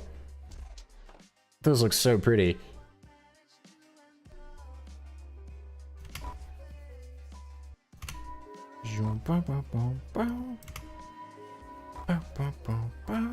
Okay, now I just need to add a null to the whole thing, which I will also need to have this main ball attached to. So I'm actually going to cut that off there.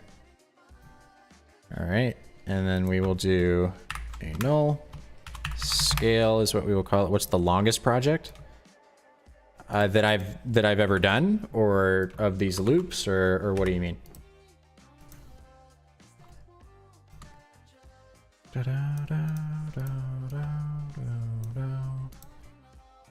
Hypnotized with my animated loops.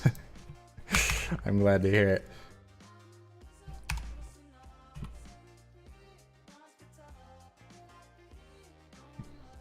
All right, let's do like 150 as the start. Have that go down, and then it can come back up to maybe it comes down to like 80. What does that do to it? Oh, that looks so cool. And then bring this back up to 100. Actually, wait, it's going to be like 150 or something, isn't it? What does that look like on here? Oh my god, that's almost the exact same size. That's awesome. Cool. Absolute mad lad. This looks crazy. All right, here we go. I don't know why I was just expecting it to play. Obviously, it's not going to. Okay, now it should actually pull everything back. It won't feel as like disconnected from the previous stuff. Oh, yeah, After Effects is struggling with these different rings, though. Frame by frame, going through it like 3 seconds a frame that it's rendering. Very, very not fast.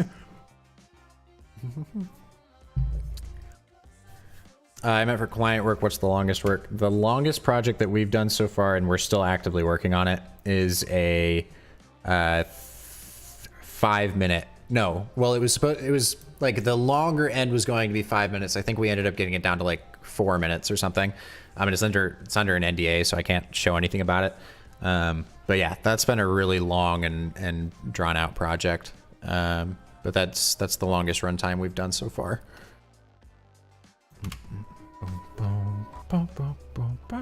Oh, that looks so cool.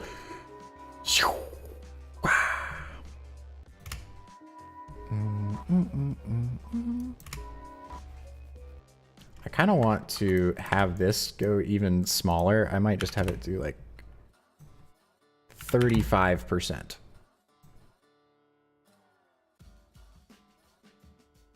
then I think it's because this bulge isn't... let me mess with this a little bit. Like if now this is just at 2, that should still be fine, right? Nope. But what if it's like 350? Or like 250? Aha, now we're a lot smaller. I see. Okay. Cool. Now it's going to be annoyed with me again, but that's fine.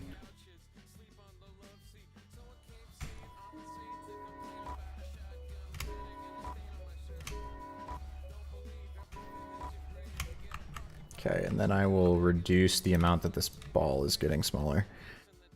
So it'll start at 65, go down to like 45, and then come back up to 60.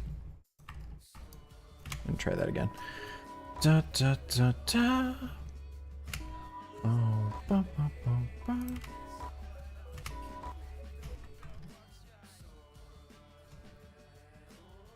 I might just have it go from like pretty large to just being down that size. Okay, why does it do that? Okay, that's a little too large is what I'm getting. So this will be like, let's bring this down to like 112. What about that? Nope, still too big. What about 110? Can anyone send their work for your feedback? I'm definitely down to do that. I think it'd probably be better to do a whole stream that's not on one of these days where I'm doing a weekly animated loop, that would be able to do a full just like project review stream or something like that. I think that'd be fun. Okay, there we go. That works.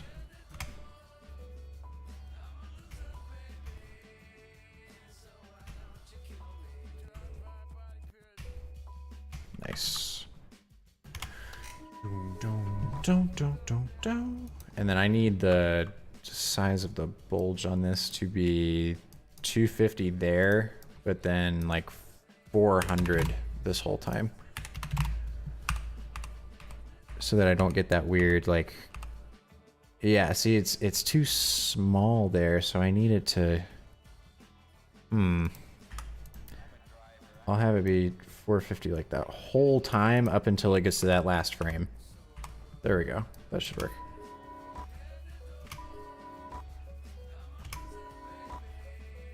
Oh, that's so cool.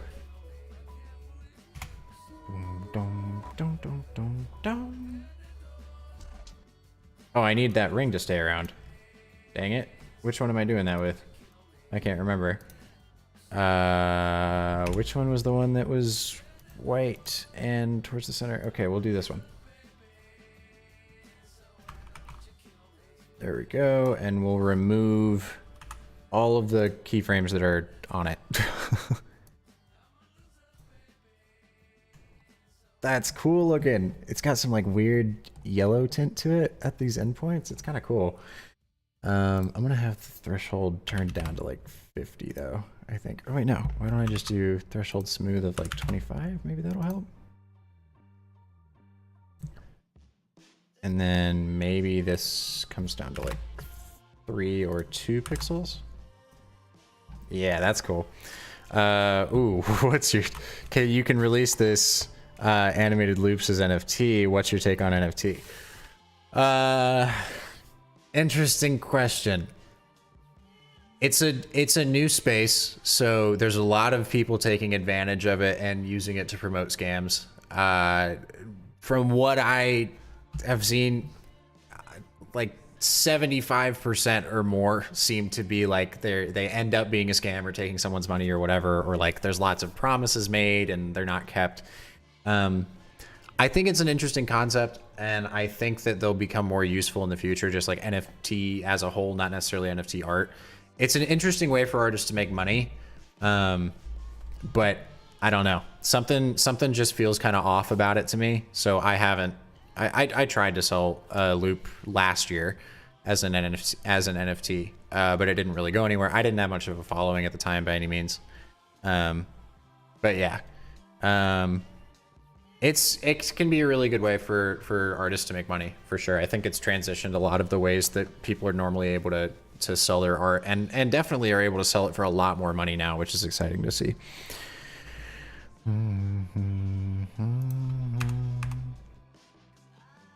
We'll have this go. Which way was it going? Oh yeah, it must just be going like this. That's a something real. All right, let's try that.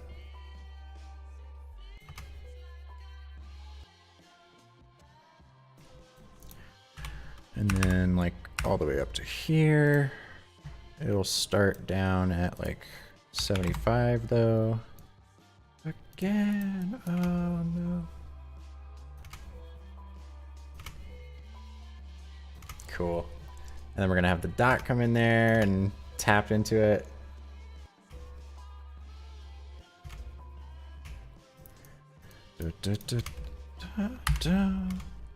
There's not even a beat there, but I'm gonna make there be one. All right, this is where that ball is gonna tap into it.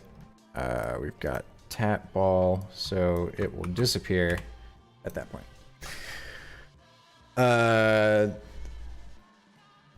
That animation glowing one reminds me of an Apple event where the Apple login is glowing. That's cool.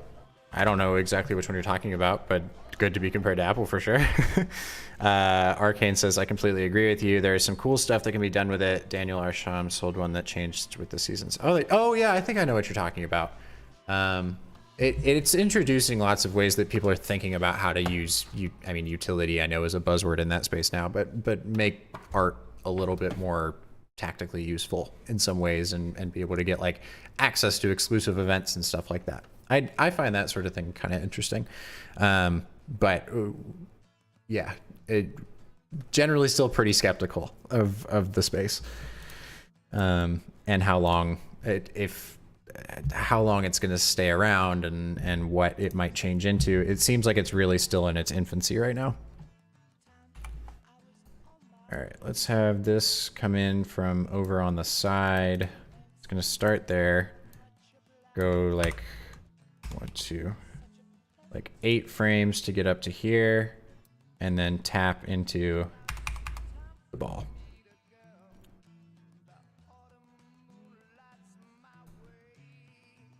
Like that. So we'll do that, and then, whoops, let's grab that, move this back here. I don't think it necessarily needs to be like right over top of it, but maybe like up here.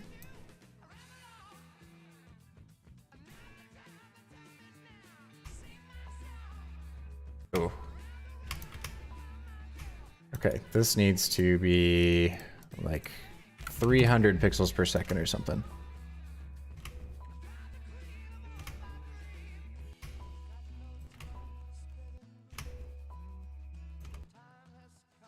Okay. Okay, and then once it taps that, this ball will become lit up. Which I guess I should do like a, it scales up like that. Oh, is that going to be like too many bounces in a row? I think I should just have it go from there to there. Like it's going to scale up to be 200% or something.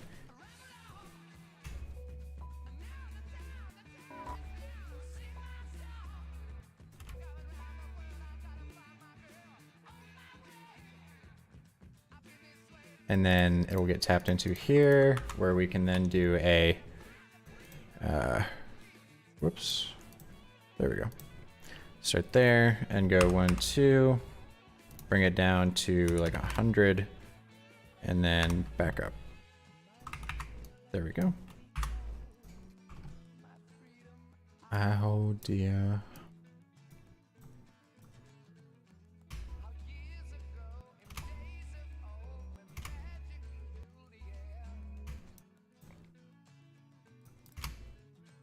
It almost seems like it's doing it too late. And also now seems like it's just kind of swallowing it up a little bit. That's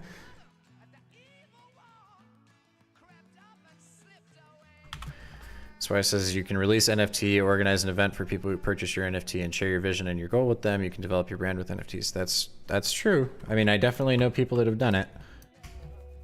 I just don't think it's really my space.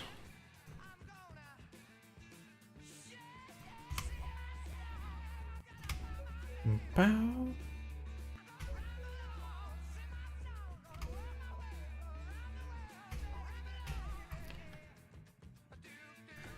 I might just have to have this thing orbit. I don't think that it can just like fall away. It looks a little weird for it to just disappear. That gives that more time too.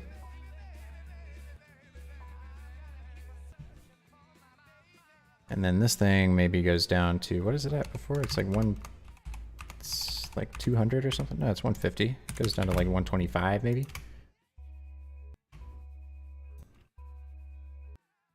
Cool. And then this thing, so it'll land there. And then it will like back out of there.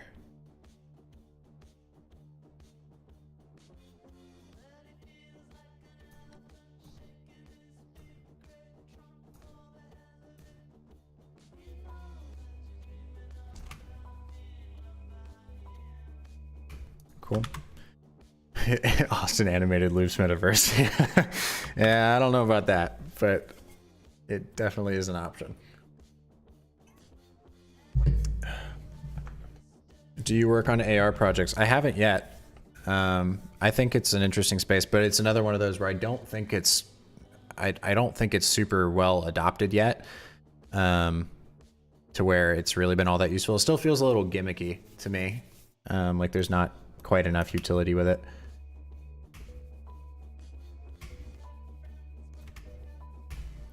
Okay, we're not gonna have this thing come in from all the way over there. It's gonna like come back around.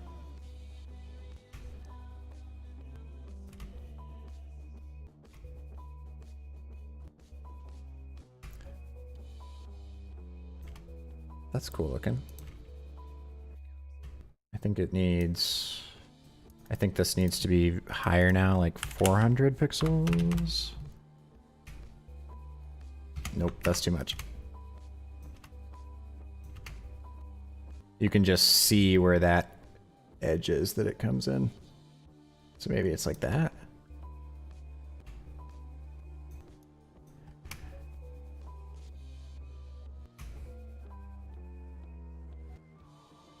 And then none of these are even showing up until here.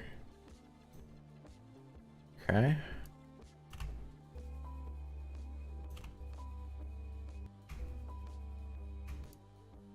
Cool.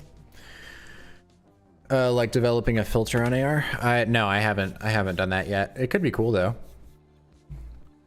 I just haven't been that interested in it. I know a lot of people are getting traction on TikTok, making TikTok filters and that sort of stuff. I'm sorry if I write too many questions. No, you don't at all. I'm happy to answer questions. I'm here for it. We're hanging out. We're making animations. It's a good time. Okay. This needs to be, this is the top path, which means trim paths. Bring it down to like 1%. Increase the overall stroke width. And now we've got a little ball that can travel along here. What fun. Okay. That's easy enough.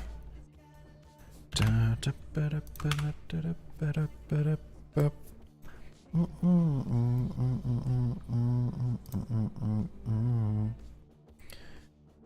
think I'm gonna need to make different, like a null for all of these to follow. Let's do rotate shapes. And then when that thing gets hit, we can do all of these are attached to here. And we'll do like a, like rotate this way sort of thing.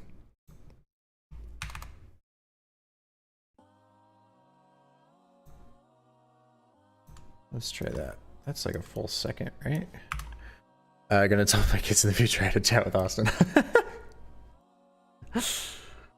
They're gonna be very confused.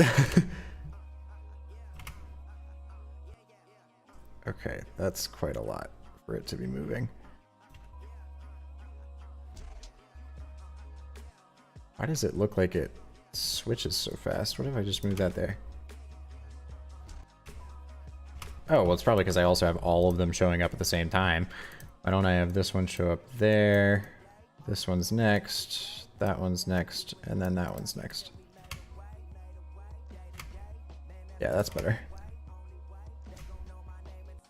All right, this one needs to be with deep glow. Maybe not that much, but definitely some. There we go. Looks like sun and other elements around look like planets. I do like space stuff. There's a lot of influence from space related things for sure, in basically anything I do. How does this look on my other monitor? Good. Nice. Well,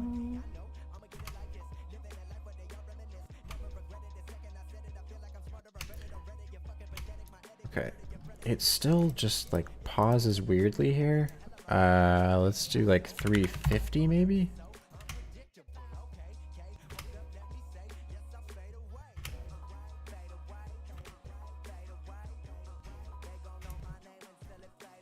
Why don't I just have it move slightly?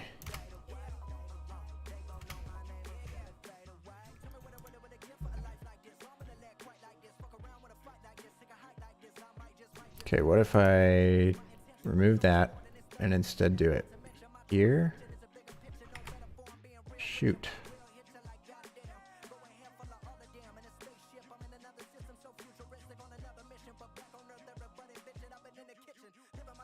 Let's try that. That's not good. It's gotta move in an arc. Okay. Let's do... It just feels like it's too obvious where it switches. How much investment one needs for PC and monitor for motion graphic designer or 3D rendering? I don't know about 3D rendering, but my setup probably costs... Well, I mean, now the prices are completely different because computer parts are just really difficult to get. But when I bought it beginning of 2020, I built my new computer and got all this other stuff. It was probably around like $1,500 to $2,000. That would be my guess. And that's the same thing I've been running this whole time. So anyway. Now I need to figure out what the hell to do with this thing after it taps into this.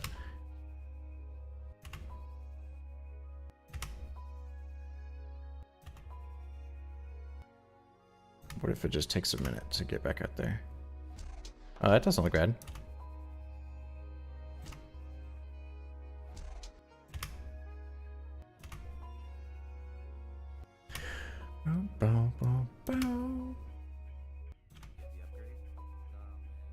Cool. And then now I just need to do something with each of these. So it's going to be like scale on each one of them. So we'll have this be like 47, then up to there.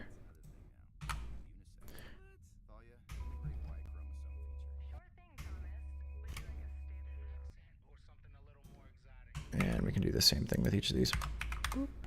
And the gear, and that one too.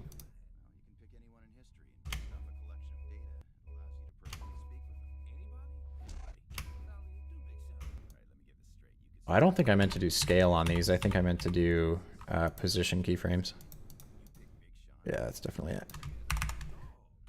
Position, and then it starts here, but we'll have it be close to there. Same thing with this one. Position. And then right to the center. It should make it look more like it's slinging them out. Oops, I didn't mean to go to the end of that. Position, then go here. Bring that closer to the center as well. Just keep doing it all the way around. We're on scene 3. That's good. We've only got 3 more after this. Sway says, advice for me. Shall I start learning Adobe Photoshop first or After Effects first? I'm fascinated with animation, kind of confused with where I should start. I mean, it depends on the kind of animation you want to do. If you're doing things with lots of texture and you might be doing things more frame by frame, Photoshop might be a good place to start. If you're looking to do more vector graphics based things and simple shapes and that sort of stuff with gradients, it might be best to learn Illustrator first. I really don't know which one is best necessarily for you. But also, I wouldn't say that you like have to learn one thing before the other. You could try doing them both at the same time. It definitely just is a lot easier if you've used Illustrator or Photoshop before to then have that knowledge already in your head to be able to apply to After Effects once you jump in there, because a lot of the tools in After Effects are way less intuitive. Like the pen tool is way harder to use and that sort of thing. Milty says, hi from Bali. I almost took a trip to Bali with Noah, but it just didn't end up happening. I'm gonna have to do that eventually. Thanks for streaming, you say. Yeah, of course, no problem. Glad to see you here. And somebody also just subscribed, so I'll be on the lookout for that in a second.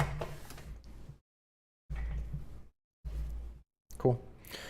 Well, anyway, let's keep moving these to the center. I'll keep on the lookout for that. So, oh, I love this song. Claire de Lune, classical music at this time of night. Gotta do it. Trevor, thank you for subscribing. Much appreciated. Glad to have you here. Cool. All right, here we go. Now it should look like it's... Oh, those are all a little fast. I will say, how about they all just keep moving until the very end?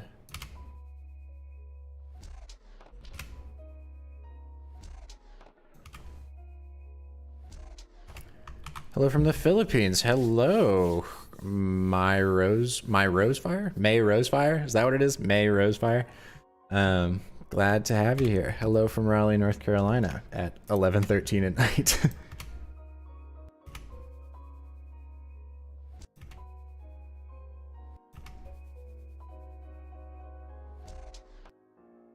Let's watch this back from the start.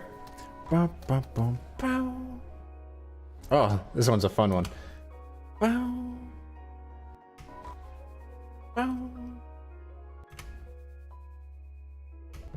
These background elements have got to scale up for sure.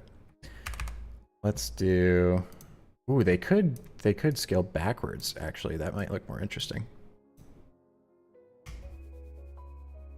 Ooh, that's pretty cool. And then I'll just have it do it the whole time. Cool. And then we'll just do like a slight rotation with those as well. That could be fun. Just like over here instead. I'll add a deep glow to the stars back here as well.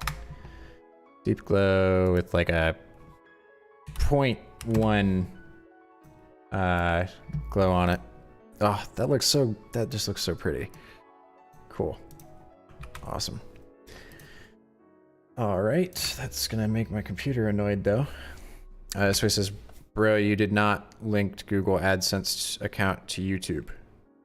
What do you mean? I don't have access to monetization yet, if that's what you're talking about.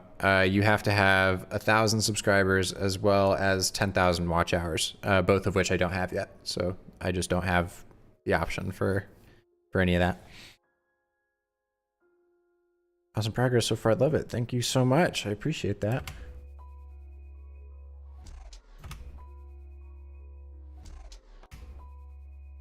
It seems so peaceful there, and then everything gets messed up. Yes, monetization. Yeah, I don't have access yet. I can't get in the YouTube partner program until I have 1,000 subscribers and a lot more watch time than I do right now. Da, da, da, da. Da, da, da, da. Da, da, da, da. What processor do you have on your PC? I have a Ryzen 5 3600. That's what we're working with. Okay, did this work? Oh, I don't need the rotation on this one. That's not that's not good.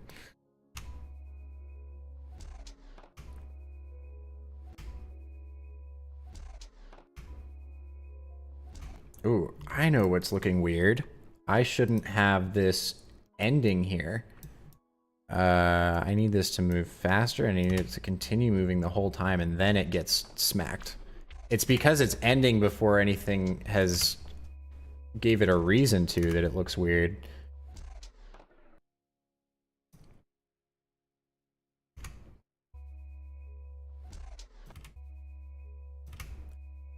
But I also don't want it to have to rotate too much. Because that's a lot that it's moving right there.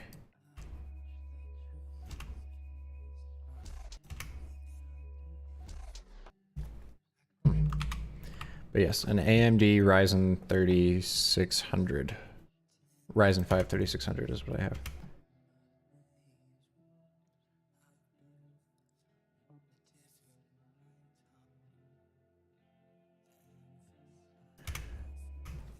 Okay, push assemble. Let's run a campaign for Austin. I appreciate that. That would be quite fun. Oh, we must be waking up in a time zone somewhere. We're up to 17 viewers now.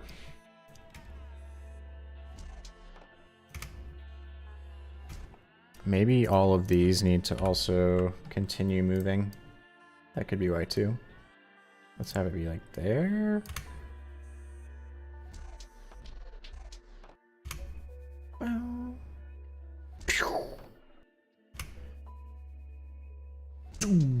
And then they'll all explode. It's gonna be great. Very excited.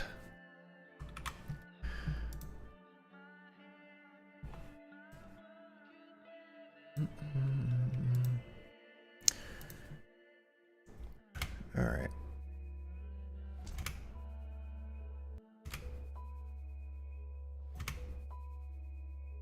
How am I gonna get each of these to show up well? It's weird that they all kind of just appear on the screen. Maybe I can do like a flicker or something and that won't feel as weird. I'll try that. Go down to like 25%, maybe like 10. And then up to 50, down to 0, and then up to 100. We'll see how that looks. Kind of works. Oh, maybe it just needs to fade in. I always forget that I can just do that. I can just have it not show up so abruptly. That's probably going to be way more helpful. Nice. Okay, let's try that one. Watching Netflix. That's funny. I appreciate that.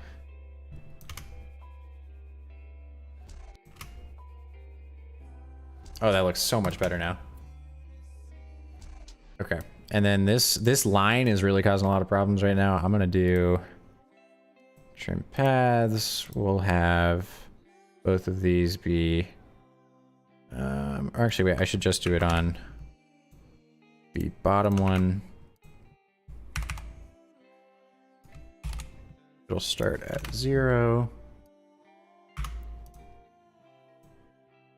And we'll do like 68. Yeah, I knew what you meant. Or at least I was hoping that's what you meant. How does that one look now? Oh, that's cool. That's cool looking. And then now I can do the trim paths on here, except it'll be like an offset amount instead. That should be cool.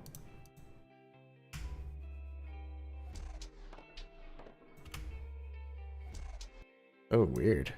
That's strange.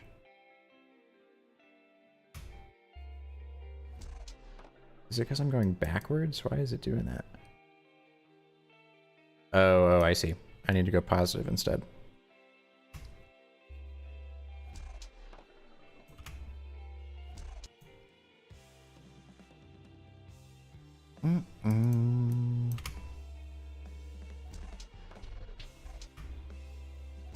It just looks kind of weird, honestly. I might just take it out.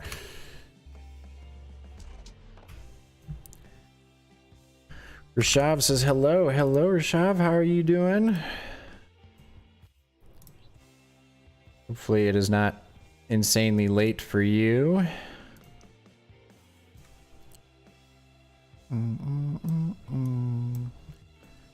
Da, da, da, da, boom.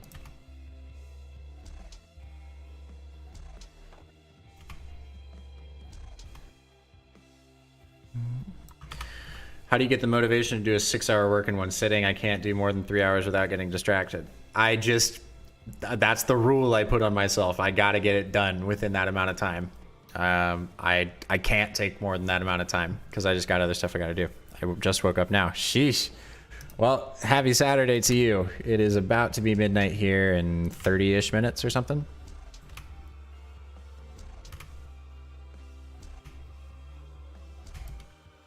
All right, and then we'll do a gradient stroke thing here. Whoops, I just did something.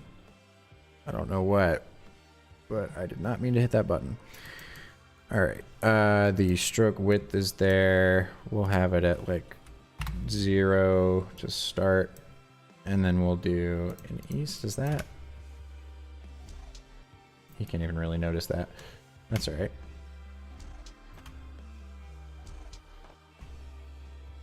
Maybe I'll do an actual animation on the path too. Fun fact, Austin's GPU is watching him doing animated loops. GPU is mesmerized by the beauty of animated loops. Yeah, my GPU probably wonders what the hell is going on every week. Just random things going on.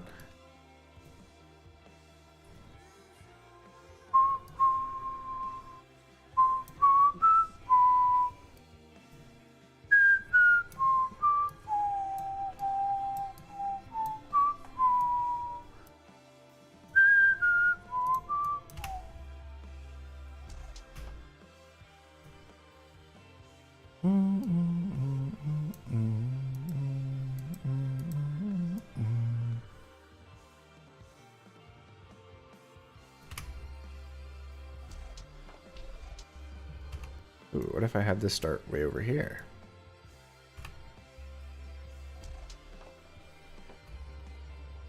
That looks weird.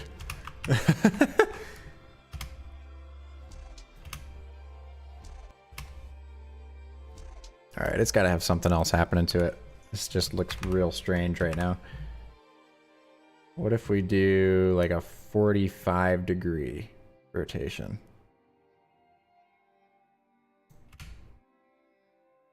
How's that look?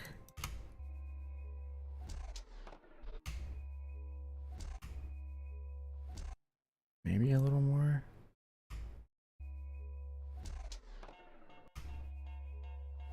Oh, that looks strange. That's not bad. Does having an RTX card benefit anything over GTX? RTX has ray tracing. It's supposed to be a lot more powerful generally for 3D rendering and modeling and that sort of stuff as well. So yes, I mean, I'm sure it has a bunch of different benefits. The card I'm using is a pretty old card at this point, but it still works fine for what I need to do with it.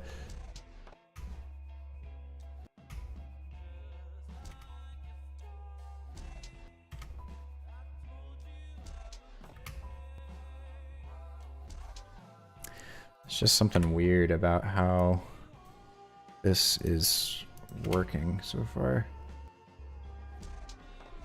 This path animation is strange. Just the overall line looks weird. I don't really like it all that much anymore. It's a nice like balance in the color, but it just looks strange.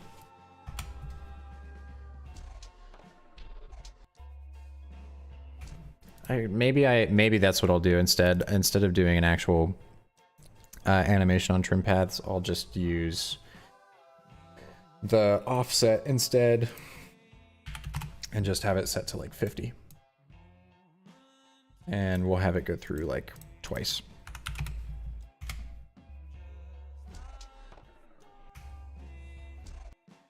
Except it's gotta keep going. Maybe like 75.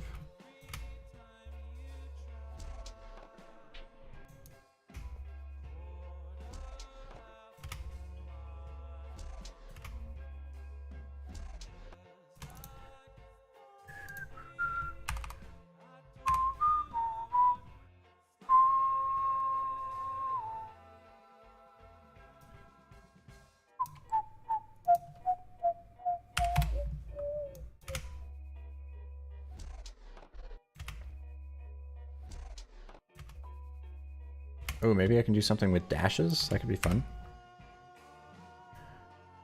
Let's have some dashes in here. Let's add some. 10 dashes is what it starts with. And it will end with no dashes.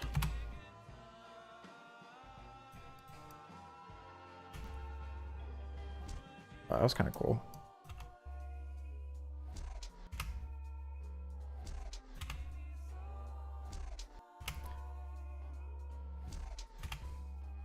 Oh, and a taper. Taper would probably be helpful as well.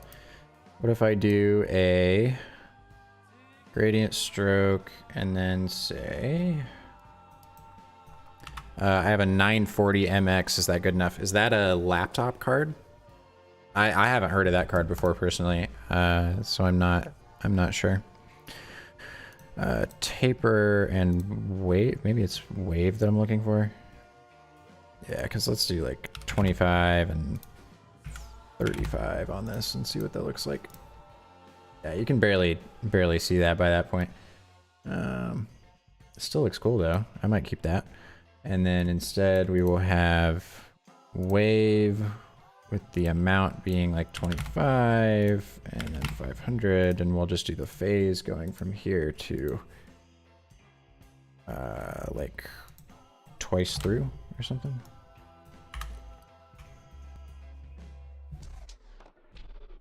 Actually, wait, it should be more than that. Let's do like 7 times through.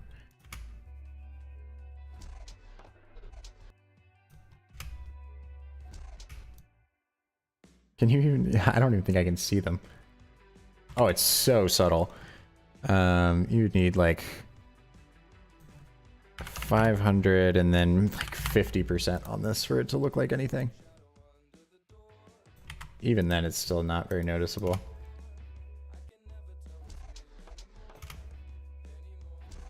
Cool. That looks better though. Laptop GPU is equivalent to a 750 Ti. I mean, if you want to do anything with glows, or if you've got a lot of shapes that you need to animate, grain to really anything you got to do in the effects panel, it's gonna really have to chug quite a lot on your graphics card to be able to do some of that stuff. I mean, unless you do it like all software and you just put it on your CPU, but still, I don't know that that's all that great. You should be able to get by. You might just have to work on quarter quality or eighth quality a lot, which can be really, really frustrating. So I don't know. I think it's definitely worth the investment to have a nice computer to be able to make this sort of stuff. And or by nice, I just mean like whatever you think would be ideal. And then, but I mean, also, I used my old computer that I had the entire time I was freelancing. I was using an old computer with essentially the same sort of specs. So it can be done. It's just, you got to do a lot of workarounds, more so than you would if you had the like top spec machine or something. May Rose Fire. We'll continue watching later as I need to do something. I know I will be seeing another animation loop masterpiece later. Oh, so excited. Me too. I'm hoping that we can get to it. We're only halfway through. All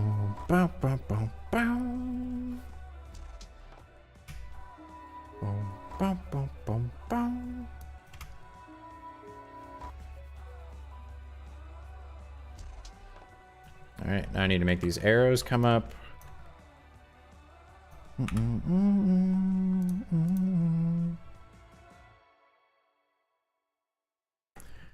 All right, give me the top stem. I'll do points to what? Oh, I thought I selected the path. Points follow nulls. I need this top one. I don't even need the bottom one. Then the top arrow needs to follow this thing. And I'll do the same thing. Bottom stem, path, points follow nulls. That one's the right one.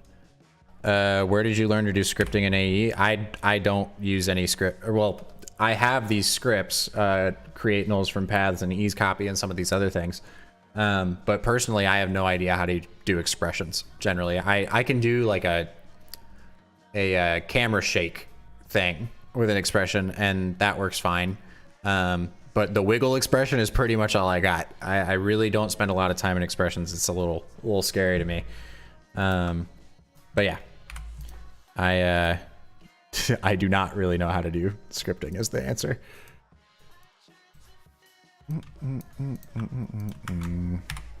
Hello from Brazil. Hey Douglas, how's it going? Hope you're having a lovely evening.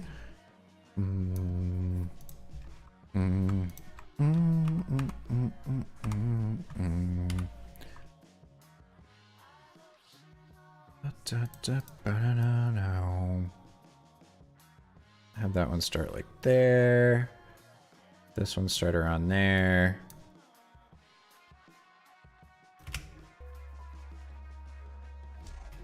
Ooh, and I should be able to do, I think I just want them on the actual arrows. I'll do deep glow. Cool. That's exactly what I was looking for. Just a little bit of emphasis on those. That's all I was looking for.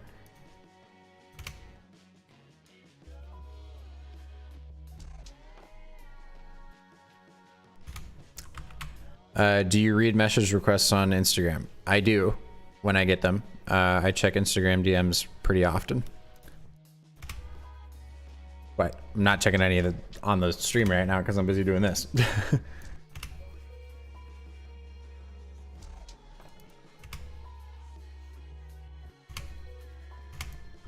All right, let me make a null for these. I will say scale up.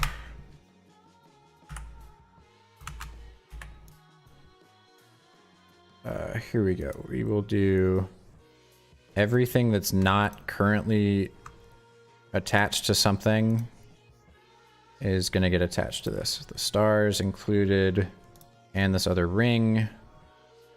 Oh, the ring's already on something.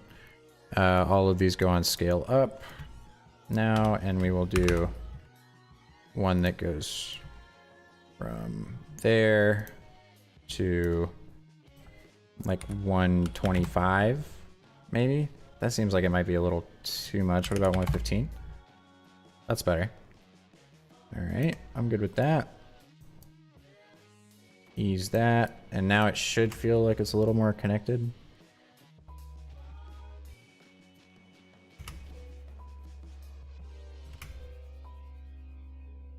Cool.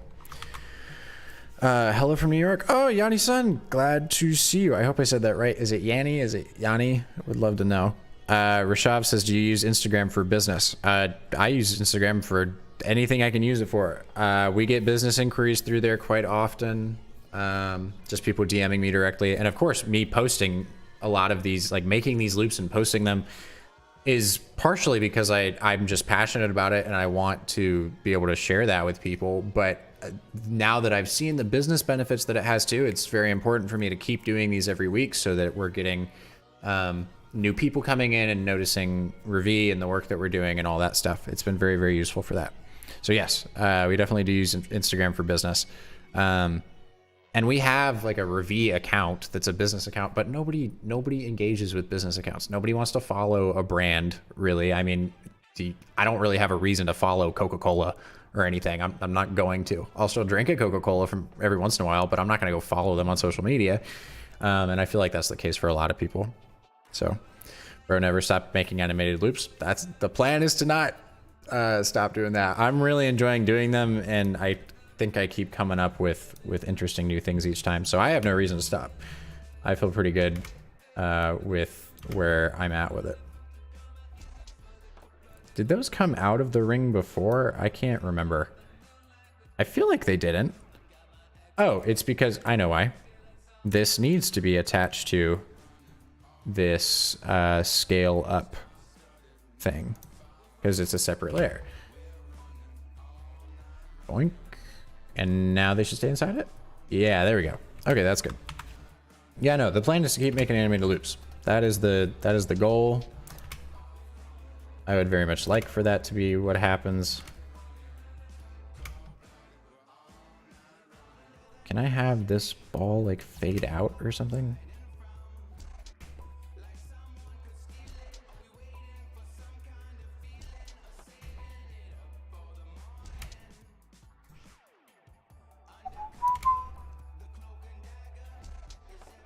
Oh, is it because this thing is, where is that? Ring 16. No, we're gonna have that continue going and it's gonna rotate the whole time.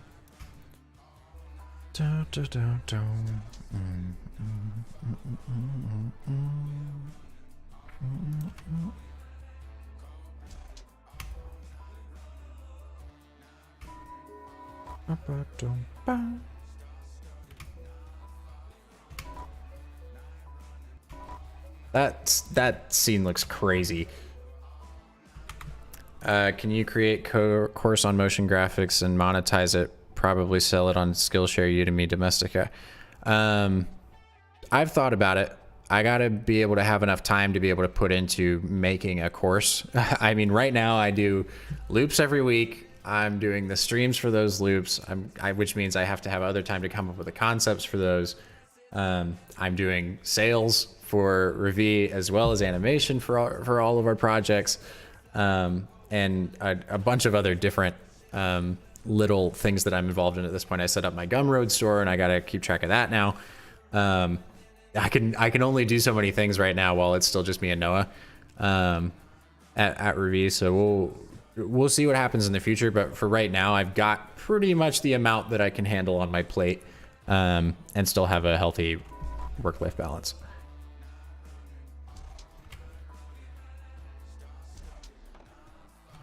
Let's have each of these with deep glow on them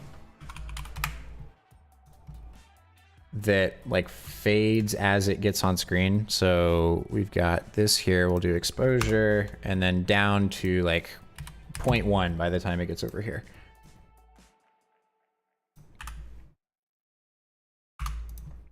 That should be perfect. Cool. And now I can copy paste that on each of these.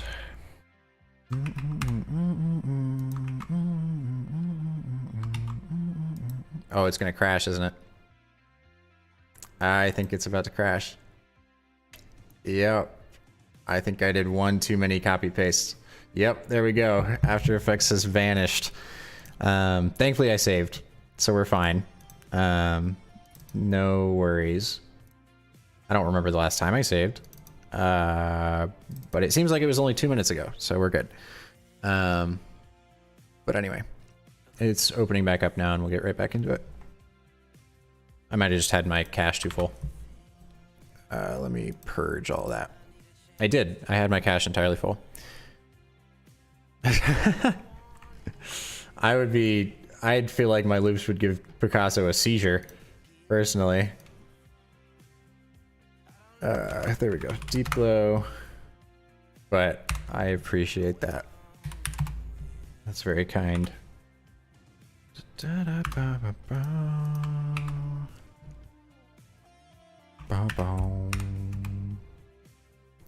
Why does AE crash so often? I feel like a lot of people use a lot of plugins, and that might be why. Like, I'm using Deep Glow, and that's might have been what overloaded it.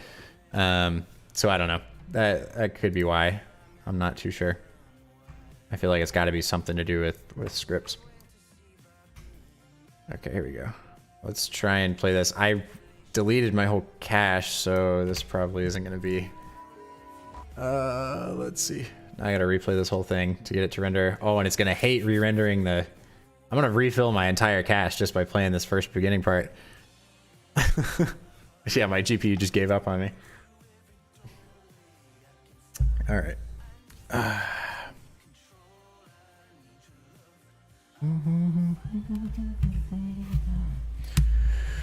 Just wait for this to play out a little bit so we can see what we've got so far and see what else might need to happen on these.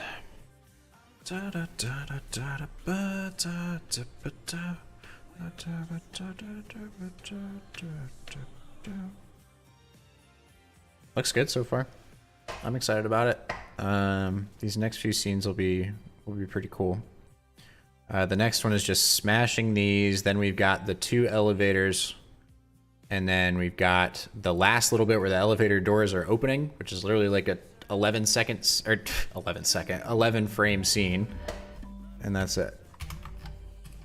All right, let's see what we got. Boom, boom, boom, boom, boom. Now all these, okay. All right, I think we're good on this one. I feel pretty good about it. See, this is one of those moments where I'm like, there's probably other stuff that I could go and change, but I gotta get moving on this. We're almost at the 6-hour mark, so I'm just gonna make that decision. We're just gonna move on to the next scene. If I find stuff that we can change with it later to make it feel better, then I'll do that. But for right now, we're just gonna move on. Dan says, just got back from the Canes game, but had to check in. Keep grinding, brother. You the man. Appreciate it, Dan. Hope the Canes won. I haven't checked the score yet. But I'm hoping that that's what happened. I've been rooting for him the whole time, I swear. I've just been here touting my Canes merch and just, you know, really giving it my all. For those of you that don't know, the Canes are the Carolina Hurricanes, or a hockey team here in Raleigh that are in the Stanley Cup playoffs right now. And Dan very much wants them. Oh, big win. Good. It's definitely because I was totally rooting for him. You know, go sports ball or sports puck in this situation. Yeah, I'm glad they won, man. That's good.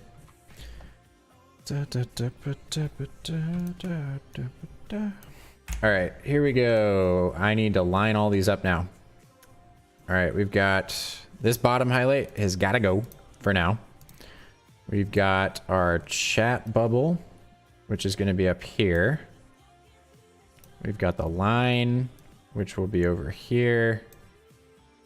Oh, whoops, it's actually kind of down here-ish. The chat bubble's there, the line's there, the X needs to come down. Vibov says, hey Vibov, how you doing? Hope all is well. All right, we've got the square over here. Bottom highlights there. Where is the gear thing? There we go. All right, that's cool. All right, I need a null up above all of these. That needs to be, how much did this one scale up by? 115? That's what I need to do with all these. Nothing with those yet. Just there. Okay. 115. I just got a Steam message. Oh, it's Steam's updater. Vibov says, I wanted to know how you come up with new ideas. Just in the same way that I only give myself so much time to be able to animate and storyboard these things. I sit myself down. Today I did it for like an hour before the stream, and I just sat there with my notebook and I thought about what sort of things have I been feeling this week, and and what have I been experiencing? And I just wrote down a couple words that were related to that. And I ended up coming across this concept pretty quickly because it just felt very prevalent to me. And from there, it's really just listening to the music over and over again, or the audio over and over again. And then once I find one scene that I can think of that like is based around the concept but fits with the audio, then I can work from that one scene through the rest of the audio track and just be like, what makes sense to happen next here? Like I'm just telling myself the story a little bit. And that's generally it. I only give myself a small amount of time to have to come up with something. So even if the idea isn't super sound or I don't feel entirely like, I don't even know what the word is I'm looking for. But even if it's not like the best idea I've ever had or something, I still just kind of go forward with whichever one was the best one that I got. And then eventually it ends up becoming this super cool thing anyway. Rashav says, how did you get the Toyota contract? I didn't do work with Toyota. Do you mean we did a couple of projects with Toshiba. And I can shed some light on those, but want to make sure that that's what you meant first. I really respect your commitment to get everything done in time. Of course. Got to do it. Got to make it happen. Okay, now each of these needs to be repositioned again, but that's fine. At least they're the right size now. That one goes there. This one is here and is rotated like that. This one, oops. This one is there. That one's like that. Okay, cool. $40. Toshiba, yeah, okay, I gotcha. So the way we got the first project we did with Toshiba, we've done two of them. One was a pretty small one that we did recently where it was just like making some text to put on screen in a video. But the original Toshiba content that we did, let's see, that was a little over a year ago. Actually, no, yeah, a little bit over a year ago. It was like January of 2021, sorry. Review wasn't around in January of 2020. Anyway, I had posted some stuff on Instagram at that point, and I always tag Raleigh in the location just in case there's any agencies local or just companies that are local that might want to hit me up. And so anyway, I had posted some project that we did, or maybe it was just a loop that I made for fun, not nearly like the ones I make now. But I must have posted one that got some traction and must have been passed around or something, because there's a small agency here in Raleigh that reached out to Noah and I to have us do motion for the Toshiba project while they were going to do some live action, and we were going to mix those together. So there would be them interviewing somebody at Toshiba talking about this product. So it's like just a camera shot that kind of pans or is like on a slider and is just moving slightly to the right while this person's talking. And then we would take parts where they're talking about a more complex thing and we would visualize those things with motion graphics. And that's what would be shown instead of just staring at them being interviewed the entire time. And so, yeah, it was really just like a word of mouth thing. They had seen some of our work on Instagram and thought that we'd be a good fit for the project. And that's another reason why I like putting just consistent work out there all the time, because I mean, it's just more and more people who see it every time. But yeah, that's how we got that. And we've become friends with the people we worked with on that project, and we go out with them sometimes. It's pretty fun. We like them a lot. Vibob says, how do you keep yourself motivated to complete a long hour project? Well, when I need to take a break, I'll take a break. I don't really do that for these short loops, because this is me just getting to do whatever I want anyway. So it's kind of hard for me to lose motivation, because I can just go, ooh, this sounds interesting, and do it. It's all purely just from passion. But for client work, it can be tough sometimes, especially when you get some feedback that you might not like, or that sort of thing, or like the timeline all of a sudden gets tight. Things like that happen. Or like you're just not getting as far as you want. Anyway, I take a break when I need to. I've made sure that I am not overworking myself. Like I give myself a hard out each day around 5, to where I'm just not working past that time. We don't do any of the sleep under your desk until your work is done sort of thing. We try and make sure our timelines are pretty flexible for that reason, so we don't overwork ourselves. And then aside from that, sometimes you're just not motivated to do it, but I mean, the work needs to get done. And so you just, I mean, I feel like I've got enough experience at this point to where I can kind of go on autopilot with some of this stuff, and just knock it out without really having to think about it too much or be super motivated for it right then. You also say, last question, what tips would you give to a beginner motion designer regarding the content they make and when they run into a creative block? Best way to solve a creative, well, okay, there's 2 ways to solve a creative block, I think. There is taking time, just days or weeks or however long you need away from motion design and all that stuff. And just like going on a vacation or something like that. And just sort of detoxing from motion as a whole. That can be helpful. What's most helpful for me is finding some other outlet that I can either make for myself or use to be able to find that passion again for the work once it starts to feel a little bit more monotonous. Like if you work on 6 corporate videos in a row, it's gonna start to feel a little boring. But that's why I started doing these loops, is because it was a way for me to be able to express my creativity and all that sort of stuff, without necessarily having to force myself to have that motivation during a project. Like I can sacrifice my motivation a little bit, and not feel super motivated or excited about, like if a client project has gotten pretty boring, by knowing that I'm going to be able to reward myself by making a loop like this later or something like that. But yes, I would say consistency is super helpful. Set aside some time for yourself to make something for yourself for fun and explore on a consistent basis. It doesn't have to be every week or every day, or even every month, but just make sure that you have some time set aside where that's something that you're going to do and you're putting that intentional thought into going and doing that. That's what I would say. Wasn't the final video you shared just motion graphics, is what Rishav said about Toshiba. At that time, we didn't want to post super long projects to our social media or anything. So the final video ended up being something like 2 minutes that we did with Toshiba, because it was mixed with the live action stuff. We didn't want, there were 2 things. We didn't want people to have to watch a 2-minute long video on social media, because people just don't really have that kind of attention span anymore.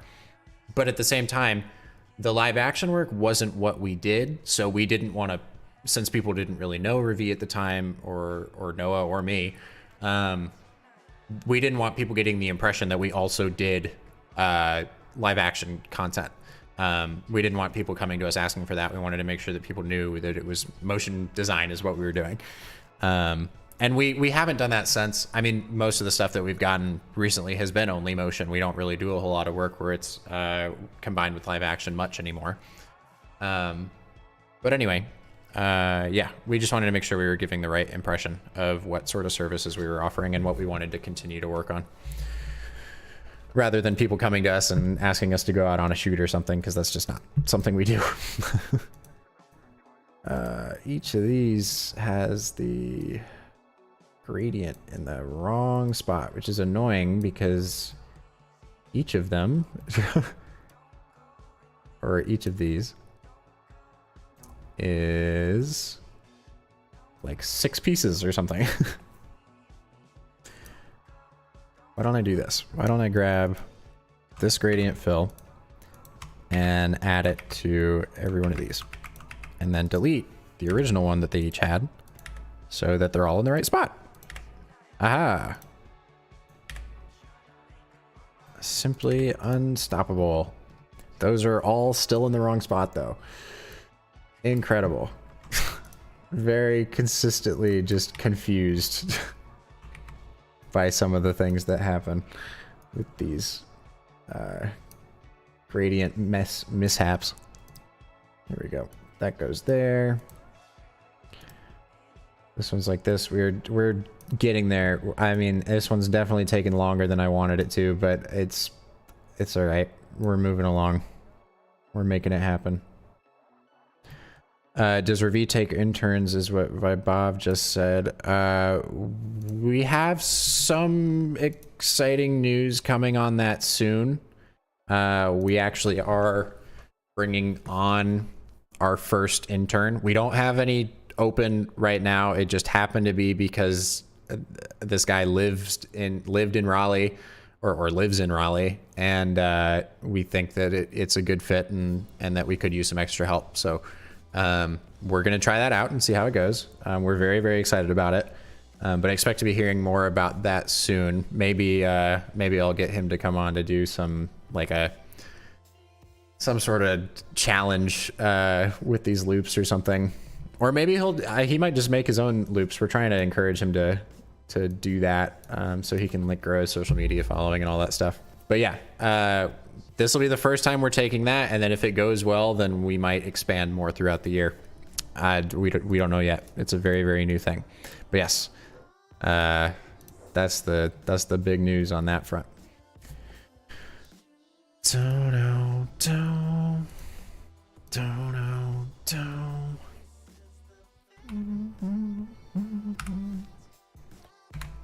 Rotate and scale. And then everything will have to fall down at the end of this, I think. All right, we'll do position down to here-ish.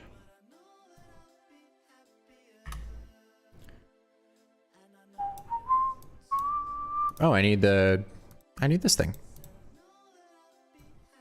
Which I guess means I don't want it to be built there. 100. There we go. That was the original size. This is gonna be cool. They're all gonna get like sucked down in there. It'll be cool. I just said that, but I'm gonna say it again. I'm gonna need to grab more water in a minute, or I am not gonna make it. Actually, I'm gonna do that now. I'll grab some water. I'll be back in just a second. Yeah, there we go.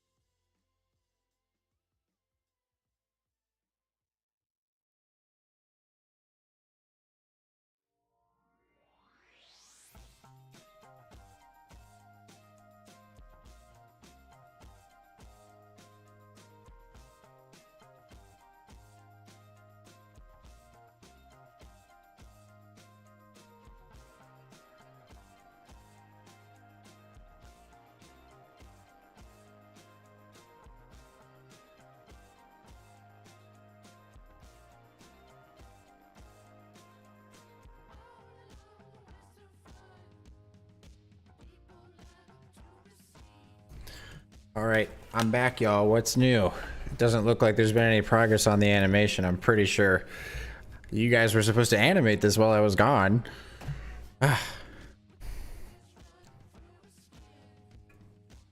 And yet, it's in the same spot that it was whenever I went to get water. Guess that's how it goes. There we go. Let's do... That thing will pop up like, I don't know when. Like here? That'll work. There's another little click there or something. I'll do. And I'll read the questions in the chat in this just a second. I see them. I just need to get through this real quick.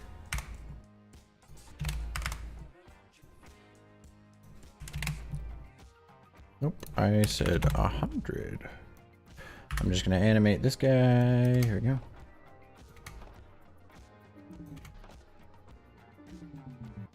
Oh, this thing's gonna be so cool. Why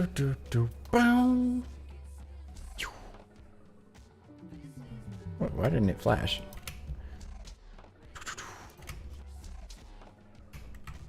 And then I'll just have it like slide up, I guess. God, and it changed the world. Oh, it doesn't have my my easing saved because of when it crashed earlier.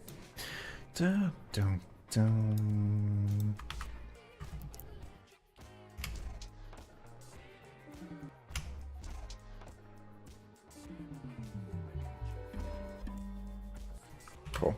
All right. Vibov says, what do you do when you have an idea and then you don't know how you will execute in After Effects? Bro, throat got dried up. Let my man drink some water. We are all good.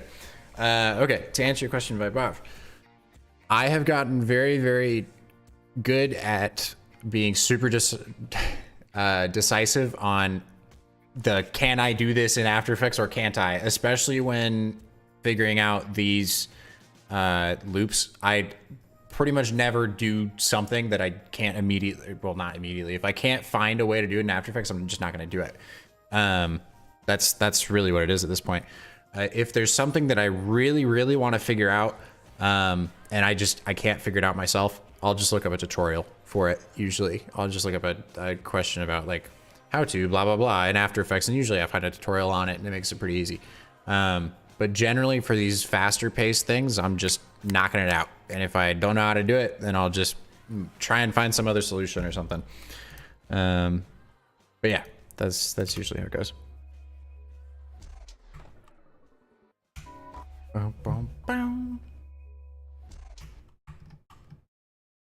I think this can like, maybe let's say scale down here. 1, 2, 3, 4. Go down to like 125. Nope, that's the opposite way. 85. Like this. It's gonna have to re-render that whole thing. Come on, I just need to see this last little bit. I just need to see the last. Okay, here we go. Which means now this needs to be at 85 instead. So it's gonna be a lot smaller. But that's fine. And then each of these will have broken apart after like hitting this thing. So we'll have this one come down here. All of these will be very, very close to this, so that they can all just like tap into it and blow up right after that. So here we go. All those are getting tapped in. It'll be great. Here we go. The square goes like this. We have it go in one frame. It's touching it, and then we're back out. Like 20 frames, it'll come up to here.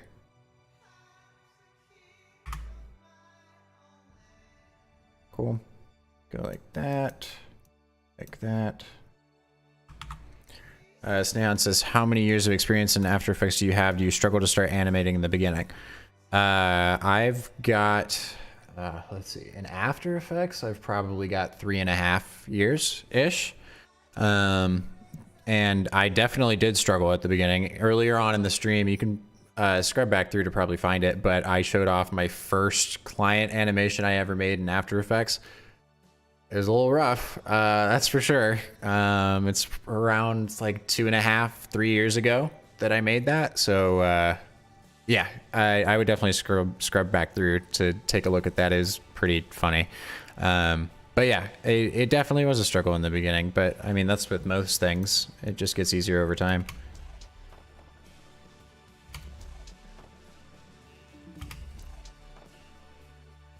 And then this will rotate as it goes back out. Oh, no, no. Don't.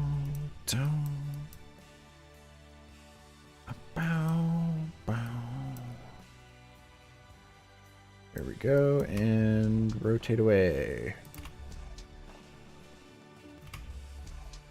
I think it's supposed to rotate the other way, so it'll be 0 to 170, sure. Oh yeah, that's gonna work great. And then this will be the only one that's all lit up. It'll have some deep glow on it. That's too much deep glow, I think. Let me look at it on my other monitor. Definitely too much. 0.25. That looks more manageable. That's not bad. Sway says, beside After Effects, what other software are you familiar with motion graphics? I know some Blender when I need to do 3D stuff. Like I said, I did frame by frame, so you give me Photoshop and or I guess Illustrator now too. And then just enough time to make a bunch of frames, I can do that. And then yeah, that's pretty much it. I haven't used any of the other like After Effects competitors like Cavalry or Procreate or any of those because, well, Procreate, I don't do like hand-drawn stuff at all, so I don't really have a use for that. And Cavalry just doesn't seem to have the feature set yet. It doesn't feel like a complete program. I mean, people can say all they want about After Effects, and I know lots of people, especially right now, are just really upset about it for some reason publicly. Lots of people just saying like they need to rewrite the whole program and whatever, but I don't really have that many problems day to day with After Effects. I make it work totally fine. He says, bro, listen to Sentio album from Martin Garrix. I'll give it a listen. I'm in my vibey playlist right now, and also I'm getting kind of sleepy, so I'm not really trying to switch up the music right now, but I'll give it a look at some point. That glow is brighter than my smile. That's funny. Let's do a big... Oh wait, I was gonna do a big flash over this whole thing. Which I will do. I will say Control-Alt-Y and then exposure and do down to 0, but starting at like 10. Woo, that's real sharp. Oh, I shouldn't have it at 10. I should have it like 1 probably. Oh no, that works. Cool. And then I might have deep glow on each of these like broken bits. I'm not sure yet.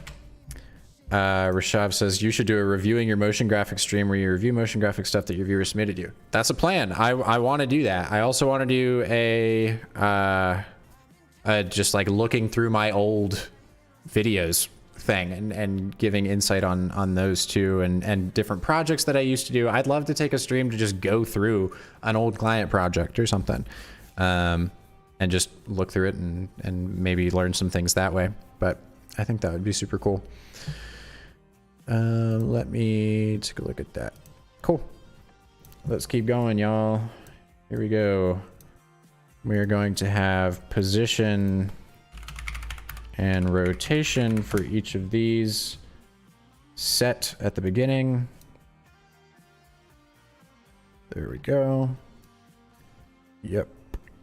Geez, there's a lot in that one. Okay.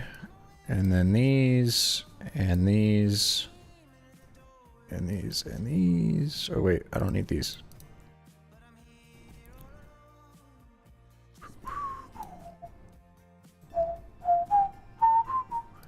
How did that do that? All right, here we go. And then all of these. All of these. Can you create solar eclipse kind of animation in next weekly animation series? Potentially. Mervin, welcome. Glad to see you. He says, hey Austin, what's your setup? CPU, GPU, RAM? I gotcha. CPU is a Ryzen 5 3600. GPU is a GTX 1660 Super, and RAM is 32 gigabytes. There you go. You got all the info. All right. These, I'm a little too lazy to grab all these right now, so I'm just gonna move all of them over by one and then do that. Aha. And no one's gonna stop me.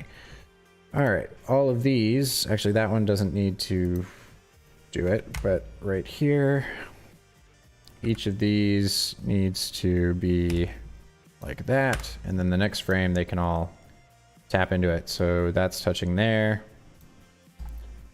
And then this one is touching there. And that one is there. And that one is there. I'll probably offset some of these. Which one should I do? I'll offset the gear. And then I will offset the line. Cool. And then the rest of them can all just hang out there. How far does this one, or how long does this one come back for? The square goes back until there. So yeah, that sounds about right. We'll have this one come all the way back out here as well. This one is in a frame, so it'll come back to like here. This one will go out one. And this one is back in. Right up there. Cool. Copy those and paste them. And now we've got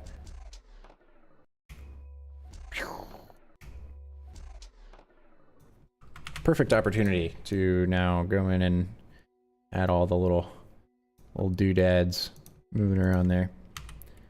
Actually, I think I will start doing some position stuff with these. I mean, I have position there, but let me grab each of these.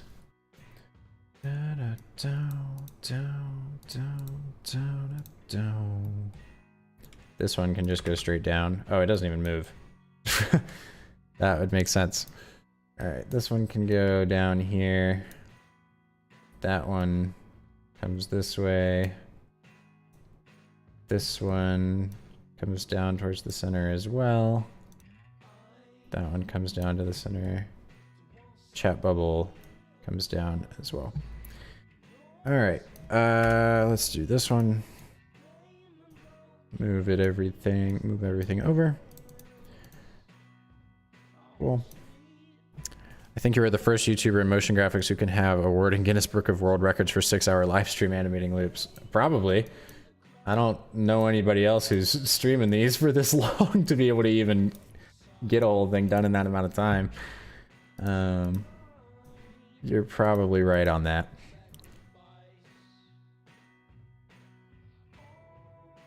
Is that right? That seems right. And then that one is just like a little bit turned, a little bit curved. And same with this one. Does that look right? Oh yeah, that's good. I'm gonna need these to start falling a lot sooner then, so it's not all doing it at the same time. Actually, I can just have it start really early. I could have it start right at the beginning. Why not?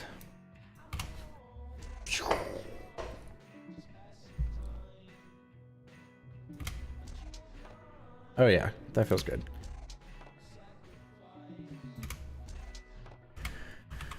Yeah, we'll see if Guinness Book of World Records will sit on a 6-hour-long stream for that. Oh, Noah and I are also thinking of potentially opening up some like design competitions and that sort of thing. Maybe I'm not. Maybe I'll compete in some of them. I don't know. But it would be like animate this thing in an hour, or another one that we thought could be fun, which would be longer. Couldn't really do it in a live stream, but give one person a prompt for an animation, and then they have to describe that prompt to the next person. Like they're not allowed to send them. I don't remember what we thought, but it was essentially like doing a motion design telephone where like each version would be slightly different. Noah and I also did a fun thing a while back called a half and half, where we take a 1080 by 1080 comp, and then I animated my whole top section, my half of the 1080 by 1080 comp, so just the top part, and then I gave that to Noah, but I blocked out from view anyway everything except for the bottom like 25 pixels or so of my comp, and that was all Noah had to animate with. He had the sound, and then he had maybe some layer markers, and then he had, or some like time markers, and then he had the top, the like 25 pixels or whatever. And it created some interesting results because you have no idea what else is on the rest of the top of the thing. Those could be fun too to do in pairs. Anyway, let's do like 100 down to 85.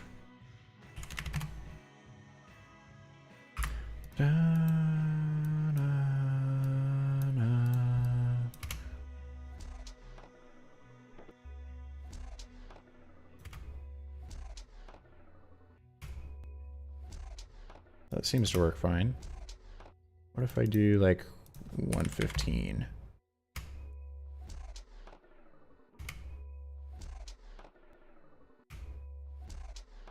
Oh, that looks so cool.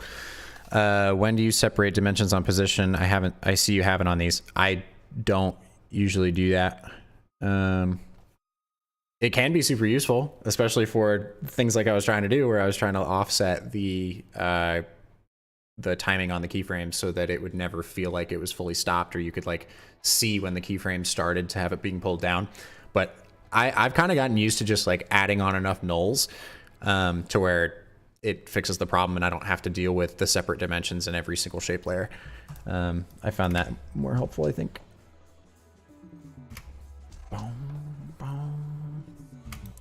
I think I need this square to fall down a little bit further. I'll have that happen like here. So this one will start a lot later.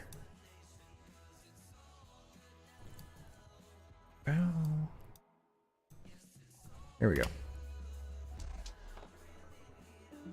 Cool. And that's going to be the one that falls into the elevator.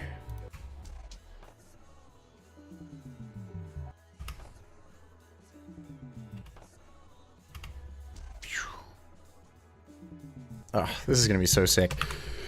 Oh, I just want, I wish that I could just have some plugin in my brain to where I could just think how I want it to look and it would just do it, because I have the whole thing in my head right now. Stream is longer than my syllabus. Yeah, it's 6.5 hours. I'm sure that I think I'll be able to finish in the next hour. I think that should be plenty of time, because after I finish this thing, I've got this once, or well, it's really 2 scenes in one, but that's not that big of a deal. And then this tiny little thing and a text animation. We're more than halfway through. We'll get there. All right, time to make some things explode. Let's do it. Let's do it. I'm gonna speed right through this. Here we go. Main gear, there we go. All right, it all starts there, and then it's gonna be like out to here. Position 1. It's now over here, and it's rotated like that. And this one is now out here, and it has rotated like that. All right, what's the next one? This one out here, and it's rotated a little bit. this next one. Boom. Actually, it hasn't moved as much because it's kind of heavy. All right. This one can move a good bit. It rotates like that. This one's really tiny, so it's going to move a good bit further. Rotate a couple times. Position on this one. I'd guess this moves like down here. Da-da-da. This one doesn't move a whole lot because it's rather large. Whoops. Is this all one shape? No. Okay. What's this one? I can't find that one anywhere. I must not have position keyframes for it. Huh. Well, that's awkward. I am missing one, it would appear. Well, I'll have to fix that. Alright, here we go. Into the contents. Which one are you? I surely don't have... No, I do have position keyframes on it. I don't understand why I couldn't see it before.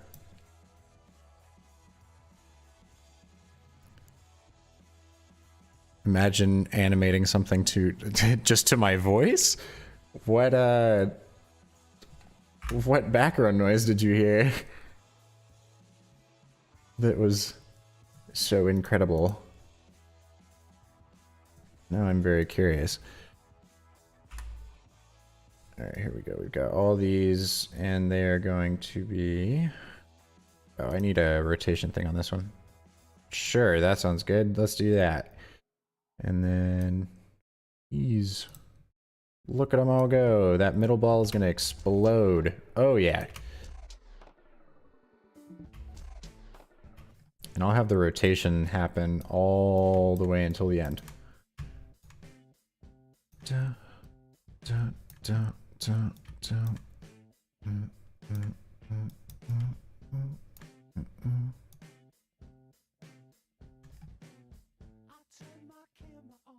Does that work? That seems to work to me.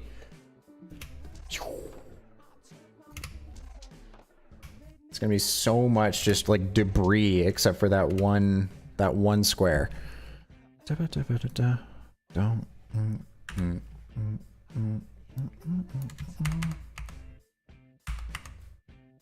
right, now we're gonna do the same thing with this. This goes here, this one goes there, this one goes here, this one goes down here, that one, that away, that one, that away, this one way over here, and this one way up there. With mount, I mean voice you made. Oh, humming. I see. I gotcha. Let's do it that way. Ta-ta-ta. Like this.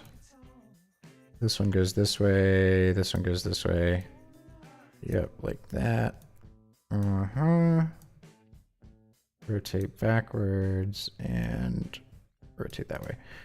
All right, all of these are now done. We're gonna ease it. And then rotations are all going to be till the very end. Make me untouchable for life. All right, now we got... Ooh, so much debris. Yeah. That is satisfying. I've thought about doing a loop where it's just I make the animation and then it's just Noah and I sitting here afterwards just making weird like humming noises and stuff to make the audio for it. Arumani is back. I have been streaming the entire time that Arumani has been asleep. That is nuts. That's crazy. I'm gonna sleep so well tonight though. And this one is looking amazing. I am glad you think so. I'm glad to hear that. All right, let's move this one. It goes down here. We're getting there, everybody. I'm making it happen. It's taking a hot minute, but we're gonna make it work. I don't even know which one this is. This one's down here. This one's like that. That one goes there. This one's like this. Sure, that one goes that way, and then this one's like that. This is a really, really like scientific approach I'm taking right now, for sure. All right, here we go. Oh, I gotta see the X do it. Oh, it just disintegrates into nothing. It's so good. Are you mixing your stream in OBS or NVIDIA GeForce streaming? I am doing it in OBS. OBS Studio though, not Streamlabs. Cool. All right, how many more we got? We got 2 more. Let's do it. 1, 2, 3. 1, 2, 3. Now I'm in the zone. I am focused. I am on it. Oh, whoops. I'm gonna have to move these manually because I cannot see that. Ooh, the rotation is all backwards. Bow, bow, bow, bow, bow, bow, bow, bow, bow, inside out. Da, da, da, da, da, da. Resistance, gravity.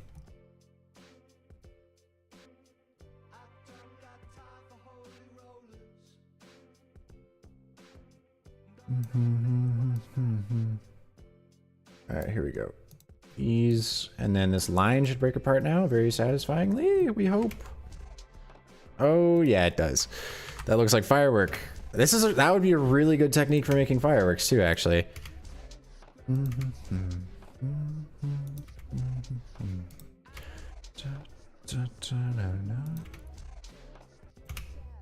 Yeah, I'll turn up the Spotify. Why not? I just gotta make sure it's not too loud.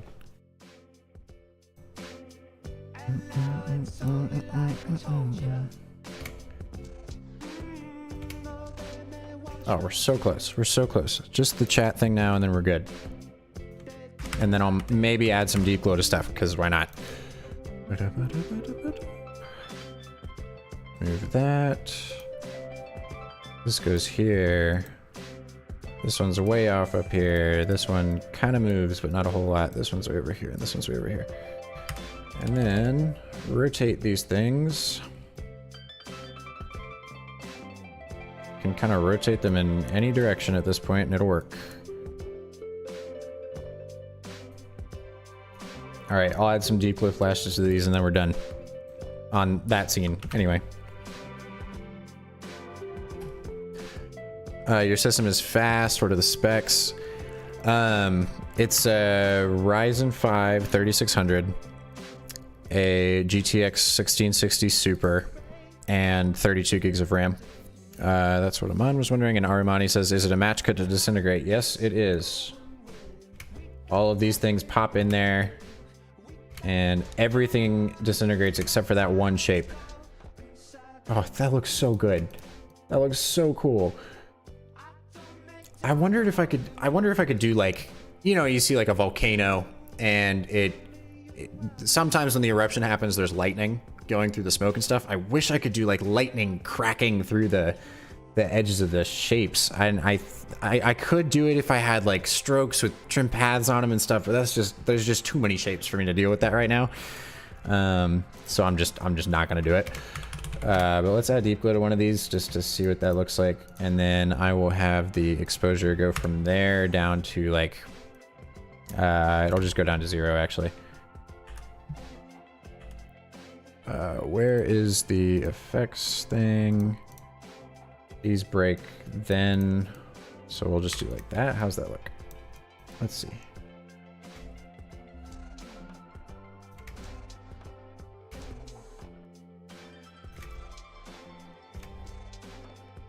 It might take a little bit too long for it to fade off. And also probably everything's gonna end up doing that, so I might not even... Yeah. How do you brainstorm creativity? I think you can put system specs in the description. This is the most asked question. Could be. Could be. Wouldn't hurt to put it in there. Mon says, how do you brainstorm creativity? I don't know. Sometimes I feel like I've got a good idea and sometimes I don't, but it really is just about setting aside time for myself to do that. If I only give myself like an hour to 2 hours to come up with an idea, I'm gonna come up with an idea by the end of it. It might not be the best idea, but I'll at least have some starting points. So that's what I would say, is setting aside time. That's super useful for me.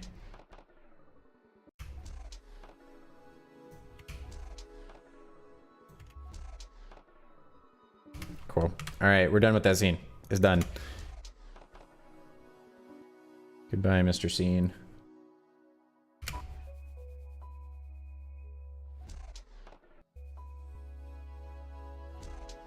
Cool. He explodes. It's exciting. Nice. Moving on then, shall we? Time to make an elevator happen. Let's do this window first. Let's figure out how to do that, and then we can figure the other stuff out. I didn't even label my layers on this. Ben Marriott would be ashamed. Shaft line. This is just shaft. Whoops. And then we've got cross lines followed by, okay, here's window. Window 1.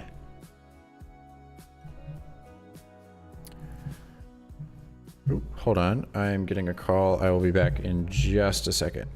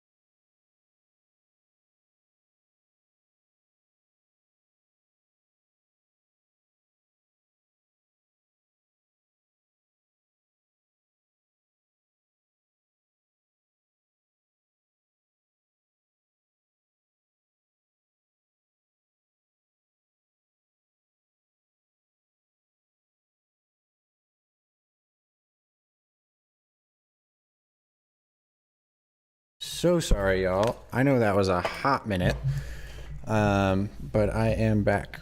Don't worry, we're gonna make some windows and we're gonna knock this out. It is about to be 1 a.m. That is insane.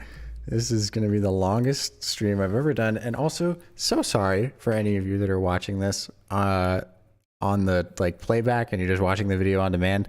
Just 10 minutes of silence is what you just got. Maybe it's a good break. I don't know.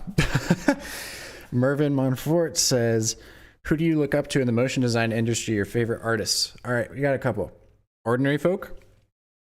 They make really, really good work. Studio up in Canada. Oddfellows.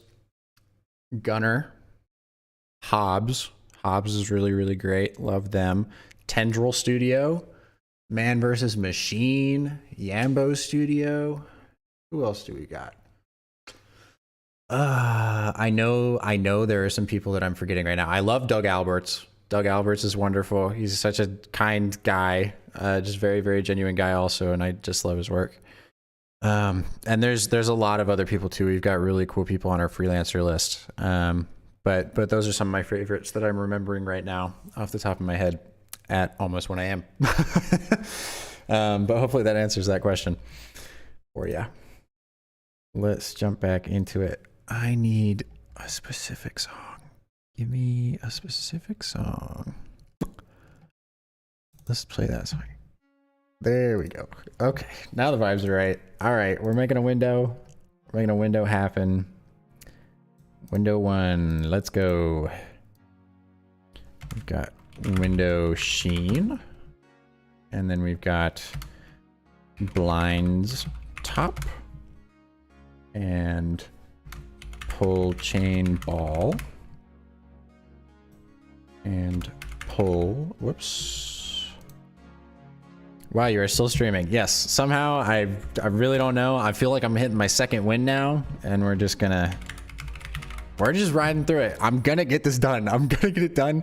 I don't know if I'm gonna post it at whatever time I'm gonna finish, but we're gonna get it done. It's gonna be great.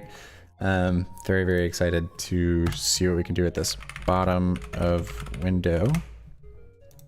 And then top of window and window backing. Okay. I know that bottom and top of window need to be in front of everything else. The window backing can move down. That's cool. And then, yeah, that'll work. Fine by me. How do we want this to animate? I think we're gonna have the blinds top do a path animation. We will have it do 1, 2, 3, 4, 5. And then it will be there. But it will start down at the bottom here, covering everything up that was in there.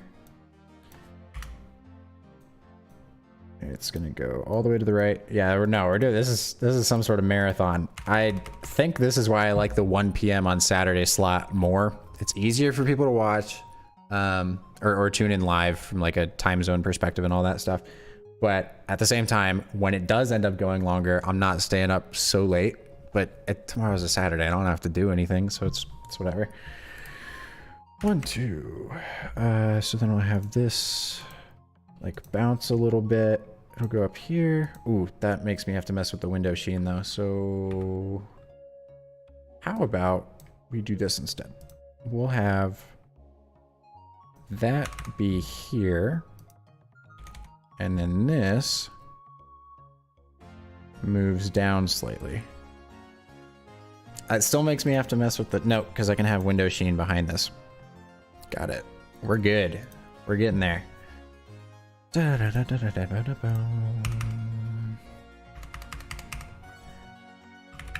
da, da, da, da. Da, da. Oh, we should totally have a stream sometime where we're just watching really, really great reels too. I have a whole folder on Vimeo of like 25 of my favorite reels of all time, and they're all so good. Oh, I gotta pass those along at some point. All right, we got a window. our elevator can have a null. Now I gotta finish the window thing. I'm jumping around between too many different places. We're gonna have top of window, path will end here, starts further down. Here we go. Starts like down there. And then have it move up slightly. Oh, actually, wait, no, I need to do the same thing here that I did with the other one.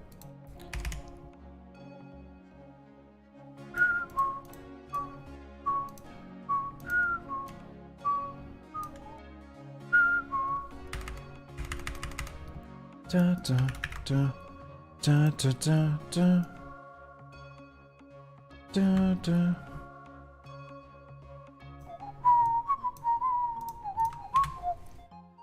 I can't believe that we've still maintained 10 viewers or more throughout this entire thing. I mean, except for whenever I was on the phone just then, but it's what, like, it's so long. This is so long into this at this point. All right, here we go.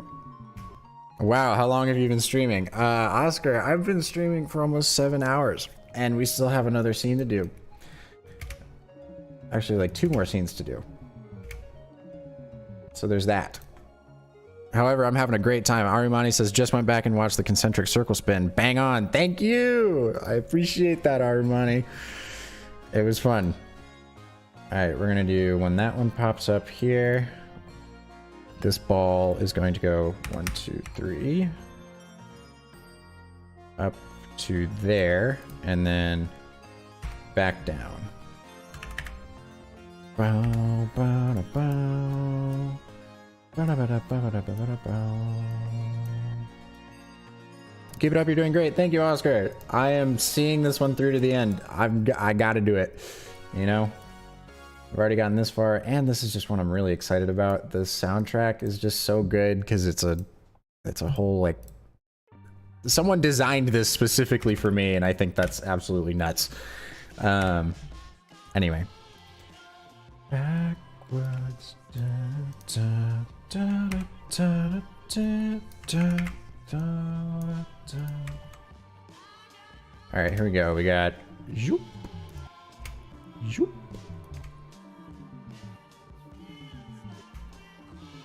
Cool. And then we're gonna have the sheen come across at the same time that that happens. Actually, wait, I could just have that already coming across from the start. Let's do gradient fill, start and end point is there, and then ends like 20 seconds later over there, comes across that way. We'll do over there to over there. Arimani says each week is getting better at content at the streaming time, that way both sides of the world can watch you working live. Yeah, it's just I'll end up working so long that everyone will have been have gotten a good night's rest and can come back to watch the stream live. It's a real, this is all just part of the strategy to get viewership for sure. Oh, what?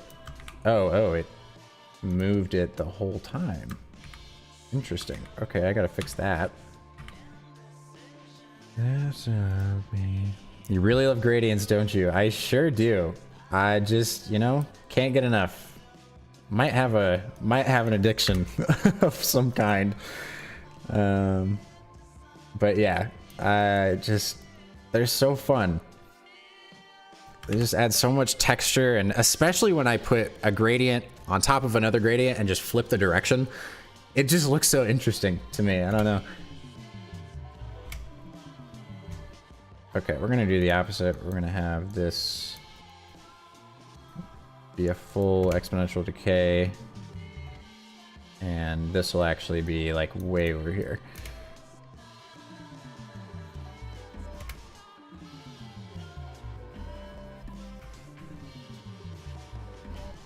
Okay, maybe not that long. Wait, why don't I just...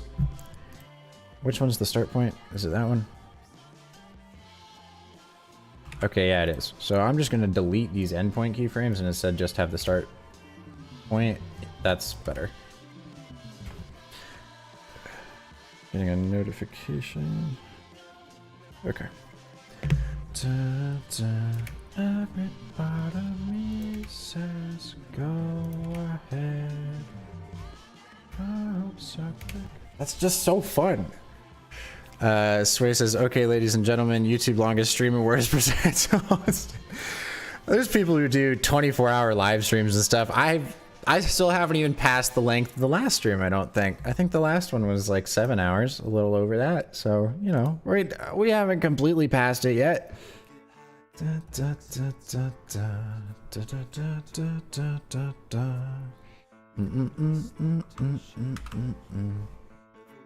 And then now I will bring this over here.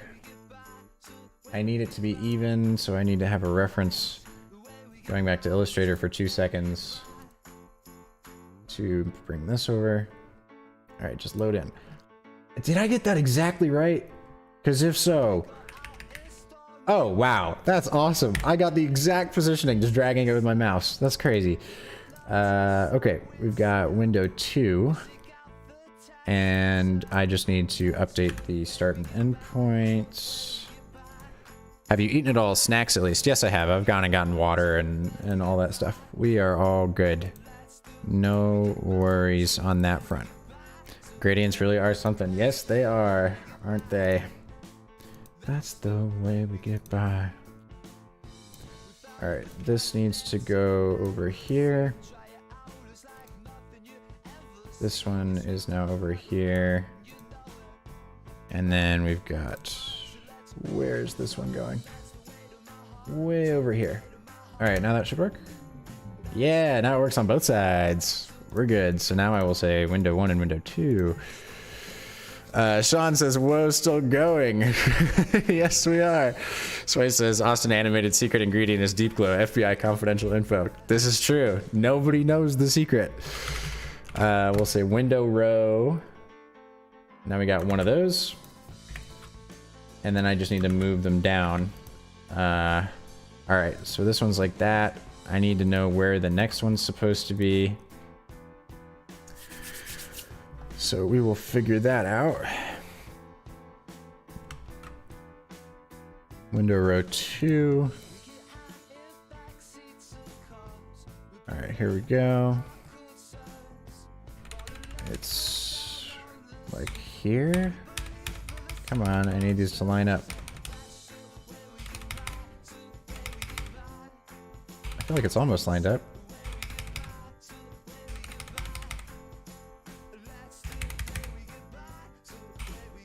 Okay, now it's lined up.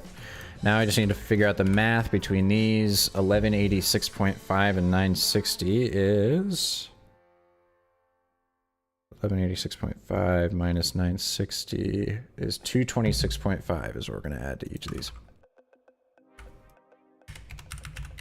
This sounds like a fun track. All right. Plus 226.5.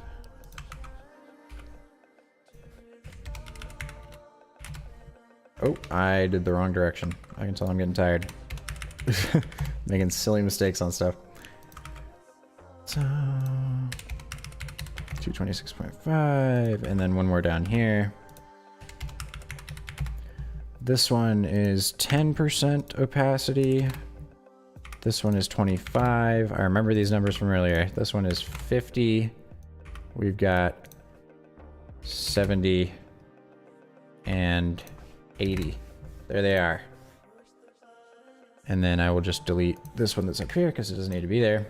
There we go. Our elevator scene exists. I need to know what the beat is on this though, so I can figure out when to put these. Lorenzo says, do you use complex expression for your animations? By the way, I really like this kind of stream. It helps me a lot for studying your animation loops. I appreciate that, and I'm glad you get some value out of it.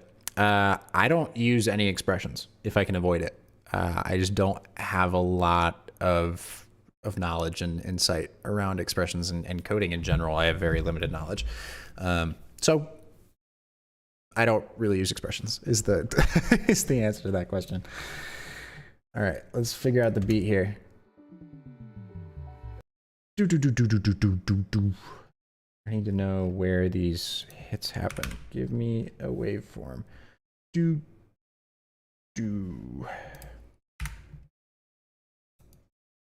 There is no beat because it's not a song, which makes it a little difficult, but that's okay.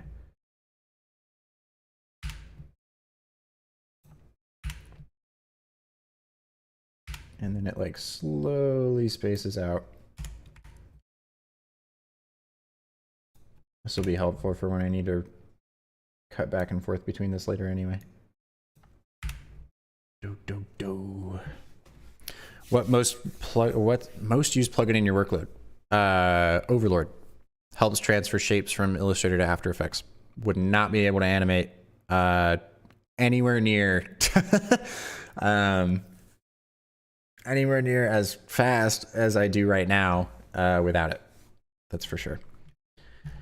All right, so we've got 1, 2, 3, 4, 5, 6, 7, 8, 9, and we have 1, 2, 3, 4, 5, 6. There's supposed to be another one down at the bottom. I think there is, which means that I jumped the gun a little bit, but that's okay. Plus 186.5, is that right? No. 226.5. Okay. And then I'll just set this one to like 5% opacity or something.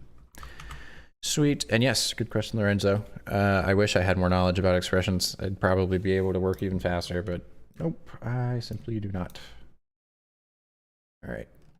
So then we've got window row 2, and then 3, and 4. I was trying to count to see how many so that I would know if I could actually do it this way or not. But I guess we'll find out now that I'm just doing it.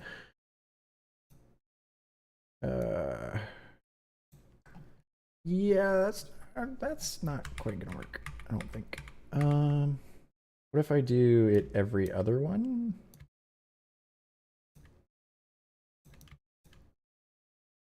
And then the next one would be here. That's not even gonna get me to the end. Okay, well, we can try it.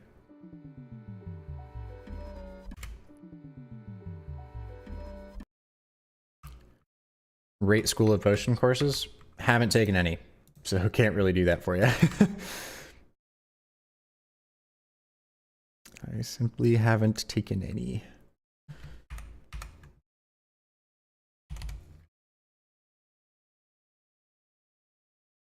All right, each of those will start there and do a full exponential decay. Cool. All right, and then this one is there. That one is there. It's whatever. It'll just already be full by the time that happens, I guess. do, do, do.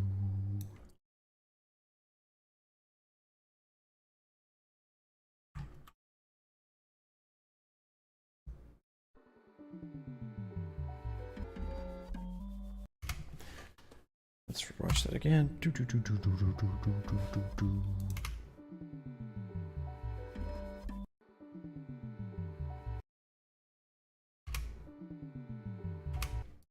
What if I do like these are all off by 1? So it's just like, then we'll see this one. And it just pushes each one back 1. That should help out some, I think. Because there's that long bit at the end. So he says to me, they're pretty expensive. I wish I can afford them. The intern that we're actually bringing on has been taking some School of Motion courses. And that's part of the reason he wants to work with us actually, so we can get some like industry experience aside from the School of Motion stuff. And I'll be curious to see what he gets from them. He seems to really enjoy it so far, but I think he's only taken one of the courses, so. Okay, cool. That works just fine. We'll remove all those, and now I need to do the elevator. What fun. All right, here we go. We've got the elevator here. What is this thing? Oh, no. That's the wrong group. We got elevator middle, which is this part, which means we've got our gradient fill that is going to move across this. It'll be there by like that point. And then the gradient we will have like over here until then. Have you ever freelanced editing templates and made money? Like, are you asking if I ever edited templates for a freelance job and like sold that work, or what do you mean by that? I'm not entirely sure what you mean there. Gradient fill on this one, same thing. Start point, end point. Start point is going to be way off up here. Wait, which one is this? What? Oh, I have two of these. Well, I don't need that. All right, here we go. And then this one, it can be like there. That's fine. Gonna get this loop from Gumroad once it's up. So good, appreciate it. Using templates for freelance jobs. No, I have not done that. Everything I have made for someone has been custom.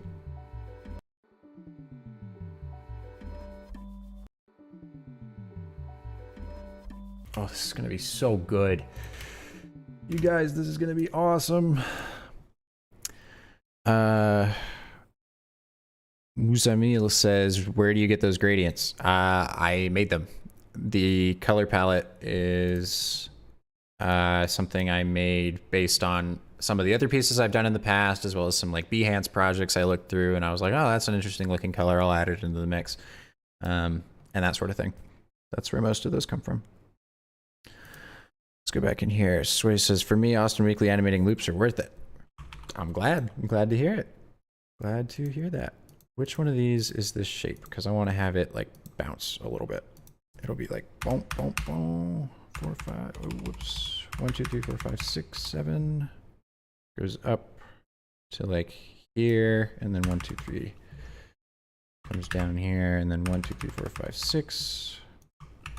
It does half the distance that it did before, and then 1, 2, 3, and then 1, 2, 3, 4, 5. We'll do just barely off the ground, and then 1, 2, 3. We're back on the ground. Whoops. Okay. There we go. Time to ease these.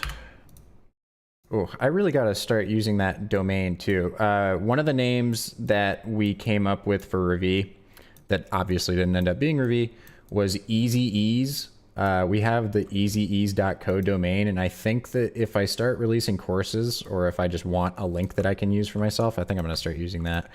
easyease.co/Gumroad or easyease.co/stream or something will be whatever the current stream is and all that stuff. BZOA says, hello, didn't expect you to stream today. I didn't expect to be streaming at this point either. I thought I would have been done like 2 hours ago, but this one's going to be a good one, so I think it's worth it.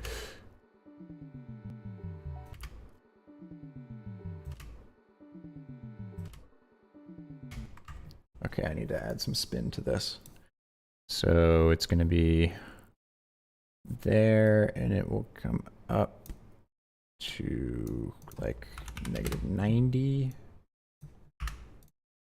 And hopefully that's enough to do that.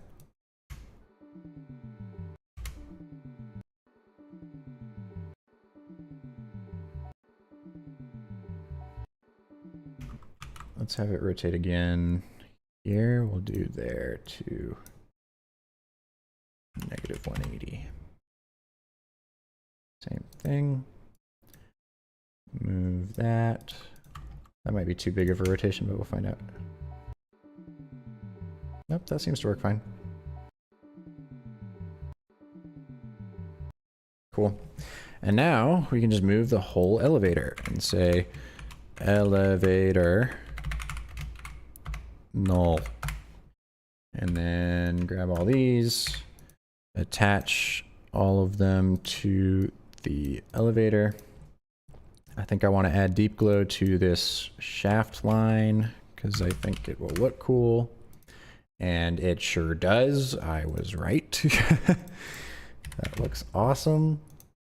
Make it a little bit less. That looks so cool. All you gotta do is just add deep glow. So easy. Have you seen Minimum Manifesto from Ordinary Folks? What do you think about it?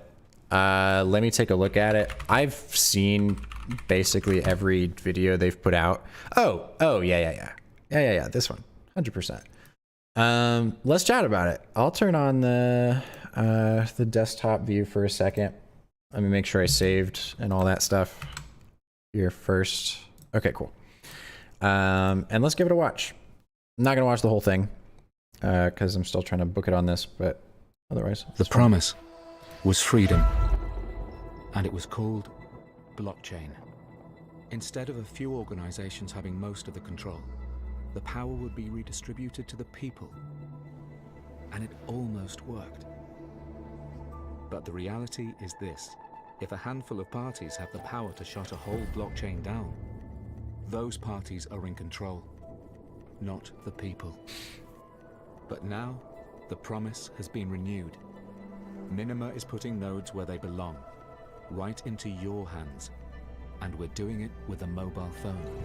Because when phones become complete constructing and validating nodes, the network becomes more secure, more scalable, and more equitable than anything that's ever been imagined.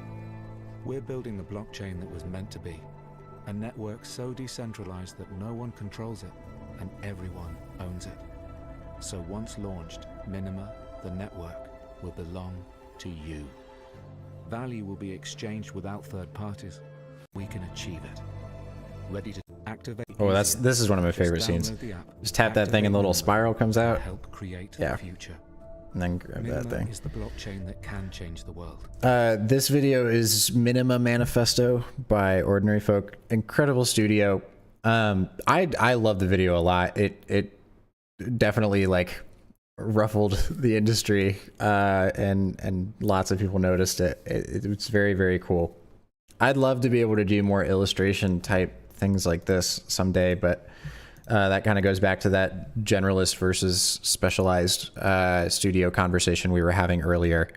And I think that this is more in the generalist direction for Ordinary Folk. They used to do a lot of videos that were more like, here's a cool orb and some other stuff, which I've heard talks from Jorge, their founder, and he makes that joke often about feeling like they just make orbs over and over and over again. So it's cool to be seeing them doing a lot of these different things. But if I would have seen this video originally, not having seen like some of their other stuff they've done for like the Bible Project and other people like that, I don't know that I would have thought it was Ordinary Folk. I think I might have thought that it was one of the other studios like Oddfellow or Buck or Gunner or one of those that does a lot more illustrative type stuff. So I don't know. It's a really good video, but it doesn't feel as branded as Ordinary Folk. So it's an interesting thing to. I'm wondering what their strategy is going to be continuing into the future. Muzumule says they kind of inspired me to work hard in animation, learning AE, so I can make cool things like this. I agree. They're a huge inspiration for me too. I still get super excited anytime they post something. It's always very cool. Cool. Well, we've got this guy up here. It's gonna come down to there. I gotta figure out how I'm gonna do this. Let's do like, it comes down past there. Because an elevator would go by pretty linearly. It's definitely not going to start up that high. Rishav says, have you ever been screwed over by your client, like they refuse to pay or try to negotiate after your work is done? No, we haven't. And we've been lucky for that so far. I mean, there's definitely people that have had that experience, but we haven't at all. Our clients have all been very good about paying us and usually on time and that sort of thing. Yeah, we always have a very clear agreement up front about how much money is expected and for what the work actually is. We have each new client sign a statement of work before each project that defines what we're doing for them, each stage of the process, how long they have our time. Like, even if we're not working on that project the entirety of the days that we have it booked, we still know that we're going to end it by this date. So we need to have payment within 7 days of that end date. And that's just like when our service ends. And if that date passes, we might need to do a change order to like ask for more budget and that sort of thing. But no, we haven't had any experiences like that yet. I'm gonna have to figure out some funky easing on this one.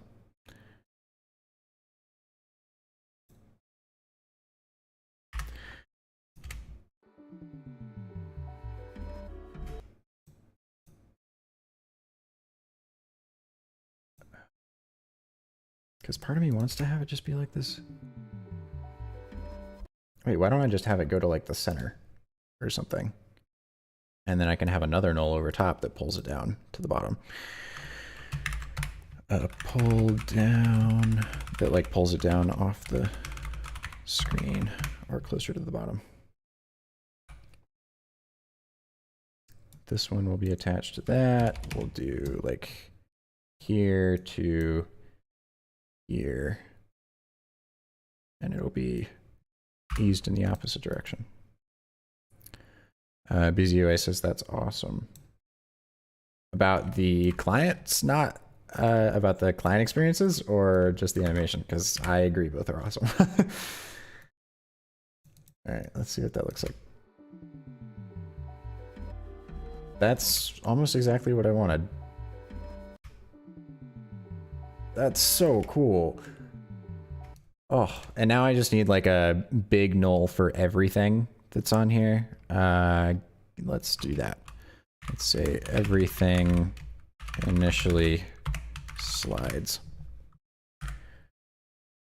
And we'll attach this to it. And then all of these. Actually, wait, not the shaft line or that thing, just these window rows and the cross lines. And it won't move by much at all. We'll have it like end there and it moves up by just that amount.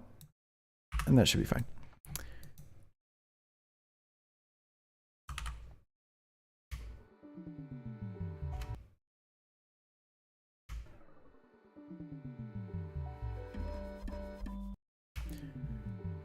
And then I'll do like an anchor point thing to slowly pull this down as well.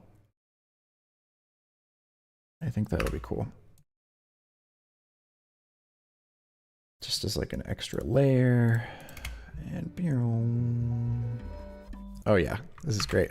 How big is my monitor? I've got two monitors. One is a 24-inch, that's the one that's underneath the camera. And then this big one that I have over here that I'm actually working on is like a 32-inch, I think. But the colors are more accurate on the smaller monitor, so sometimes I have to bring my work over to the small one just to make sure that colors look right. Excuse me. Musamil says, by the way, any tips on learning AE in motion overall from your experience? Were you just watching tutorials on YouTube or what? Yeah, lots of YouTube tutorials when I couldn't figure something out. But generally, I spent a lot of time sitting in After Effects going layer or drop down by drop down in the effects panel to learn about every individual effect and just see what they do. And then also twirling down each shape layer and looking at each different property within the shape layers as well.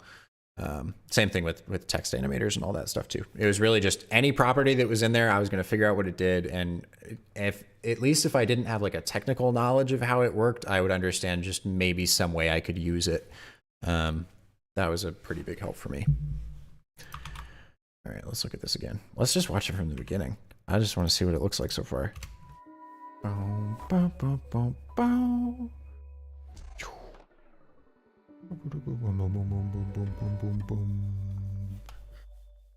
Okay, we're almost done. We're so close. And then it's just adding some like little finishing touches and stuff.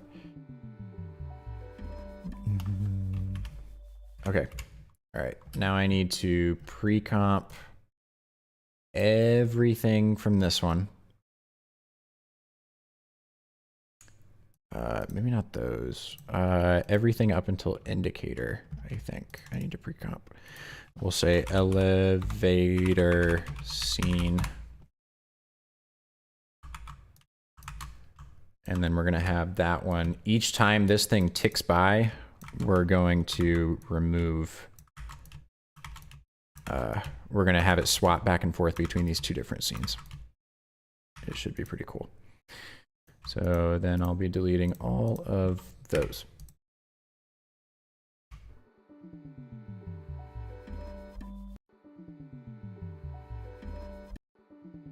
Okay, that's actually, that might be too much. You can do shorts or YouTube videos about the effects in E. I definitely could do that. Let's do every 2 of these. Okay, and now just delete these 2.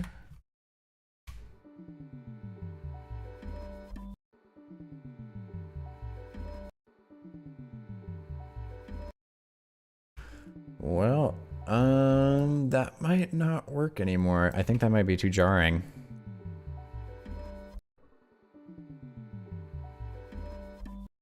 Or I just don't use the diagrams at all. I had these cool diagrams sitting underneath here. And it would have been interesting to do, but honestly, I might just scrap it. And just have this elevator scene on there the whole time.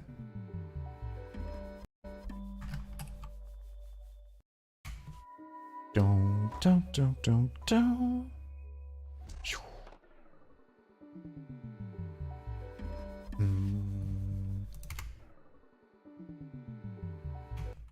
I want this to like scale up slightly, I think.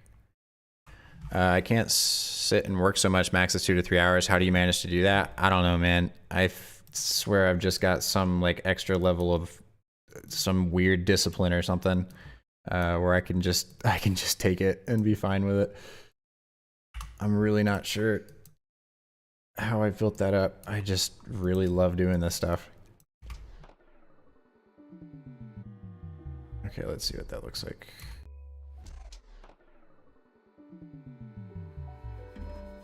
That's cool looking.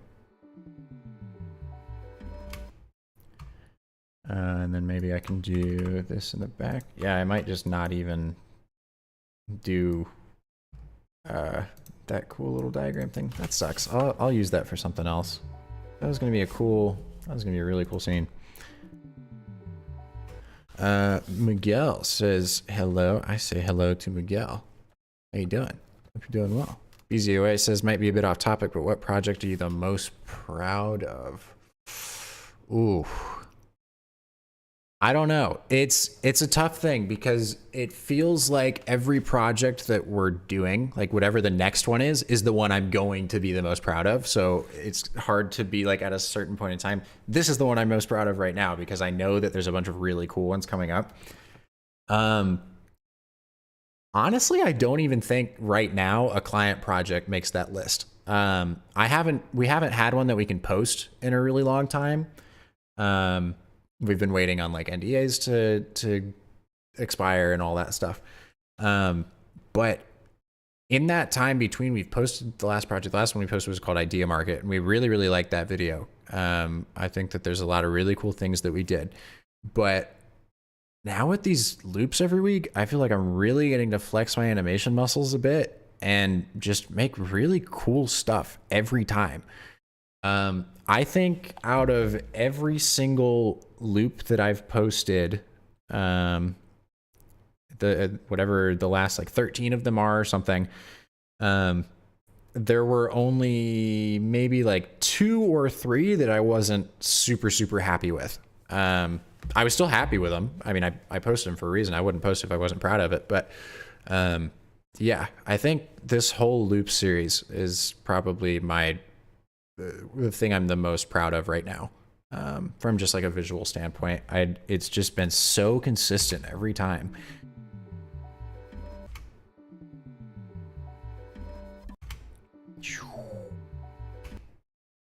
Let me make sure that's at the end of that.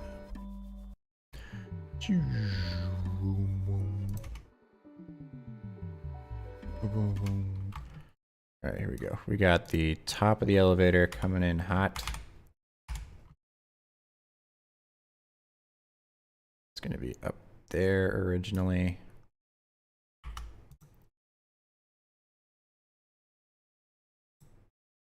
And then these doors are gonna open.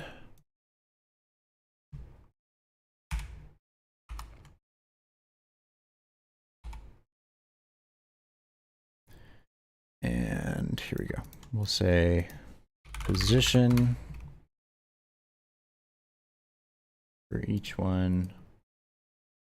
Move out to here. Position for this one, it'll open up like almost all the way. And then this one almost all the way. And then the backing will scale over time. So it starts, those started here. So the scale will start there as well. And we'll get to like that size. That sounds about right to me.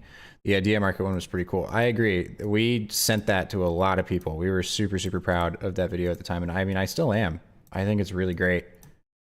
But I know that we've got better stuff coming up. So Miguel says, I'm fine following the tips. I don't know if the translator is translating correctly.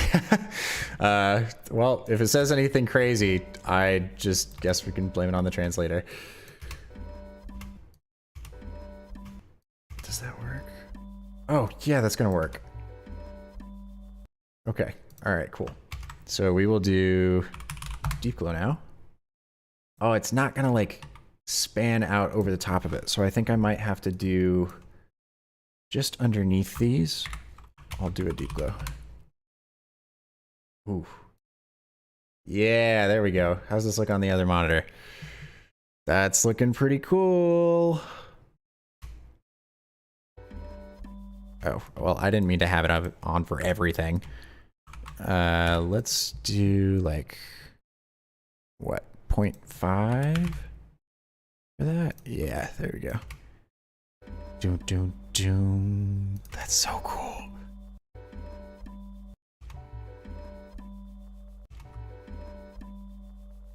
Cool.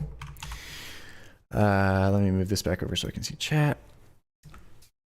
BZOA says, there was this one you posted on Reddit, the Alive one. I watched that loop every single day. It's so good. I was so happy with that because I never ever do character animation. It's always been super scary and daunting to me. And that one was just so fun.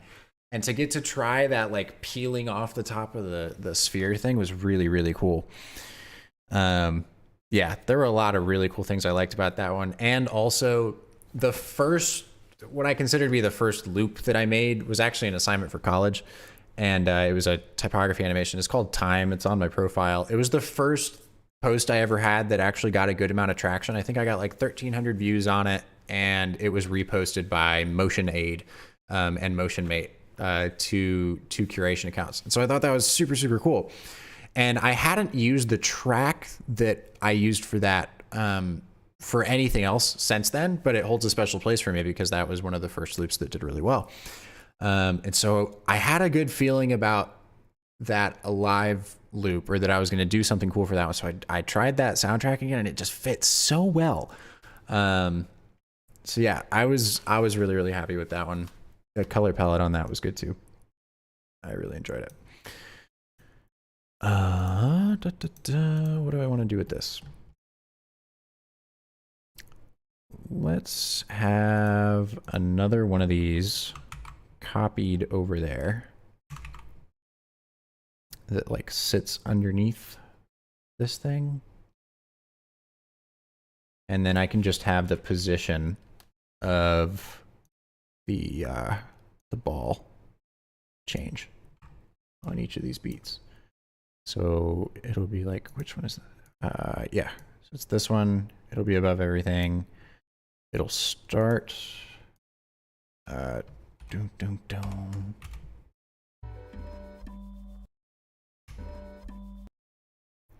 I'll have it go 1, 2, 3, 4. 1, 2, 3, 4. And that's where it'll end. So hold keyframe there as well. Move this over to where it's on the first one.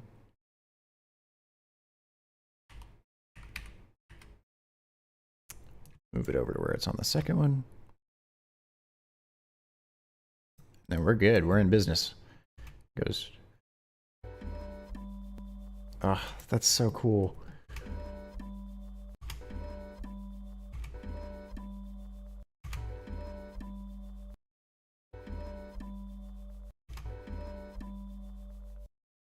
And then I just need to have this thing slide up and out of the way at the very end.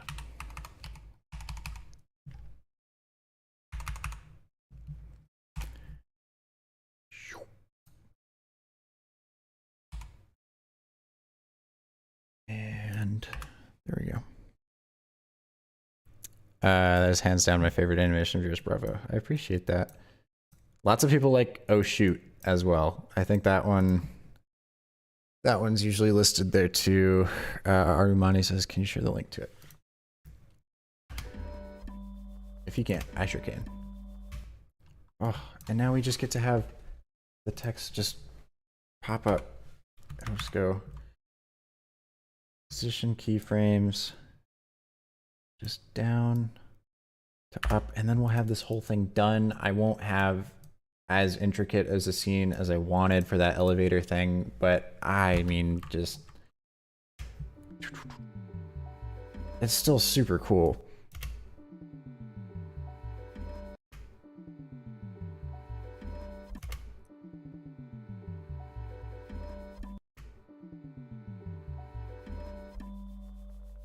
Oh, that's so satisfying.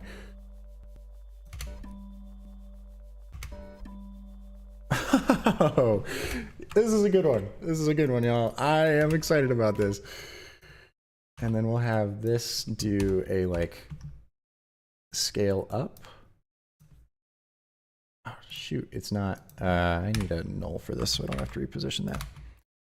CTA. Favorite one's the dot. That's so cool. That one didn't get nearly as much of a response as a lot of the other loops. So it's really good to hear that. Oh shoot, it's not parented. Oops.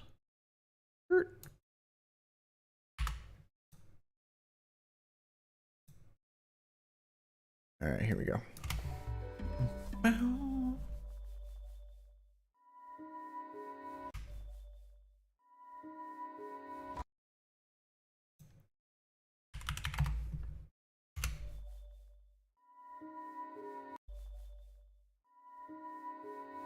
Oh, I guess I can have the same gradient at the end here. Let me just take the background layer and bring it over here.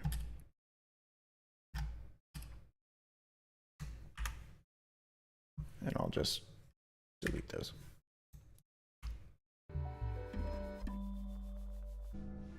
Come on.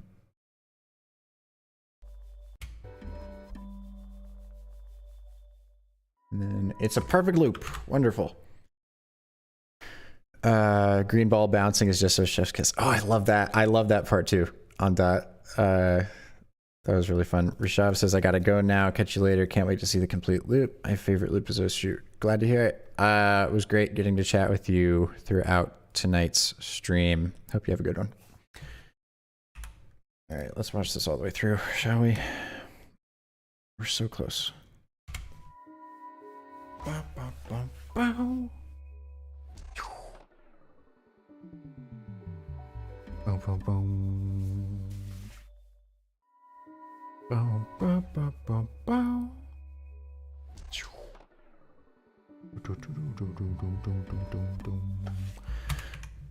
Gosh, that's fun.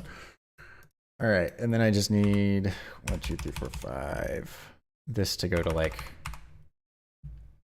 5% opacity. Yeah, there we go. Now it's good.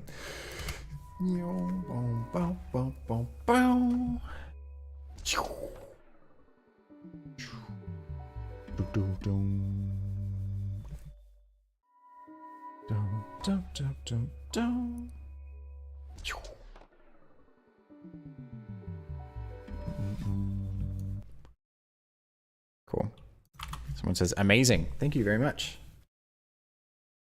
All right, well, let's try and add some fun glows to these, perhaps. Oh, wow. Yeah, that's real glowy. How about like 0.5? I mean, it looks cool. What about we add that to the rest of them? Cool. I like that. It's a nice extra little thing to it. Let's do the same thing with the middle. Ooh, that might be too much as well. 0.25 perhaps. And yeah, let's try just a little bit with this. No, not quite. Oh wait, I was gonna add inner glow to this. I almost forgot. Let's grab like this color. And then, yeah, just ever so slightly. There we go. That's what I was looking for. Maybe a little bit more. I don't want to overdo it, but I think that looks really cool. Cool. That looks awesome. And love that. Yeah, that looks way better now. What about some of these other scenes? Should this thing have it on it? No. The answer is no on that. That part's good. That part's good. That part's good. And then this just needs the tiniest little bit on it. Like, I mean, 0.01. Okay, maybe a little more than that. 0.05. Cool. And then I'll add the same to the first scene. All right, there we go. Cool. May Rosefire, back to see that you're near the end and it's amazing. Oh, my favorite was Glimpse, by the way, but I'm always thankful to unlock as it introduced me to it. That's so cool. It's just cool hearing that people have a connection to these things that are just kind of brain dumps for me. Here we go. Oh, now that I added these though, it's gonna have to re-render everything.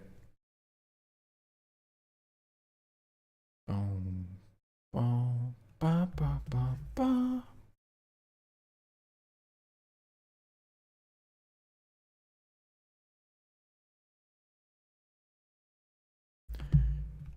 Ooh, now it's just playing without sound. Da, da, da, da. Boom, boom, boom, boom, boom, boom. Oh, this is so cool. Dum, dum, dum. Ooh, I'm gonna need to watch that part at full speed. Dum, dum, dum.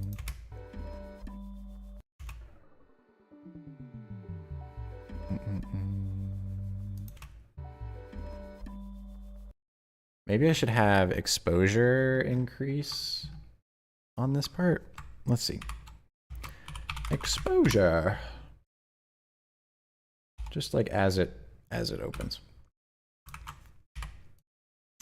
Let's do effects, exposure, starting at 0 and moving up to, oh, that doesn't really do much, does it? It doesn't even affect the top at all. That's very weird. I mean, it does, but it just doesn't do anything to the black. Okay, that's fine. We don't need it. I think it's cool either way. All right, let's do finishing touches stuff, and then we're done. You're done with it. Gotta go to bed. Well, first gotta write copy and post this thing and put it on Gumroad and all that stuff, and then go to bed. Okay, so let's do everything. And then we will look at the different scenes and add deep glow to the overall. All right, so I need to look at this on my other monitor for a second. We're not gonna have it at 1. We might do like a 0.05 across everything.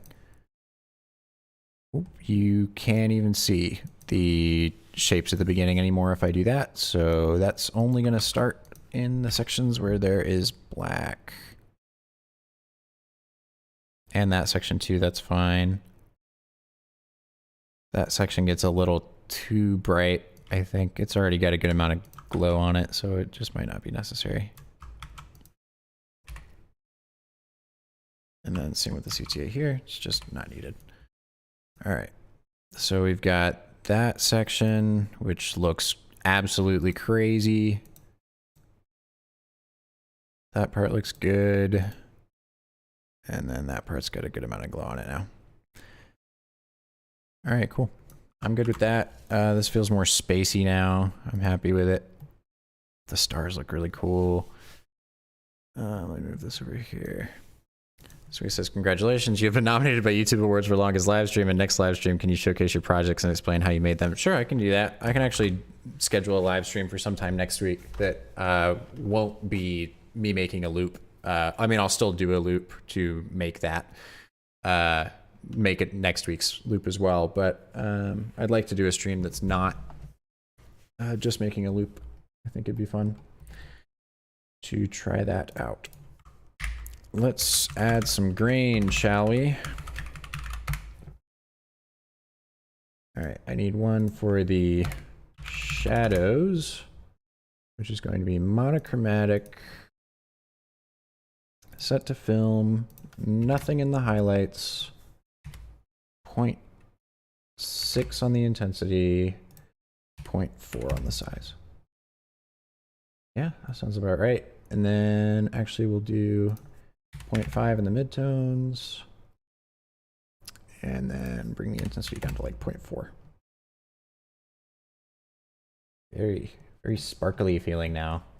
Maybe I'll reduce it a little bit. That's pretty strong. Or does it not even show up on my better monitor? Let's see. Let's do 0.4 again. I don't know. Mugi says, thoughts on Scout app animated video. Yeah, we can go through those projects at some point. That was my second to last project I ever did freelancing. And I'm still really, really proud of that one. BZOA says, do you play video games, Valorant, Fortnite? Played Valorant for a little bit recently. Haven't been into it as much the past few weeks. Been playing a lot of the game Rounds. That game is fun. It's a 1v1 like card. You choose cards to upgrade your little character, and then you just try and shoot. You like lob bullets at the other character, and you have fun abilities like poison or explosive bullets and all this other stuff. That game's pretty fun. I like that one a lot, and I can get quick games in. Beyond that, Noah and I have been playing Warzone some. Won our first game the other day. That was fun. We played PUBG a little while ago too. And yeah, that's pretty much been it. Haven't really had that much time for games recently, so this is just where we are. Let's look at, okay, we've got some noise in there, that looks good. Some up there, that looks great. Let's add another one just for highlights. And that one is going to be set to multiply with nothing in the shadows, 1 in the highlights. And we can do like a 0.6 intensity on that one, I think. That's fun looking. Ooh, way too much here though. So I'll have to do a different set for these lighter sections. But it looks fine on that one. So I'm going to keep it there. I just need to really reduce it on these. So we'll do like 0.2. Nope, that's still way too much. 0.2. That's much better. Okay. And then same with this one. That's just way too much. Rounds, we'll check it out. It's also pretty cheap. It's on Steam. I think it's, I don't remember how much I got it for, but I feel like it was probably like $5-ish. It's pretty cheap. So would definitely recommend. Okay. I need to do something to up the contrast on this scene, I think. How I'm going to do that, I'm not quite sure yet. But it just is not super visible here. I can just make the background darker again, but that seems kind of annoying. What if I do, hear me out, another adjustment layer that is just for this scene, and that we go to brightness and contrast and increase the contrast by like 50. Nope, that's not gonna help. How about we do curves? A curves adjustment. Bring the darks down. That's not too bad. Posterize. Posterize could help. Let me see if the loop is still there. You can definitely tell it's darker now. But it is definitely much more visible. Inner glow to that shape. It's got some on it, it's just not very much. Because the background is also this pretty light white. Adding a pattern could work also. These are all very good ideas. Let's try upping the inner glow and seeing what that does. Main ball, inner glow. Let's bring it up to 100. I mean, it looks cool. It's definitely very visible now. Almost too visible. What if I do like 85? That feels better. Let's do that. That should fix it. What's the shortcut for typing effects? There is a another plugin called FX Console. The letter F, the letter X, and then console. It's free. And then you just hit control spacebar, and all of the effects you can just search for right there. You just type it out, and there it is. Drop shadow is also a good idea. Great suggestion there. I'll up that to like 10. It just feels it might be a little too strong. I love having to look over my water bottle to be able to see what's going on my other monitor. Okay. Here we go. And then let's bring these up. So we've got inner glow, which will increase to like 70, like the other one is. And then drop shadow, we will increase to 5. Cool. That all sounds good. I will add that to the left box as well. I think that worked. Yes, looks like it. Okay. Should be good then. Awesome, I love free stuff. Me too. Come on, do it. Do it. Tap the ball or tap the squares. Yeah, that ball is real visible now. Down, down, down, down. Oh, I was gonna add, that's what I was looking for.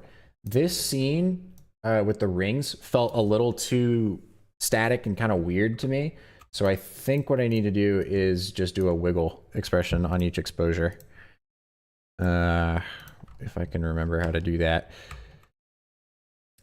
You do like wiggle, and then it's like the total amount, and then let me look that up really quick. Wiggle expression AE. Wiggle expression After Effects. Thank you, School of Motion. Very cool. Just show me an article, please. Okay, there's frequency and then amplitude.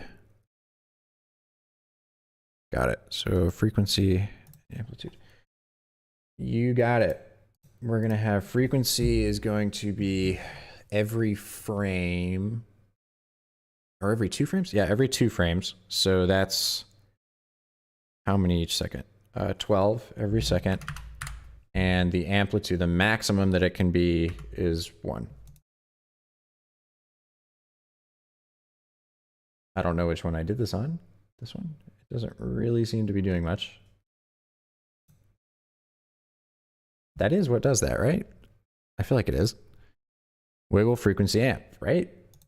Is it because I don't have the...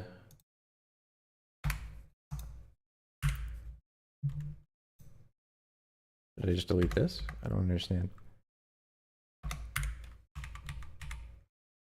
Does this need to be above it? What do you mean? What does this mean? Unexpected identifier. Oh wait, now it works. Does it actually though? Okay, I think that works. We'll see if that middle one's flickering.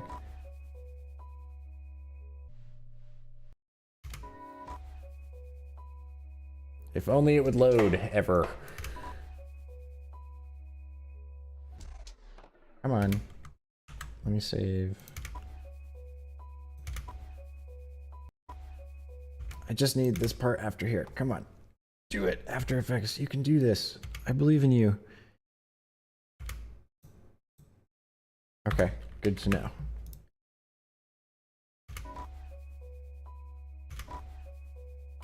It looks like it's working.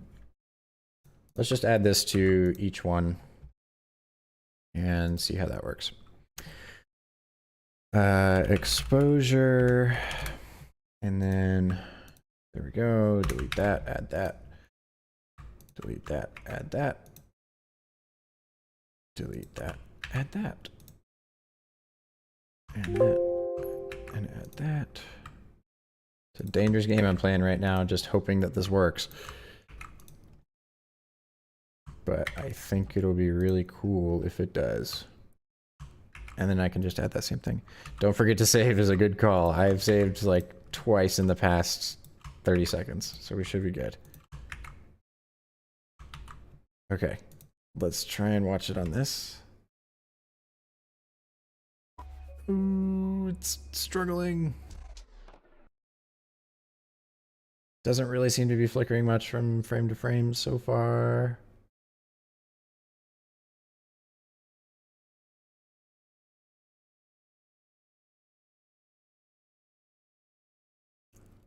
Come on. I think it is. It seems like it. It's just, oh, it's definitely my, that's definitely it. My cache is full. Haha. I found it out. You can also right click, copy expression only, then select all the properties without alt clicking them and just hit paste. That's so nice.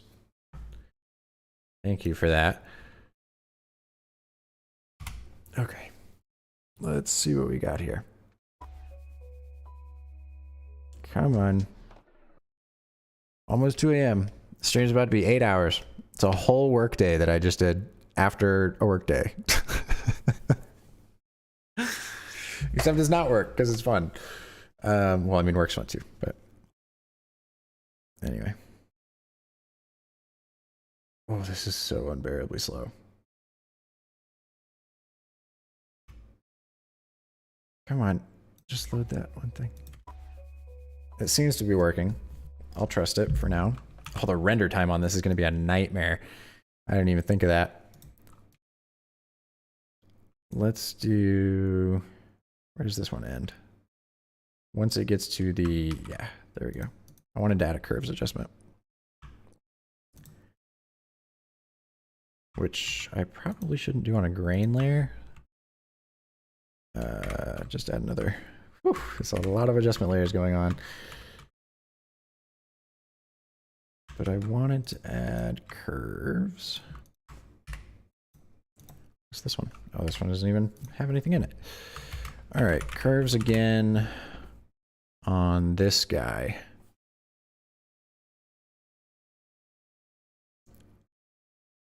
Darken some of those.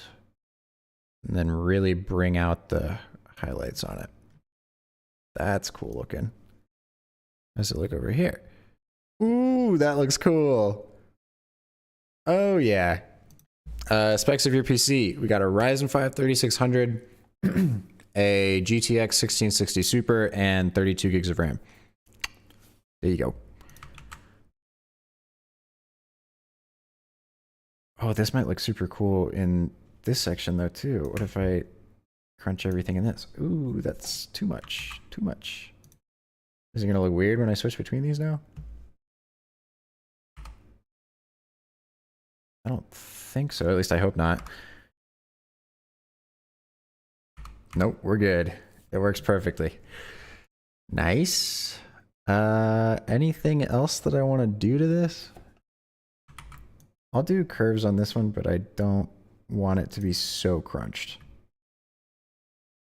because that's real dark. I just need it like a tiny bit.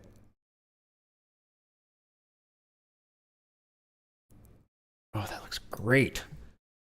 This is awesome. Maybe I'll add vignette to this part. And then after that, we good. I just keep finding more things that I want to do to it. Okay. Here we go.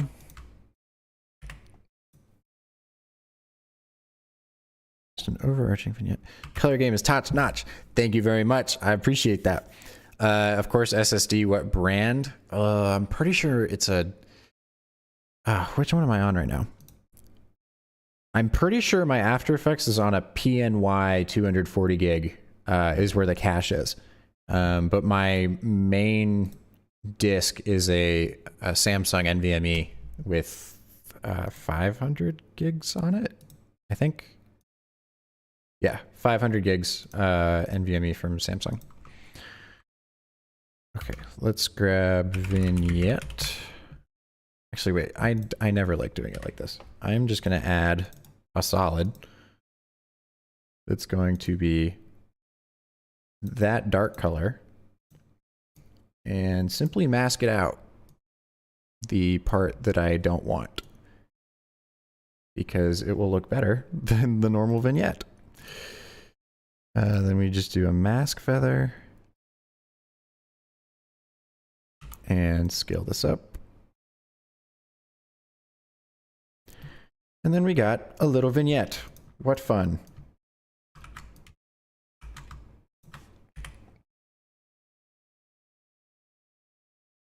Cool. If it's super slow to render, you could export a still PNG for testing new looks. That's true. Good call. Appreciate that. Sway says stay hydrated. I got my water. Don't worry. All right, that one's good. Everything there is great. I'm just going to add chromatic aberration now, and we'll be done. Everything with post-processing. Okay, and now I'm going to do 2 of these. All of them will have channel mixer, each set to add. And then this one will be our red. Whoops. This one's our green. And this one is our blue. And then we'll have this one be like 100.25, where the color's at. And then this one will be like 100.5. That should work. I just need a section that'll actually have chromatic aberration on it now for me to check.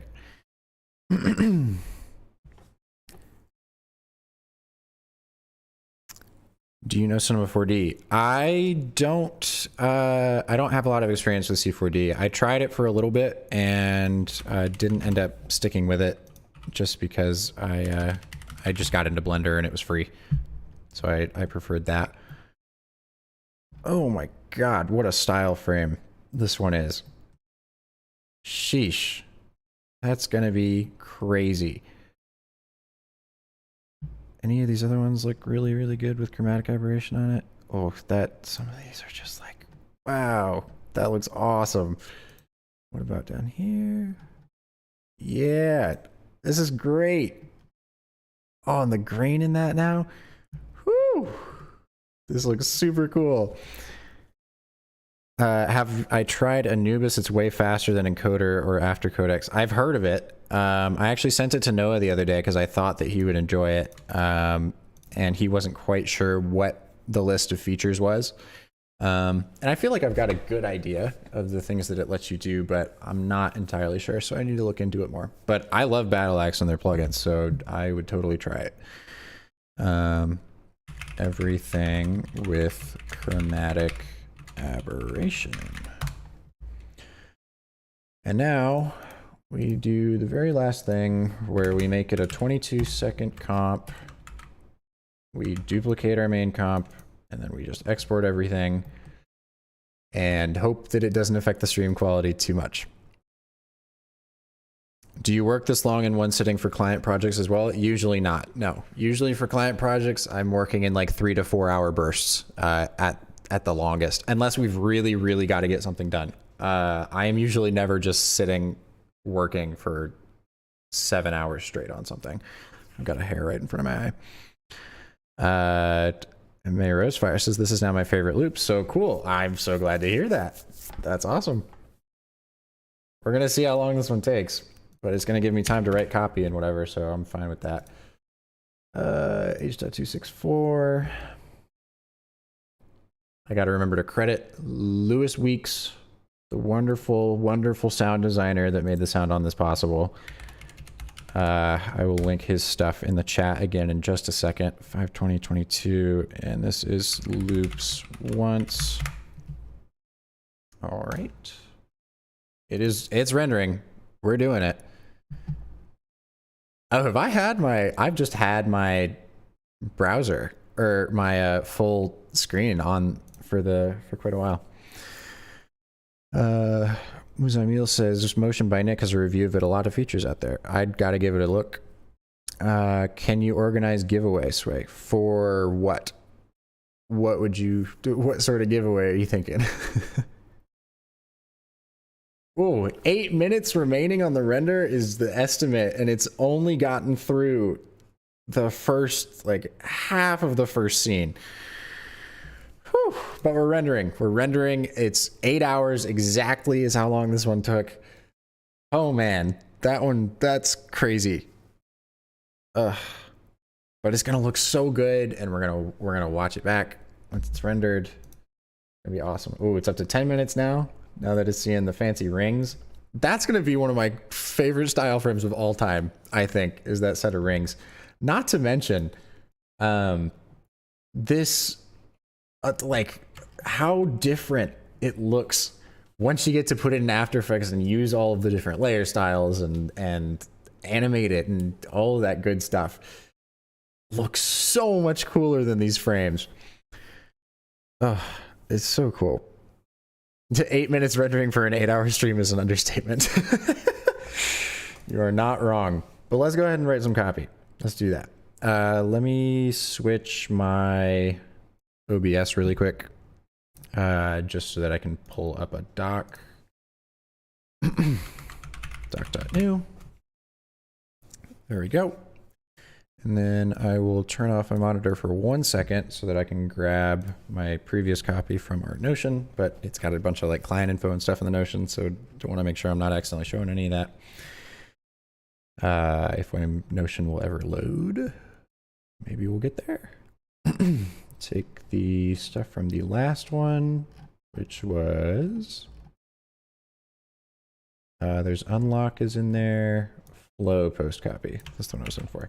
Man, and I really wasn't sure if I was going to be able to top flow. That one, whew, that one's a doozy. That one was like 10 scenes or something. Yeah, that's why he's got to try it. So easy and fast. I'd totally be willing to give it a try, especially if it's that much faster. Mervin says, is this your work rig as well? Yes, I've got one computer I use for everything. We've got a Mac Mini in the studio, which is really just our like Zoom call room. And so we use that just to be able to like screen share stuff on the TV and that sort of thing, but it doesn't even have the Adobe Suite installed on it. Yeah, this is my work and gaming and everything else computer, is this, but we'll probably upgrade my computer soon. Noah's is pretty solid. He probably won't need to do that for another year or two. But anyway, here we are. We are not doing flow post copy. We are doing touch post copy, and we are going to have an emoji here. We're going to do a poke. Nope, not a poker. How about a point? Here, that works. Let's do that. BZOA says, does Noah have a YouTube channel too? He does not. I chatted with him about potentially doing dual streams today, and he didn't seem entirely opposed to the idea. He's not able to work as fast in After Effects as me, so he would have to do a lot like a lot of different streams to get through his loops. He's also much more picky about like making it super perfect than I am, especially for these short loops. So, but he seems open to it. So maybe sometime in the future you can see a stream from Noah as well. Rashav says Adobe Suite is so expensive. I get a 90% discount on Photoshop and a subscription from my college. My mom gets an educator's discount actually, and my parents have paid for my Adobe subscription for ever since I've had it. Actually, it's their Christmas gift they get from me every year, which is very sweet of them. Mervin says get a Threadripper. Maybe. I still want to be able to have good games performance. The few times I do play games though, and I've heard Threadripper is not super great at handling games because that's not what it's built for. Sway says, which CPU and GPU are you planning to get? I have no idea. Pricing on computer parts has been so ridiculous that I haven't even looked at the parts yet. Jackson says left to right point would look better. That looks a little closer to a middle finger. Ooh, good point. Literally. We're going to point right. Cool. And then Sway says Intel Xeon Platinum 80 cores. Yeah, that'd be quite a lot. BZY says that's so cool. All right, here we go. Howdy, friends. I live streamed the entire creation of this loop. My third stream so far. Thanks to those of you who came to hang out. Thank you to all of you who have come to hang out on the stream. I've enjoyed it quite a bit this time around, despite it being so long. And especially being able to see some of you say, all right, I'm off, I'm going to bed. And then you showing up and being like, I just woke up. It's like, I've been streaming too long. But anyway, this week's theme was touch. Here we go. Let's see. I have felt a bit out of touch with the different parts of my life recently. Had some time this week where I got to experience some things that made me feel closer to my childhood self in a way, and it made me realize that I have been a bit too detached from the, what am I trying to say, like not desires I had as a kid, but just like things I wanted to do. The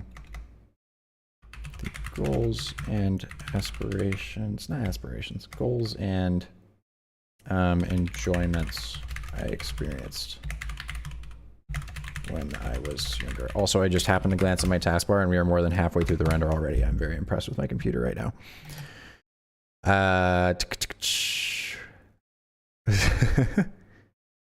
Jackson says those are rookie numbers. I'll be here for your 24-hour stream. All right, we'll make it happen at some point. It's going to be absolute madness. BZOA, it's 2 a.m. in Ontario. It's 2 a.m. here too. 2 a.m. buds. That's right. 5090S is a good value and good enough for most use cases. 5090X. Okay, that's good to know. I'll keep that in mind. I mean, I'll probably go with an AMD CPU. Intel's way behind at this point. They spent way too long thinking that they were on top and not innovating. Anyway, this week's theme was touch. We're a bit out of touch. Trying to bring different parts of my life together. Everything here was storyboard and Illustrator and pushed A for animation, music, by audio or sound design by the wonderful Lewis Weeks.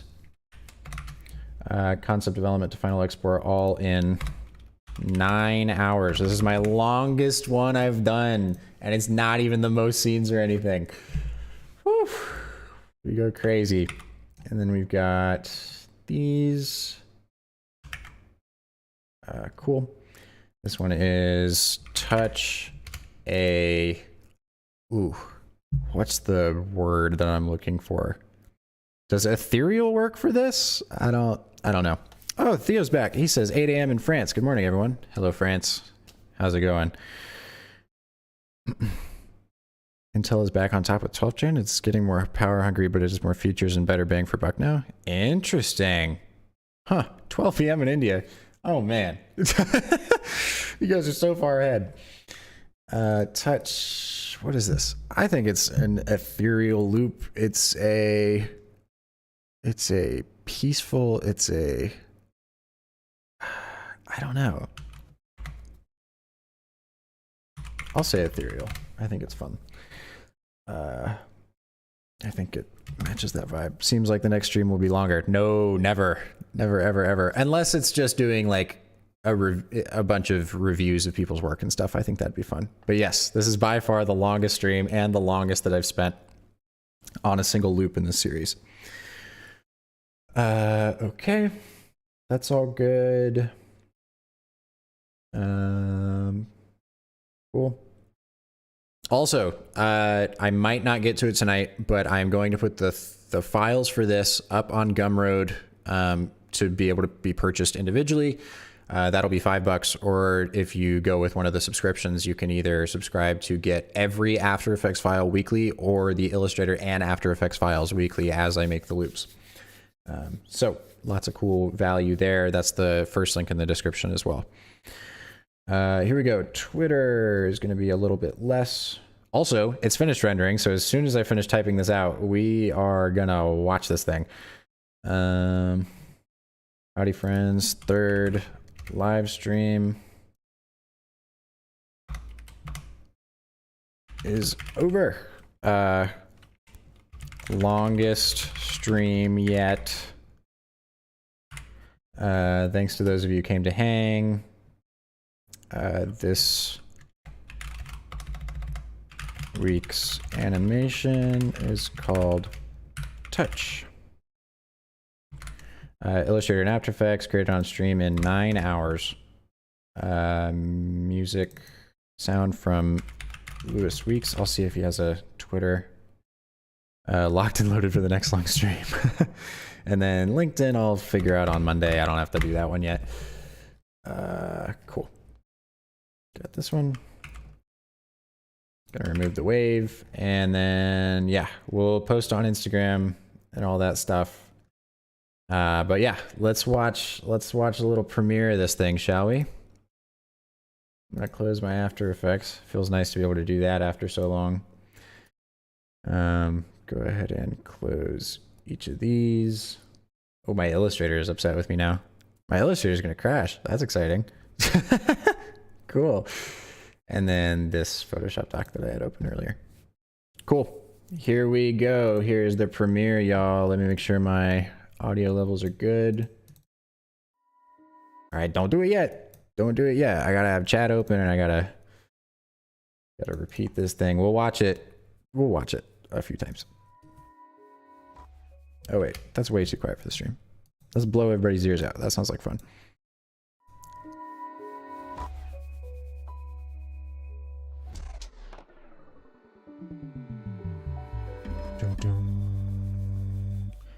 Did I do what I think I did?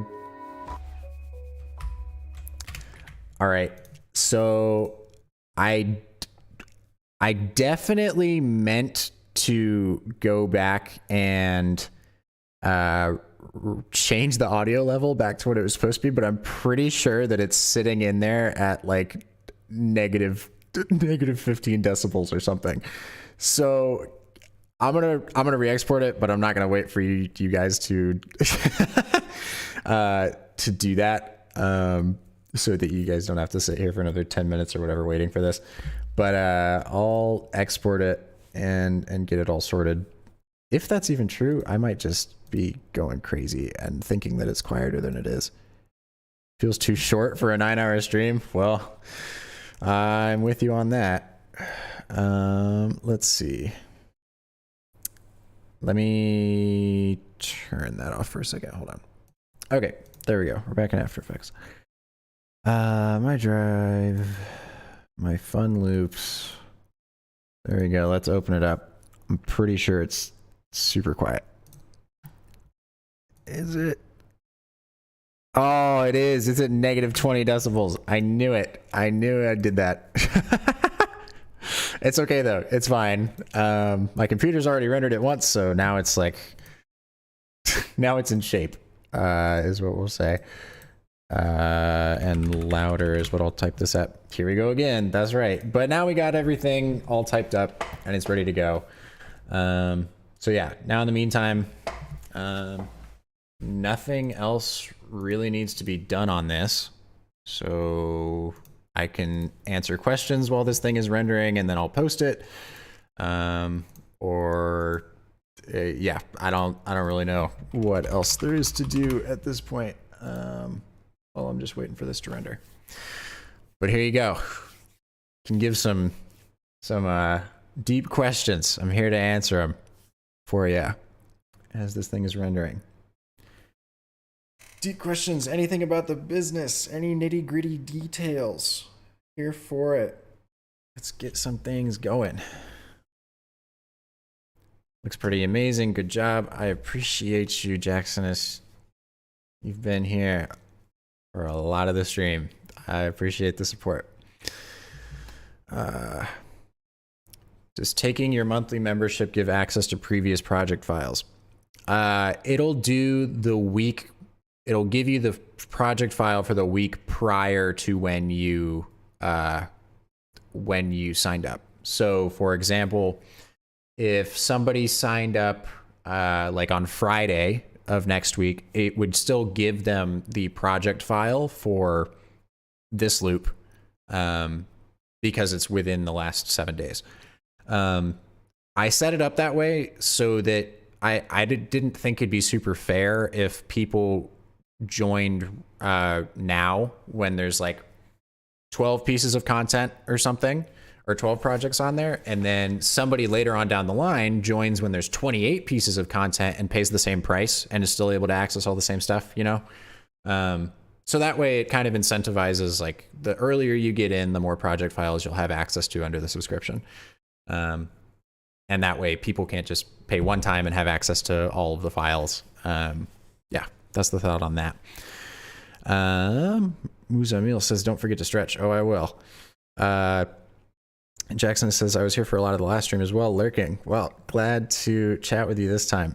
Arimani says, can you talk more about how you charge for your work? Absolutely. We've gone through so many different project structures or pricing structures over the years. It depends on where you want to be. Like if you want to be a freelancer, or if you want to run a studio, or if you want to work at an agency as an in-house creative, these are all very different things. Excuse me. Got a hiccup. Anyway, so there's a couple different options. The things we have tried have been hourly pricing, value-based pricing. What's the other one? We've got, hourly. Hourly, value-based, and just flat project rate-based. Started with hourly. That worked fine. I mean, it makes sense. It's the natural thing to start with. It's, I mean, I'm exchanging this amount of my time, so pay me this much per hour because I think that's how much my time is worth. The problem is, and I mean, you guys know this, because I mean, an 8-hour stream is a very long time, but making something like this in that amount of time is relatively short. A lot of people would take dozens of hours to make something like this, depending on how comfortable they are with After Effects and that sort of thing. So the problem was I and Noah kept getting faster and faster. So every project, we would be able to estimate less hours to do the same amount of work. So we'd be providing the same amount of value, like one 60-second video. We'd provide the same amount of value, but we'd get faster at it. So we'd end up making less money because we weren't taking up as many hours. So that pricing model didn't incentivize getting more efficient at our jobs. So we stopped that one pretty quick. Then we got into value-based pricing, which is trying to essentially figure out what deliverables you're going to create for the client, and then how much money you think that's going to make them. You take like a percentage of that. So you'll say like, if you make this much in sales, we want 5% of those sales, that's a really high number, maybe like 2% of those sales from this video or something.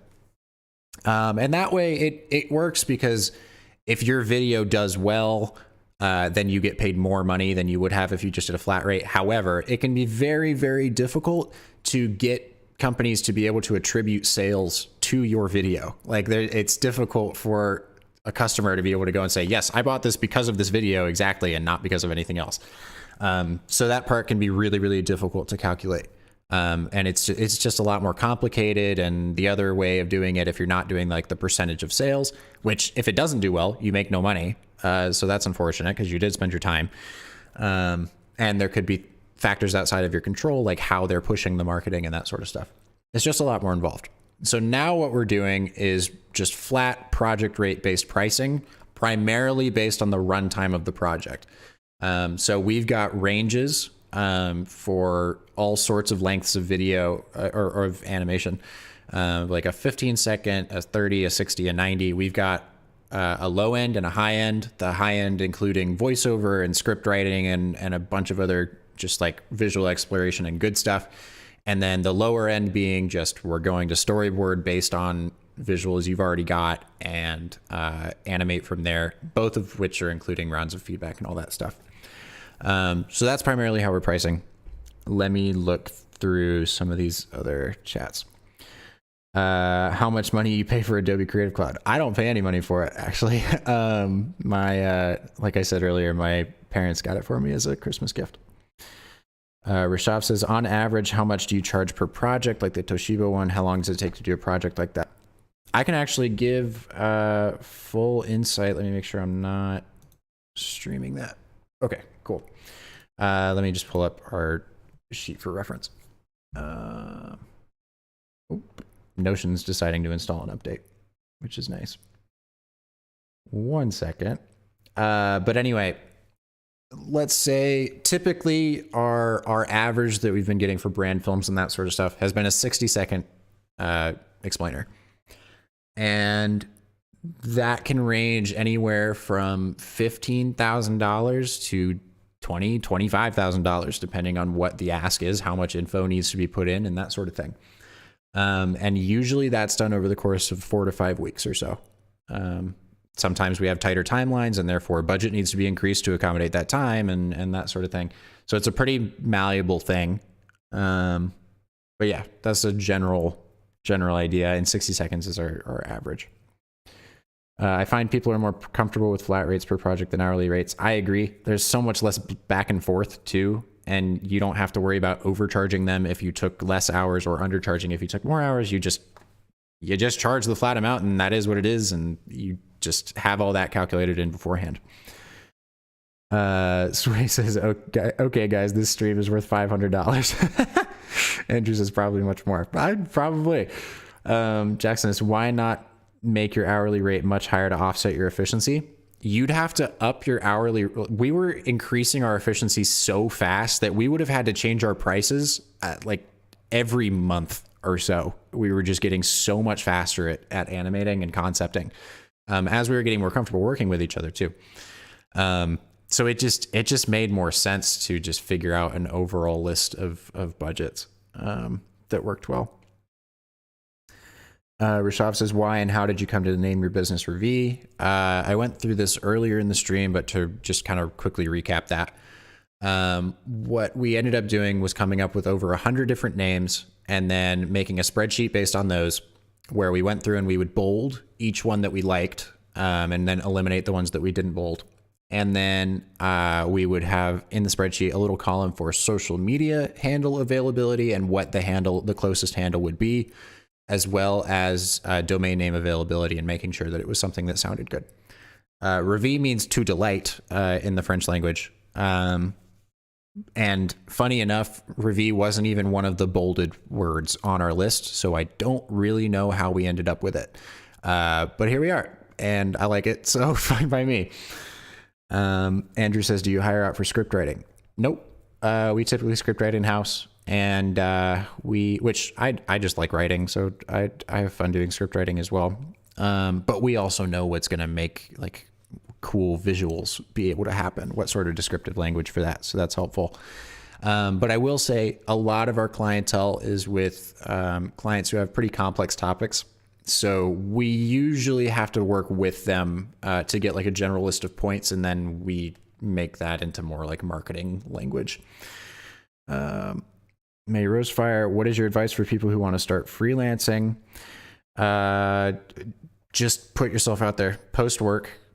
People aren't going to know you're there unless you tell them. So reach out to people that you think you'd want to work with, or just other people in the industry, make connections, network, all that stuff is super, super valuable.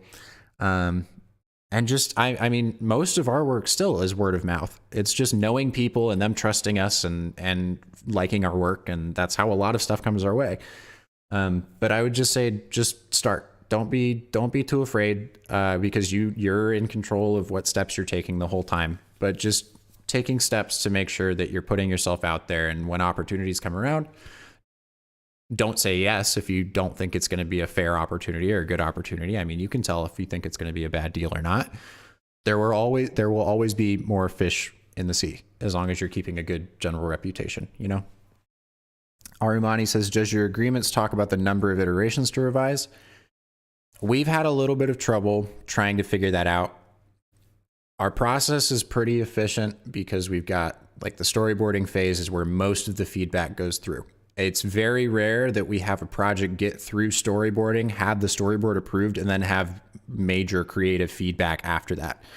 And in those situations, we would just ask for a change order because they've already approved the storyboard. And so that's the video that they were expecting. And we can't just go and make them a whole other separate video. But generally, most of the stuff is small and is like a wording change or like a pacing change and that sort of thing. And that sort of stuff, we don't really have a limit on. If it gets to be super excessive, then we'll just be like, hey, I'm thinking this is starting to get out of scope, and just be honest with them about that. But we don't have a hard set number. Mervin says, how did you get so fast and efficient? It's just practice. We just started working on a lot of different stuff. And that continued to ramp up. So we had to get efficient to be able to handle all those projects. And it took some late nights and things too, but we made it work. Andrew said, save 6 months of living expenses. Make sure you have decent motion skills. Make friends with other freelance motion designers. Then quit your job and look for clients. That's a good call. If you're going to be a full-timer, definitely make sure you have runway, because the fluctuation of projects can be really, really scary. Sometimes you'll have lots of projects come in, and sometimes there won't be many. And when there's not projects coming in, you better have some way to be able to help projects come in again. And that's what a lot of the, that's what the weekly loops helps a lot with. It is like, on top of it just being a super cool thing that I get to post and work on every week, it's like hitting a giant sales button every single week. We always get like 2 to 3 inquiries every week from new people when we post these things. And we're not able to take all those, and some of the budgets are too small and whatever. So we aren't taking 2 to 3 new deals every week. That would be crazy. But yeah, it's great to be able to have some way to let everyone know, hey, I'm here whenever you're not getting those projects coming in. Rishav says, ever since Fiverr, graphics work has gotten devalued. Clients always argue about how they can get someone from Fiverr to do it for $30, to which I just say, okay, that's fine. They can go do that and they can get their $30 Fiverr designer. And if that's what they want, that's fine. There's plenty of other people who will pay me what and review what that work is worth. May Rosefire says, thank you, Austin and Andrew. No problem. Sway says, can you show the project in above link? What project? If you, I'm not sure which one you're talking about, Sway. Arimani says, how do you divide work on a project between you and Noah? It's an interesting dynamic. I am much faster at animating than Noah, but well, and I'm also interested in the concepting and things, obviously, because I do the storyboards for these, and I really like that process.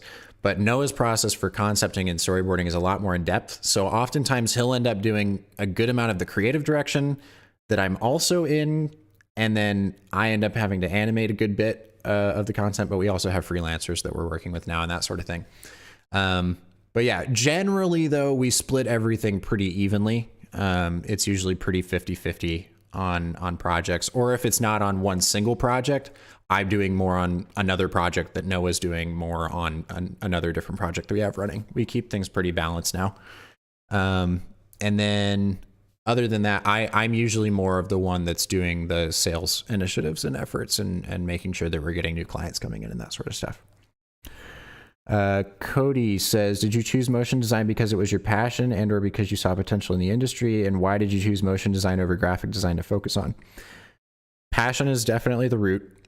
And potential in the industry, I don't think I understood when I started. I didn't realize just how small the industry is until the past few years, when it's been really easy to be to access and email lots of people in the industry.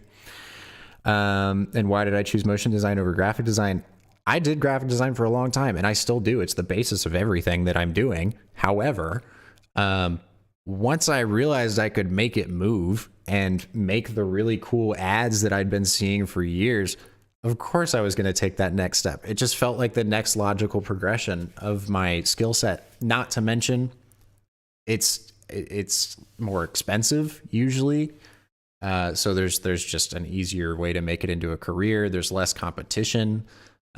Because a lot of people can do graphic design, but not as many people can do graphic design and motion design and also understand marketing and all of these other things. And so becoming a Swiss Army knife was a pretty intriguing thing to me. BZOA says, is there a way the live chat would also be available if I want to watch this later? I feel like the chat would also be useful while we're watching this. Yes. When you rewatch it, there's a little chat window next to the video, and you can choose between top chat and live chat at the top. Uzamil says, do you remember the first time when you made money from motion? Yes, I do. I worked with this YouTuber who used to do a lot of Minecraft content and now does Skate 3 content. And I did frame by frame motion work. I'd worked with him on a rebrand. I did his new logo and a bunch of other stuff. This was a long time ago.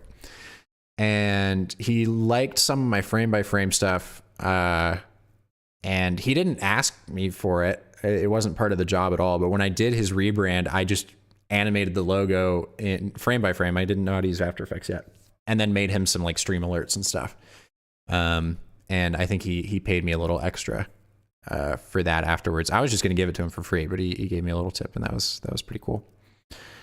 Jackson is, how much of this do you consider work? This being the weekly loops, or just like motion design as a whole? I can answer both. The weekly loops don't feel like work because there's no client expectations or anything. I'm just making whatever the hell I feel like making. I mean, I know like generally what's going to do well on social at this point, so I'm catering it towards that a little bit, but that's usually the stuff I like doing too, so it works out. And then, yeah, so it doesn't really feel like work at all, honestly, and it's really just like, especially the live stream and just getting to hang out with people. It's a good time.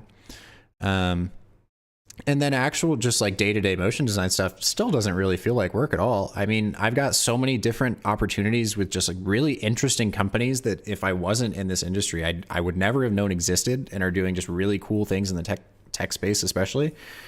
Yeah, so that's been really cool. And then generally, I mean, I still have a lot of passion for it, even as I'm exploring all of these different roles and like sales and management and all of these other things that are necessary for running a studio, that we're slowly getting to understand more and more. It still feels like I'm like 14 or 15 and trying to figure out how to make my second or third of my little design studios work. Obviously it feels much more formalized and real now, the different opportunities and things, but it's still just, I just have a sense of wonder about the whole thing generally. Rasav says, what games do you play? I've been doing a lot of rounds recently. It's a game on Steam. You're a character, another person's a character. You 1v1 each other. You're like shooting bullets in arcs over to each other, trying to kill the other player, basically. And each round that you lose, you get to choose another ability card. So you might have like poison bullets on top of an explosive bullet or something. So that's fun. And then Noah and I have been playing Warzone a little bit. But yeah, that's that. There's a little like gnat or something in there. Anyway, the export is done, and so now it should be loud. and should be good to go. So let's give that a watch through, and then I will post this thing everywhere, and it'll be good. Somebody said, but first I'll answer this question. Muzamil says, have you thought about traveling and going freelance, or you prefer working in studio? I'm always going to want to run my own business. I mean, maybe this is a clip that gets played back when I get hired somewhere in like 5-10 years or something, but that's nowhere in my plan. I love having the freedom to be able to steer the ship in whatever direction I feel is right and that I want to pursue. And then traveling, I have interest in travel, but I don't have the same drive as most people my age do for travel. In a sense of like wanting to go explore the world and that sort of thing. I don't want to wait until I retire or anything. I think that's silly. And by that time you're old and it's like harder to travel and whatever. But because I'm still so young, I'm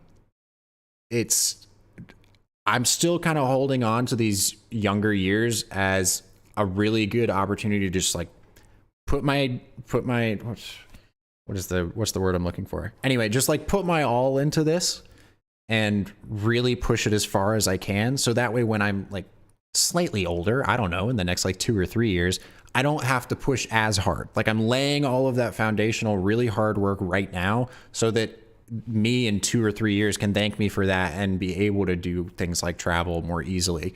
That's the thought on that. And then Jackson says, to be honest, all of your answers motivate me. Thank you for that. Get a great rest for this stream. You popped that, man. I appreciate that. I'm glad that you can get some motivation for that. And yes, I'm gonna sleep so good after this. But let's watch it, and then we'll call it. Here we go. Let's do it. It's gonna be loud. I'm warning you now, but I exported it for a reason like this.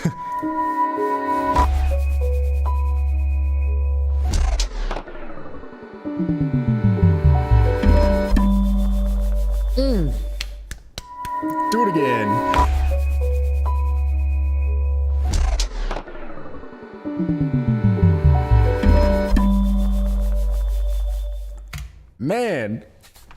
Man, that's so good. I'm so happy with that. Whew. That's awesome. I'm all right. I'm gonna post this right now. Instagram is happening. Here we go. Instagram. Changing this to touch. And then it'll be there. Here we go. Let's do new post. Select from computer. My drives, fun loops. All the way down here. Loops once. All right, and then cover photo. You guys know which one I'm doing for this. Like, come on. It's just too easy of a choice. We got a couple messages in the chat. Mr. Emil says, got it, like, work hard now, chill later. Yep. Mervin says, thank you for the stream. So much value. Of course, I love being able to answer questions like this too. It's very, very interesting to me and important to try and give people some insight into what we're doing. I like being transparent. Oscar says, looks great. Jackson says, 3 clapping hands. Theo says, so dope. BZ away. That's some good stuff. Bob says, sheesh. Mervin's 4 clapping hand emojis. Rashab, 9 hours paid off. Cody, perfect. Smooth meal. Damn, like the sound design. I love it too. I can't believe this man just made this for me for free and was like, hey, go crazy. Use it. Mayro's fired. This may sound repetitive, but this is now my favorite loop you've created. That's what I'm saying every week. I'm right there with you. Every time. But cool. Here we go. We'll add the caption. Raleigh. And then blah, blah, blah, blah. I'll put the sound right up here. Lovely sound design by @LewisWeeks. There it is. All right, there's the Instagram, y'all. @LewisWeeks on Instagram. Give that man some love, some follows, all that jazz. I can't believe that he just tossed that my way. Super cool. Vaibhav says, what are keywords you use for artless music? Typically, I do electronic, and then I will do any combination of funk, pop, indie, or hip hop. Pretty sure those are all the ones that I use. Usually that gets me okay results, and then I can filter down from there. Let me tag him in this. There we go. Tag some other folks. And Adobe. And MotionMate. And Motion AEP. All these fun people. And it's posted. Done. There it goes. It's happening. Sean says super spectacular. Thank you. Thank you. So he says Austin is genius. I don't know about that, but I can make some mean shapes. That's for sure. Cool. Well, it's on Instagram. I'll be posting it in the other places in just a few moments, but definitely want to wrap the stream up, and then I'm going to post those things and go to bed. For those of you that are members on the Gumroad, I'll be posting the project files to this in the morning, I promise. And then, yeah, they'll be on there. Everyone can access them that's a member there. And then if you want to purchase them individually, they'll be there too. But yeah, appreciate all the support today. It has been absolutely nuts. The amount of people that have stuck around for almost 9 hours actually on the stream at this point, and the amount of engagement and stuff that we've had today has just been super, super cool. So anyway, yeah, really, really appreciate you guys. I have no idea how I'm not more loopy right now with being up this late, but I appreciate you. One last thing. Muzamil says, sometimes when I upload through PC stuff to Instagram, it's terrible quality. Have you done something for higher quality upload? Nope. It's 1080 by 1920, and it's just normal MP4, and that's it. But yeah. Jackson says, have a great night. No one can say you don't deserve it. Absolute Giga Chad. So he says, imagine Adobe reports this. Sean is telling me, thank you. No, thank you. Of course. BZOA says, what time are you probably going to wake up? Good night. BZOA, no idea. 10, 11 a.m. ish. I don't know. Whatever is like 9 to 10 hours from now. That's the hope. But yes, thank you guys. I appreciate you. I will see you for the next one. Let's make something cool happen. As always, if you have any questions or anything, always feel free to reach out. My DMs are open. Feel free to email me. All that stuff is super accessible. Yeah. Chat soon, y'all. Appreciate ya.